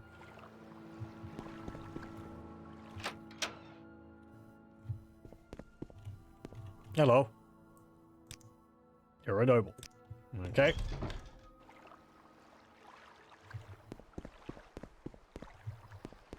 I'd be surprised if that game worked in this, because Morrowind doesn't even have a physics. It doesn't have physics on items, so...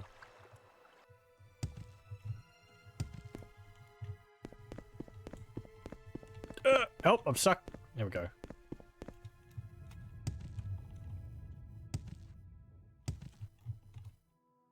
This is a real pleasant little Stay out of trouble.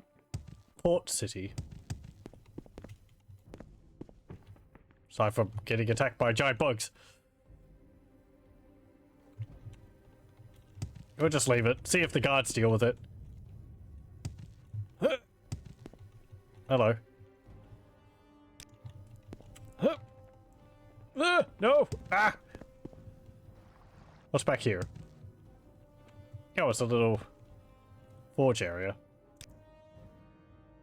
You just have a bunch of iron armor.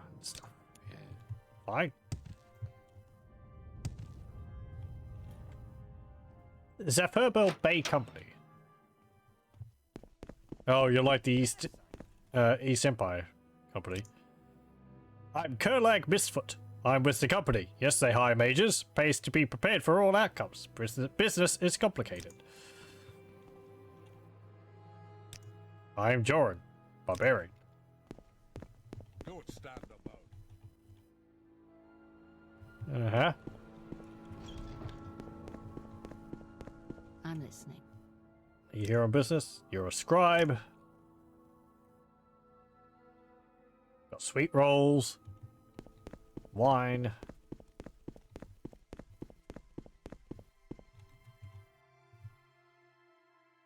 Conjure, at your service. A pleasure. Don't go just yet. I might have a job for you. Are you much of a reader? The Empire is more than troops and terrorists, citizen. We have a sacred duty to promote culture and the arts in places where such things have languished. Even graffiti here is dull. The tribunal texts every Dunmer keeps under his pillow or worse. It's refreshing to speak with another literate citizen. Perhaps you'd care to offer your thoughts on the piece I'm submitting to the Ebonheart Bellman. It's a book review. That's unusual. Why? I've done enough reading. Gualeg. Who invited you here? Paha, secrets? What are you, a soothsayer? Nothing here, friend. If you're here for sympathy, Okay, whatever.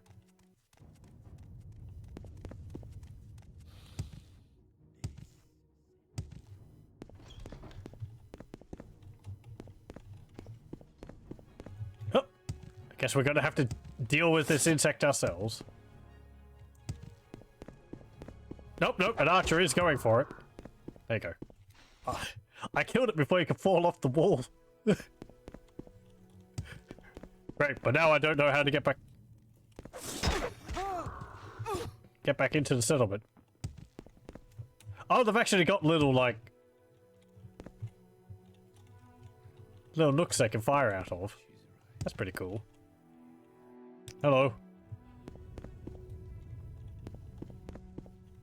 So, you want Talvani Black Musk, Dark Elf. You've heard of it, no doubt, but have you ever tried it? Truly, there is no comparable substance in the world. One bottle when you'll speak with the conviction of Veloth and the charisma of Type Septim.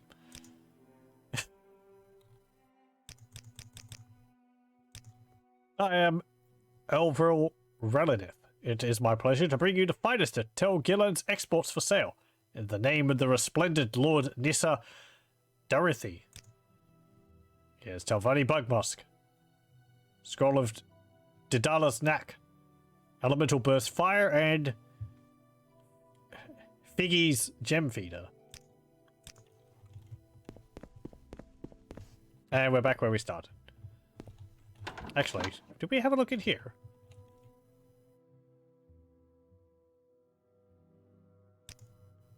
Yeah, okay. Your archaeological society. There is nothing in the notebook. Hello, welcome. Hope you're doing well.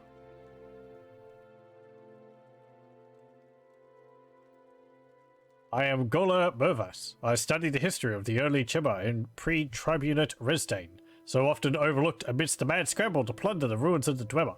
Oh hey! Actually have a focus on interesting thing. There you go. Yes, this is the Helnim office of the Imperial Archaeological Society. You're looking for someone in particular?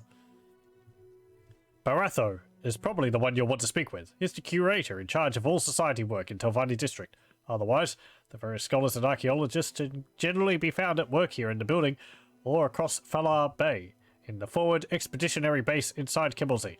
We've already been there. I'm listening. Doing alright? Good to hear. I'm doing pretty good, thanks. Throat's hurting a little bit from all the reading. But very interesting having a look through this mod. Where is this dude he said I should have a talk to? Up here? Galaran. Savant and historian of the Imperial Archaeological Society. Yes. Ah, yes, I see. You've got a lot of Dwemer bits around here. Oh. Hello. What do you want? Maurice. You're Maurice Falloy, savant and assistant. Yes.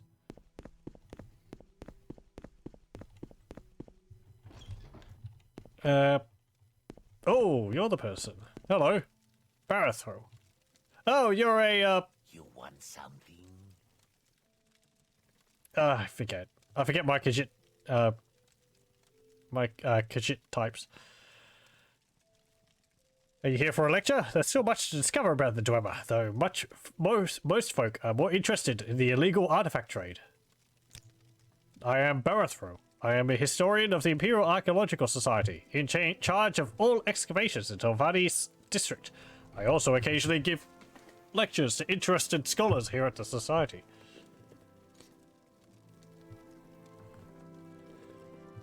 Would I prefer reading all the dialogue provided by this game or fend myself against cliff races while admiring the ugly and gloomy vistas of Morrowind? About half and half. Too much of one makes me long for the other.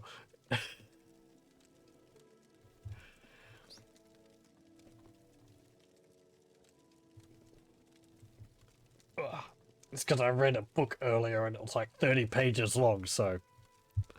There's some hefty tombs in Morrowind. Let's see.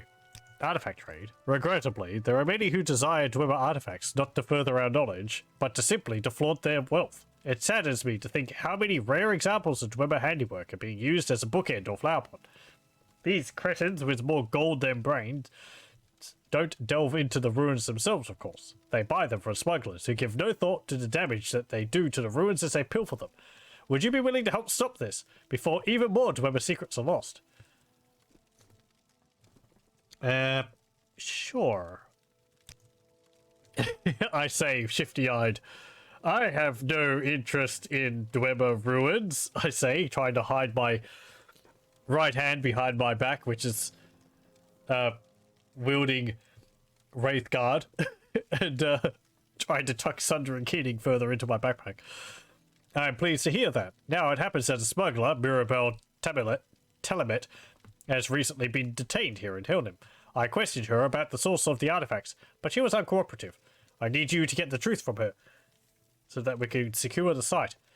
She is currently locked up in the prison tower at the northwest side of town. Return once you discover the location of the ruin she was so thoughtlessly looting.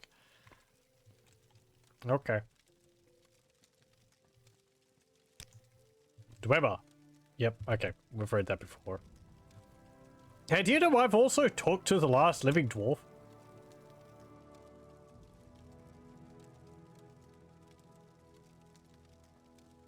I can't actually tell you about,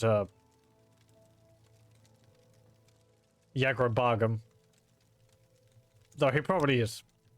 I don't know if Yagron Bargam would appreciate me telling people about him.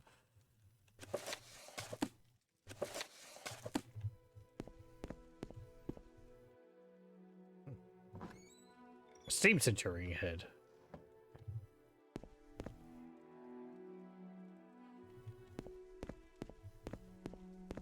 And one of the lights here.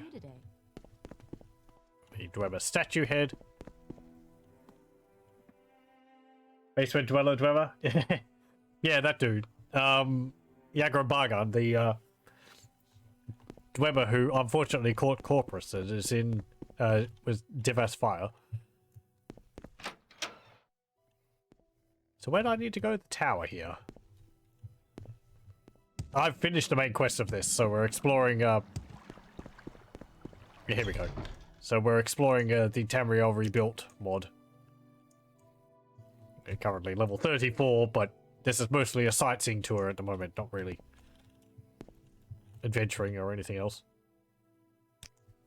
No, no, no. Don't stand about. Do I go down there, or do I go up here?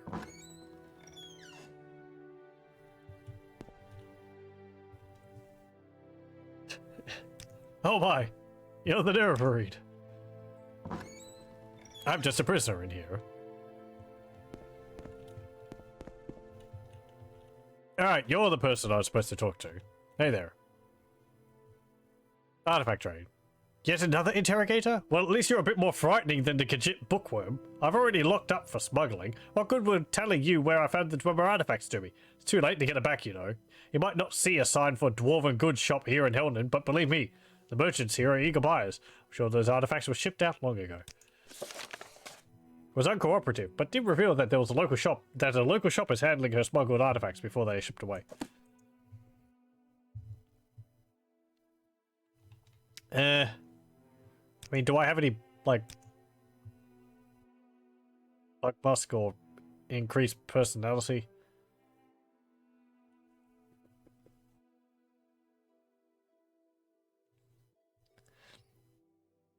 I dropped Moon and Star back at my home in Belmora.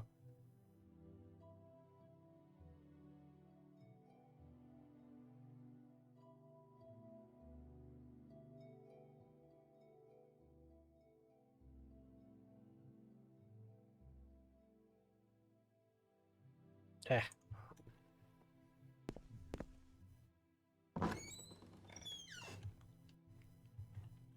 Okay, well,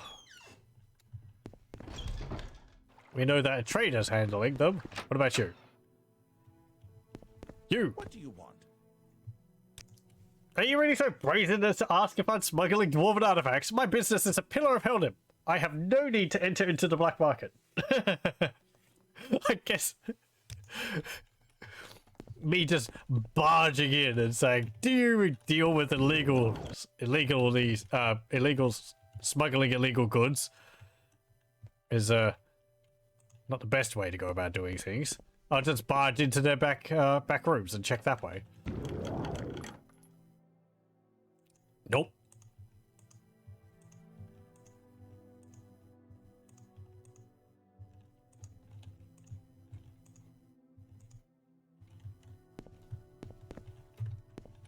Okay, everything seems clear in here. What's my race? We are playing as a Dunmer.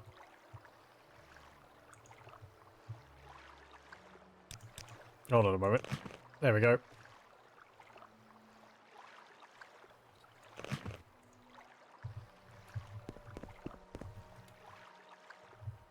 Where's another shop? Ah. I see the archers are attacking the cliff racer. I'll leave them to it. I just see arrows flying past.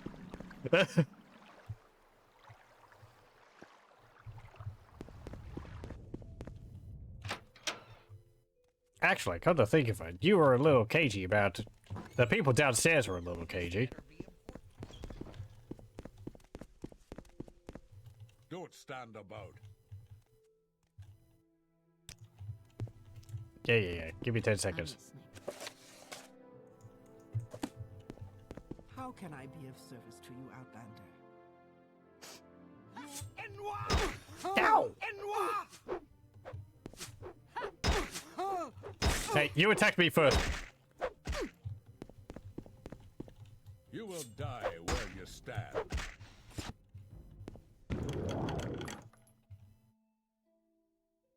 Ring of Restore Constitution. Restore Finesse. Those are interesting. Wow, that restores, like, a bunch of skills.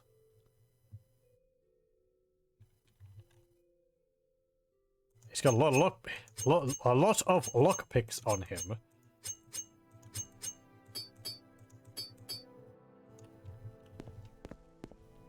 What about you? Silver dagger. Some gold. Some lockpicks. Mole crab egg.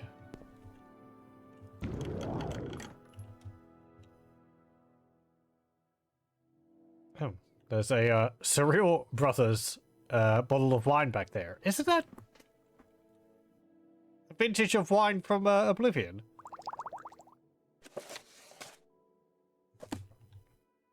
Dunman Law, The Unseen People, Varieties of Thought, How to Tune Your Whom. What?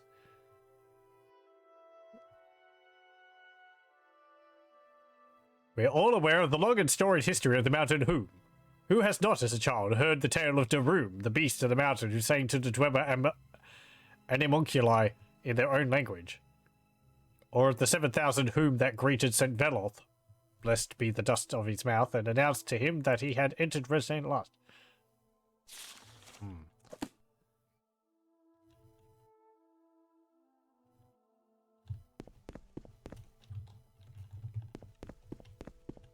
Well, I'm not really seeing smuggling operation here. I swear, I just had that note. That's unusual. Yeah, don't worry about downstairs. Nothing happened. They attacked me first. Good for the Empire, good for all, eh, citizen? What about you? You want something? Excuse me.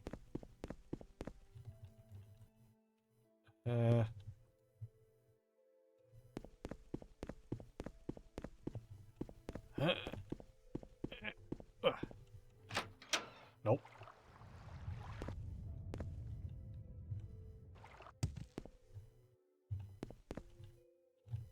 Stay out of trouble and you You'll won't find get no better selection. General Merchant? Excuse me.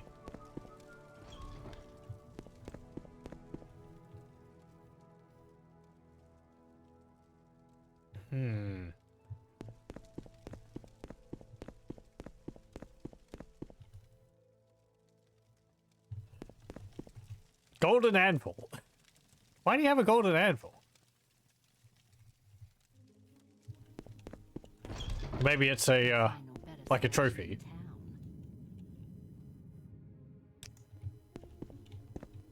Stay out of trouble and you won't get hurt.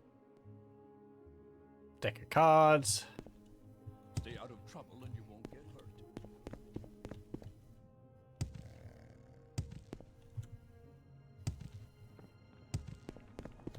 You got potions. This better be important. Excuse me.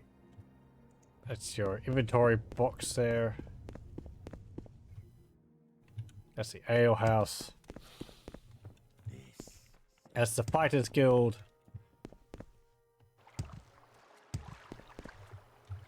Pawnbroker.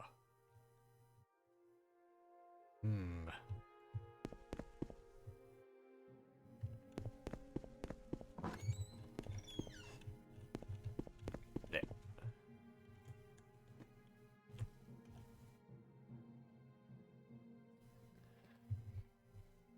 Looting Morrowind was great. It was. It's something I miss in Oblivion and Skyrim. How ridiculously valuable some of the loot was in Morrowind. It's something which is true in Daggerfall as well. You get Daedric weapons and armor in that, and it's just worth so much. It made, in Morrowind, it made looting the Great House vaults particularly enticing, because you just got so much from them.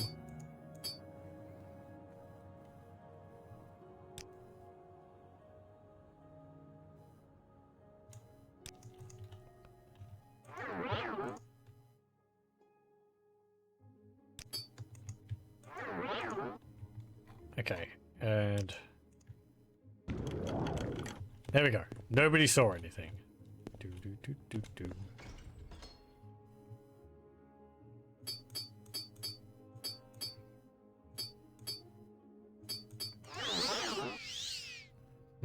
A basement, eh?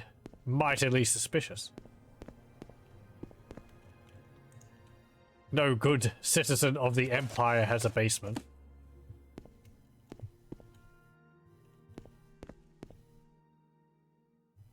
Bone mold longbow. 25 gold in a chest.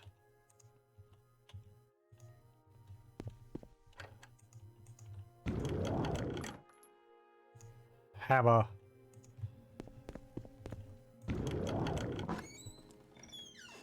Probably nothing. Ho ho! Hello. Dwarven artifacts lay on tables and crates. Your journal has been updated. I entered the basement of Arlen Laranoth's store and saw a number of Dwemer artifacts. Ahem. Welcome to... Hello, what's your business? You're a commoner. Okay. Don't stand about. How's it going? What can you tell me about the Archaeological Society? I don't trust you enough to talk about that. Yeah, well.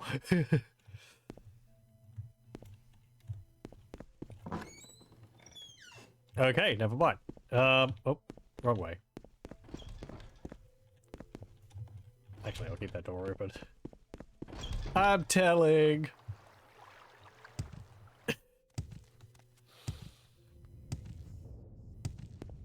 Where's the Archaeological Society's door? Over here? Stay out of trouble and you won't. That's the back door. You have to go in the front door.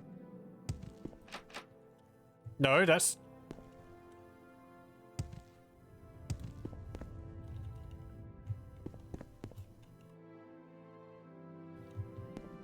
Does it lock at a certain time? Oh. No, okay. Stay out of trouble and you Over here. Do. Hey, you. So, maybe Arlen Laradoth was Mirabelle Talabet's partner in crime. I want you to inform the city guard about his involvement. I'll question him in prison for the source of the Dwemer artifacts, but before you go, take this gold as thanks. Hey, 200.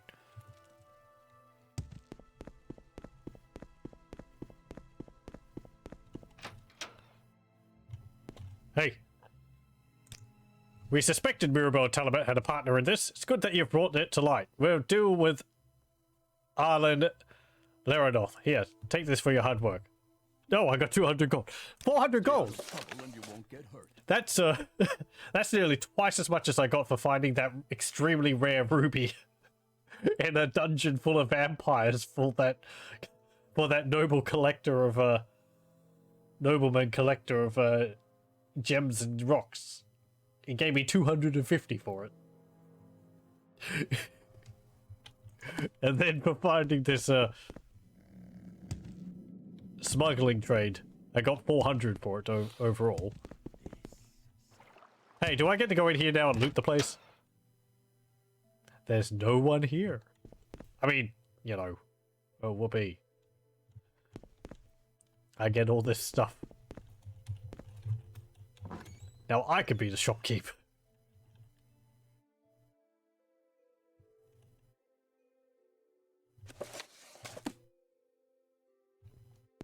But nobody will ever come. Because nobody knows how to work doors here. No, hey. You're still here.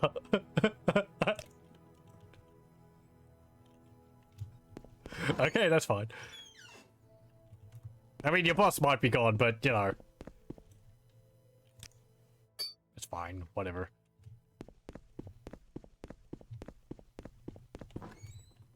Okay. Well, I think that will be about it for Morrowind for tonight. We'll save it there.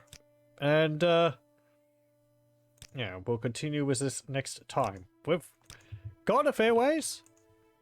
We've gone from Necrom over here, Akamor, explored some ruins here in Dun Akafel. Then we walked all the way up here to Marog, went through Kemelze. Then we went and busted some Dwemer smuggling in Heldim. I think we'll probably do one more session going up and having a look at this area up here. But yeah, as I said, I'm mostly doing a brief look through these areas to see what the different areas look like, rather than like doing all the quests and going into every single house everywhere.